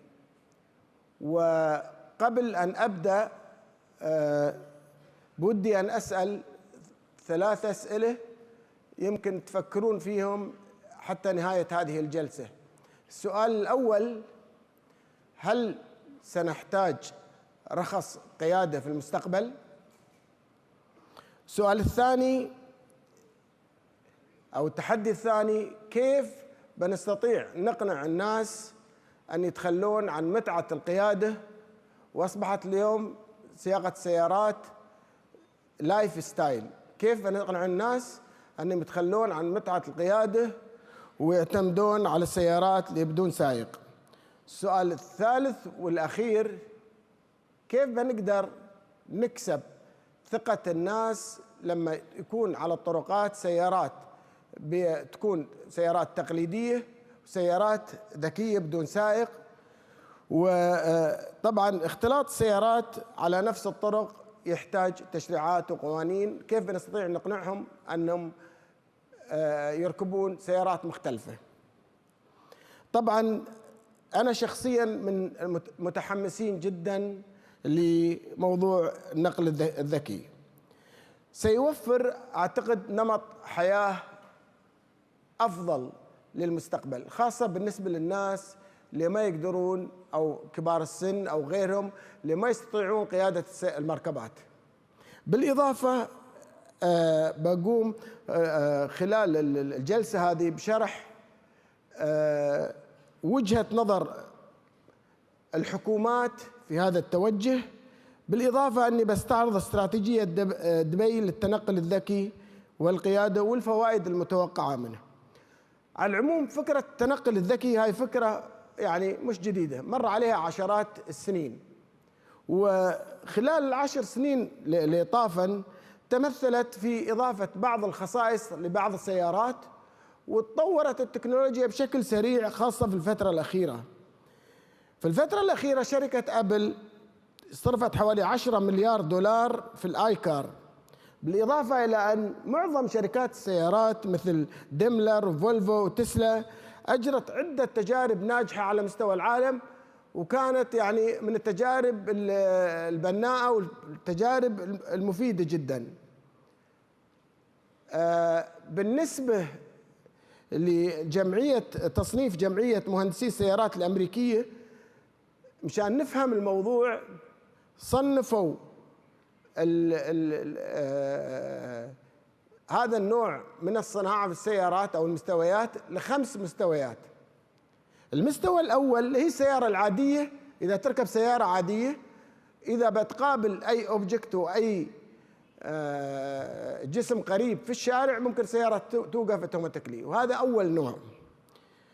أما بالنسبة للنوع الخامس اللي هي أفضل شيء طبعا، اللي هي السيارة تمشي بدون أي تدخل بشري، وهذا النوع الخامس. التقنيات الموفرة تجاريا تقع في المستوى الثالث، اللي هو أنك تسوق السيارة لفترات محددة، وبالتالي تحتاج لسائق يكون موجود في السيارة، ولكن تقود السيارة لفترات معينة. أما المستوى الرابع والخامس فيكون في المستويات المعرفة، يكون الطريق معرف ومحدد وتسوق من نقطة لنقطة، وهذه معظم الشركات الآن تدور في المستوى الرابع والخامس. التنقل الذكي أصبح واقع ويجري تطويره بشكل مستمر في دول كثيرة، في دبي، سنغافورة، الولايات المتحدة وبريطانيا. حكومات العالم صرفت أكثر، الحكومات أقصد 600 مليون دولار على مستوى العالم. لو تلاحظون أن هذا لا يشمل الصرف اللي صرفت الشركات، شركة واحدة فقط 10 مليار دولار. فالحكومات صرفت حوالي 600 مقارنة بشركة واحدة صرفت 10 مليار دولار. طبعا الخارطة تبين أماكن الصرف على مستوى العالم. شوفوا معظم الاستثمارات اللي سوتها الشركات، كل الاستثمارات تكون في مراكز الاختبارات، وفي مراكز اختبارات كثيرة لهالنوع من السيارات، في سنغافورة وكاليفورنيا وميشيغان وتايوان والسويد. واهم نحن حسب الخبرة اللي عندنا اهم مركز شفناه في ولاية ميشيغان في الام سيتي، مساحته تبقى طبعا 130 ألف متر مربع، وجربوا فيه شيئين، جربوا فيه صياغة السيارة تحت أحوال جوية مختلفة، وجربوا أيضا بالتفاعل مع وسائل مواصلات مختلفة، كل أنماط المواصلات جربوها في هذا المكان. طبعا هذه المختبرات تساعد على تأكيد قابلية التكنولوجيا مشان يتأكدون من السلامة المرورية. صاحب السمو الشيخ محمد بن راشد أطلق استراتيجية دبي للتنقل الذكي ذاتي القيادة، التي تهدف إلى تحويل 25% من إجمالي الرحلات إلى رحلات ذاتية القيادة بحلول عام 2030.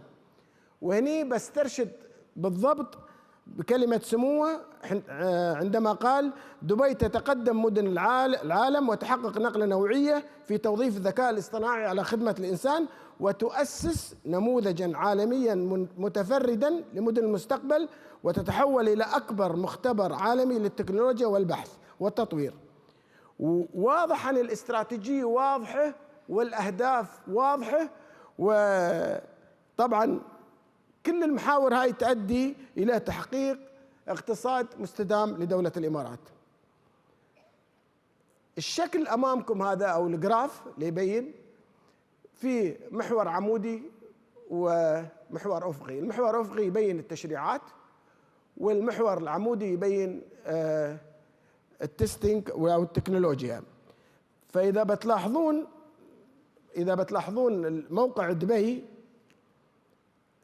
تقع تقريبا في موقع جيد على الخارطة، ولكن شو خلى دبي تكون في المكان هذا؟ هناك 3 أسباب رئيسية بسبب أن دبي في المكان هذا. السبب الأول رؤية القيادة الرشيدة، وكان المستهدف واضح للتنقل ذاتي القيادة. والشيء الثاني مترو دبي اللي تم تشغيله، واللي هو ينقل 600 ألف شخص يوميا، اللي تم تشغيله في 2009. والشيء الثالث التشغيل التجريبي لعدد من الوسائل ذاتية القيادة، وشفتوا أنتم أكثر عن تجربة تم تشغيلها في دبي. طيب وين نبغي دبي في المستقبل كحكومة دبي؟ وين تبغي دبي أن تصل؟ حسب التوجيهات اللي عندنا من الحكومة الرشيدة، أن دبي يجب أن تقع في موقع ريادي بحلول عام 2030. طيب كيف بنوصل للمكان هذا؟ بنوصل للمكان هذا من خلال 3 أشياء. الشيء الأول استراتيجية متكاملة للتنقل الذكي ذاتي القيادة مع تحديد مستهدفات واضحة، سن القوانين والتشريعات المطلوبة. والشيء الثالث شراكات استراتيجية مع جامعات ومراكز أبحاث وشركات خاصة. إذا تحققت هاي ال3 أشياء ممكن نصل إلى الخطة أو الموقع الريادي لوضعة الحكومة. اسمحوا لي الآن أعرض عليكم فيلم قصير عن الرؤية المستقبلية لدبي بالنسبة للتنقل الذكي.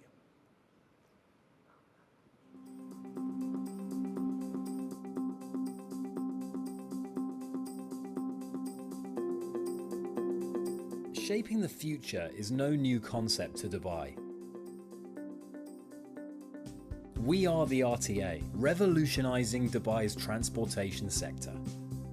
For a city moving today, a people shaping tomorrow. Our goal, 25% driverless transportation by 2030. How will we get there?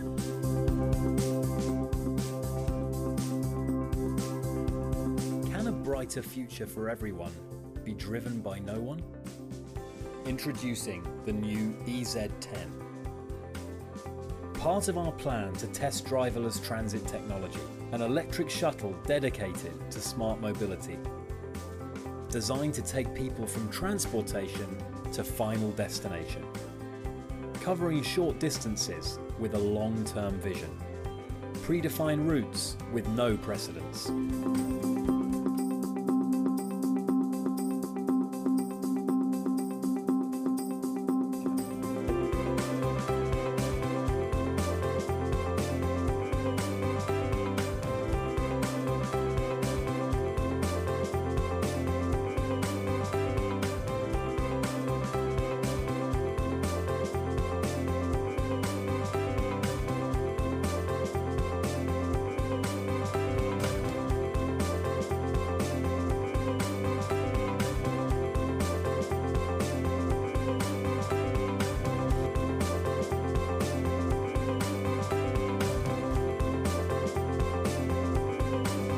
Not a prototype, a reality.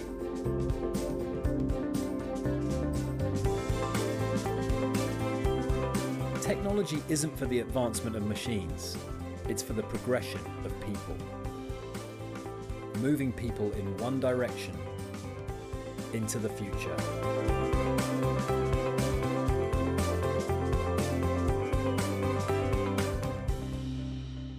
The Roads and Transport Authority.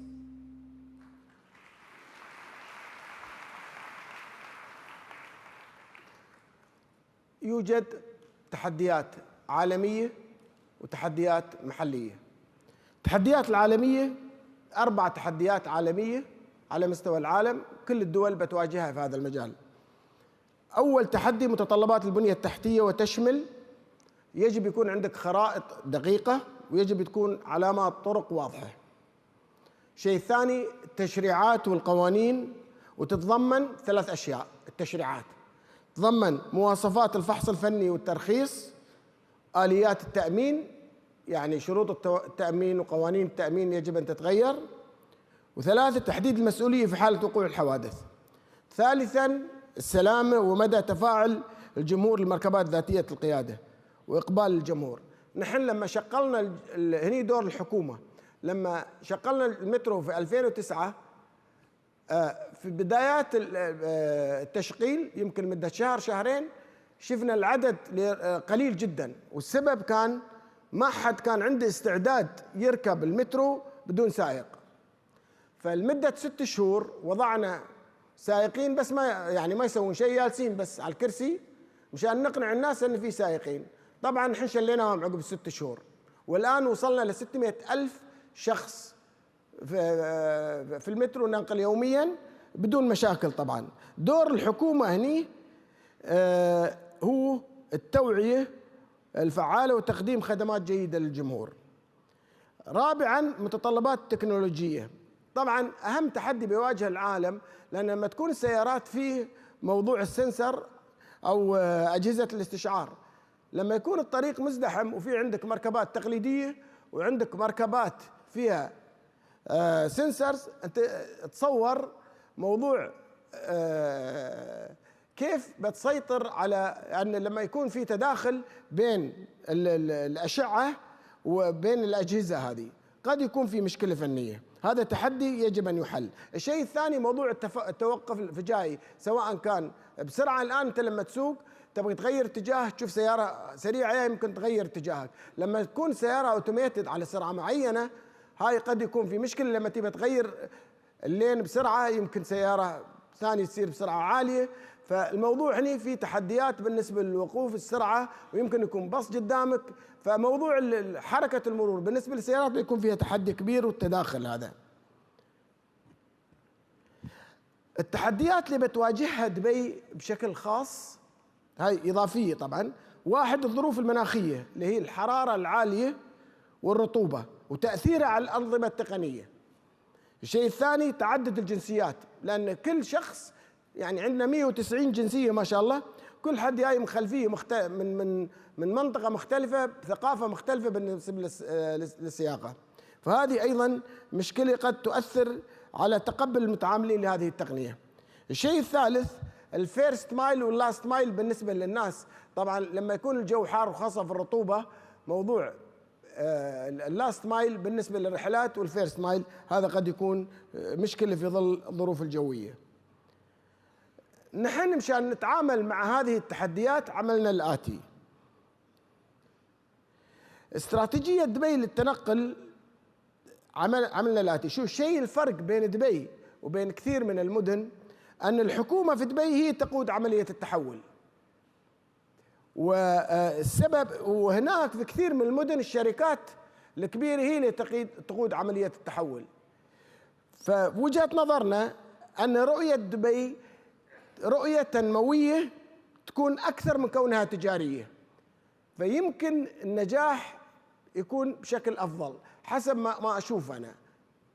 النقطة الثانية تتضمن استراتيجية دبي جميع وسائل النقل، لأن نحن عندنا المترو والترام والباصات والتكاسي والسيارات العامة، فبالتالي وسائل النقل البحري أيضا.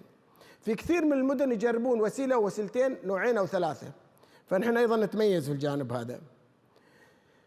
استراتيجيتنا كذلك سوينا مسابقة عالمية لاستقطاب الشركات المتقدمة في التنقل الذكي، بنعلن عن تفاصيلها قريبا وشو الشروط المسابقة هذه.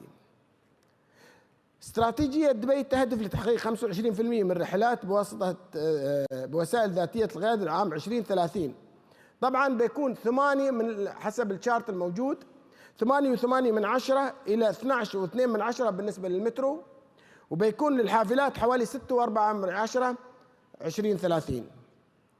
طبعا حتى نوصل للنسبة اللي حاطينها. طيب مشان نحقق الأهداف أو نتغلب على التحديات بيكون عندنا 8 ممكنات. شو الممكنات هذه؟ أولا التشريعات والقوانين.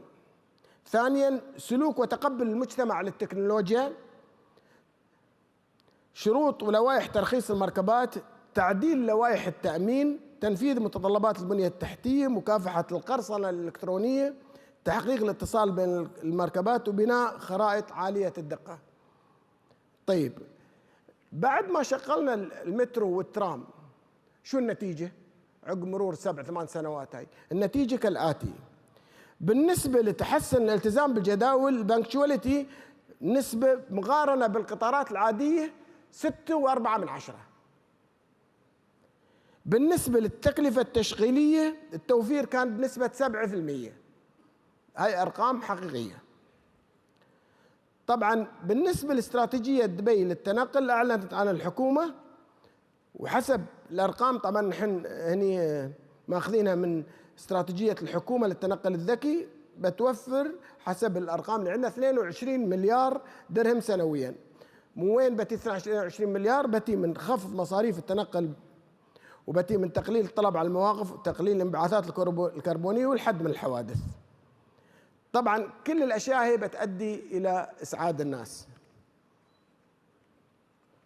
طبعا نحن في دبي بدأنا فعلا في تطبيق استراتيجية النقل، وممكن أعطيكم أمثلة كثيرة ولكن بختصر هني، بحاول أختصر في الجانب هذا مشان ما أطول عليكم. أولا عندنا المترو وينقل أكثر من 600 ألف راكب يوميا، ترام ينقل 20 ألف يوميا، التشغيل التجريبي لمركبات وحافلات صغيرة، التشغيل التجريبي لقوارب ذاتية القيادة، والبي ار تي، بالإضافة إلى توفير مركبات أجرة ذاتية القيادة. أيضا بالنسبة للسيارات الكهربائية، بالنسبة للسيارات الكهربائية طبعا نحن والصديقة البيئة بتحول هذه إلى مركبات ذاتية القيادة. نحن اليوم عندنا نوعين من السيارات، الإي كار واليو درايف، هذه كلها تضيف الأشياء. ولكن المفاجأة اللي بنعلن عنها، نحن بصراحة أرقام ما توقعناها. بعد ما جربنا تقريبا أخذنا عينة من 1200 راكب، وكانت النتائج مفاجئة. النتائج كان معدل الرضا عن التقنية هذه اللي هي درايفلس كار التنقل الذكي بلغت 95% رضا عن المستخدمين، واستخدام المترو وغيرها. الرضا عن مواصفات السلامة وصل إلى 96%، وتوقعاتهم عن أن الحوادث بتقل وصل إلى 85%. طبعا نجاح الاستراتيجية في دبي بيعتمد على أشياء يمكن نحن خططنا لها من فترة اعتمدها صاحب السمو الشيخ محمد بن راشد.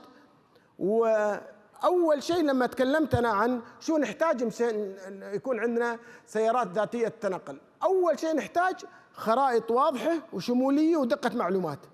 الحمد لله مركز موحد يفتتح في دبي في شهر 5 بيكون جاهز وفي كل الأشياء المطلوبة حتى حق إكسبو، فإن شاء الله في شهر 5 بيكون جاهز. فإذا هذا موجود في دبي. الشيء الثاني الشراكات الفعالة مع الجامعات، وهذا موجود أيضا، تم توقيع كثير من الاتفاقيات. على سبيل المثال مع ديملر اتفاقية، مع فيوتشر ترانسبورت وهايبر لوب وإيزي مايل، وأيضا وقعنا مع كثير من الجامعات العالمية. طيب نحن أتوقع أنا استخدام سيارات ذاتية النقل بيكون في البداية لو تفكرون من زمان مثل المصعد الكهربائي. أيام زمان الناس تخاف تركب في المصعد، لازم يكون شخص وياك مشان يصعدك فوق. عقب طلع هذا صار كل شيء اوتوماتيك، تنتقل من مكان لمكان. نفس الشيء السيارة بيكون مثل المصعد الكهربائي. واسترشد مقولة صاحب السمو الشيخ محمد في الموضوع هذا. شو قال الشيخ محمد في المجال هذا؟ قال انتقلنا من مرحلة استشراف المستقبل إلى صناعته. إذن من استشراف المستقبل إلى صناعة المستقبل. طيب الآن أصبح الانتقال على الأرض واقع، والمفاجأة الآن نحن الآن نحاول أن معالي الشيخ أحمد بن سعيد موجود هنا، بيقول دخلوا في الجو والطيران، وهذا اختصاص هيئة الطيران أو طيران الإمارات، ولكن محاولة من الRTA مع إحدى الشركات الموجودة بنتحول إلى المركبات الجوية ذاتية القيادة. قمنا وهذه حقيقة تجربة في دبي بالتحليق في سماء دبي، وبعرض عليكم فيلم قصير يبين هذه التجربة. اسمحوا لي بعرض الفيلم.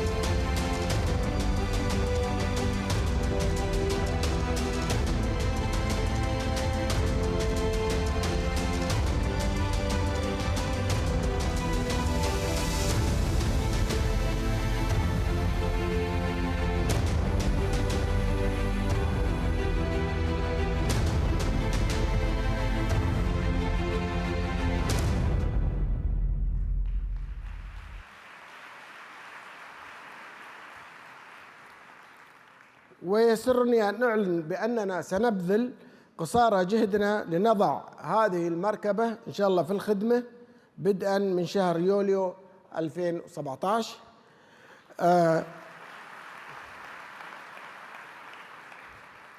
شكرا جزيلا لحضوركم، وأدعو الله أن يوفقنا وإياكم لتحقيق تطلعات قيادتنا الرشيدة. مشكورين.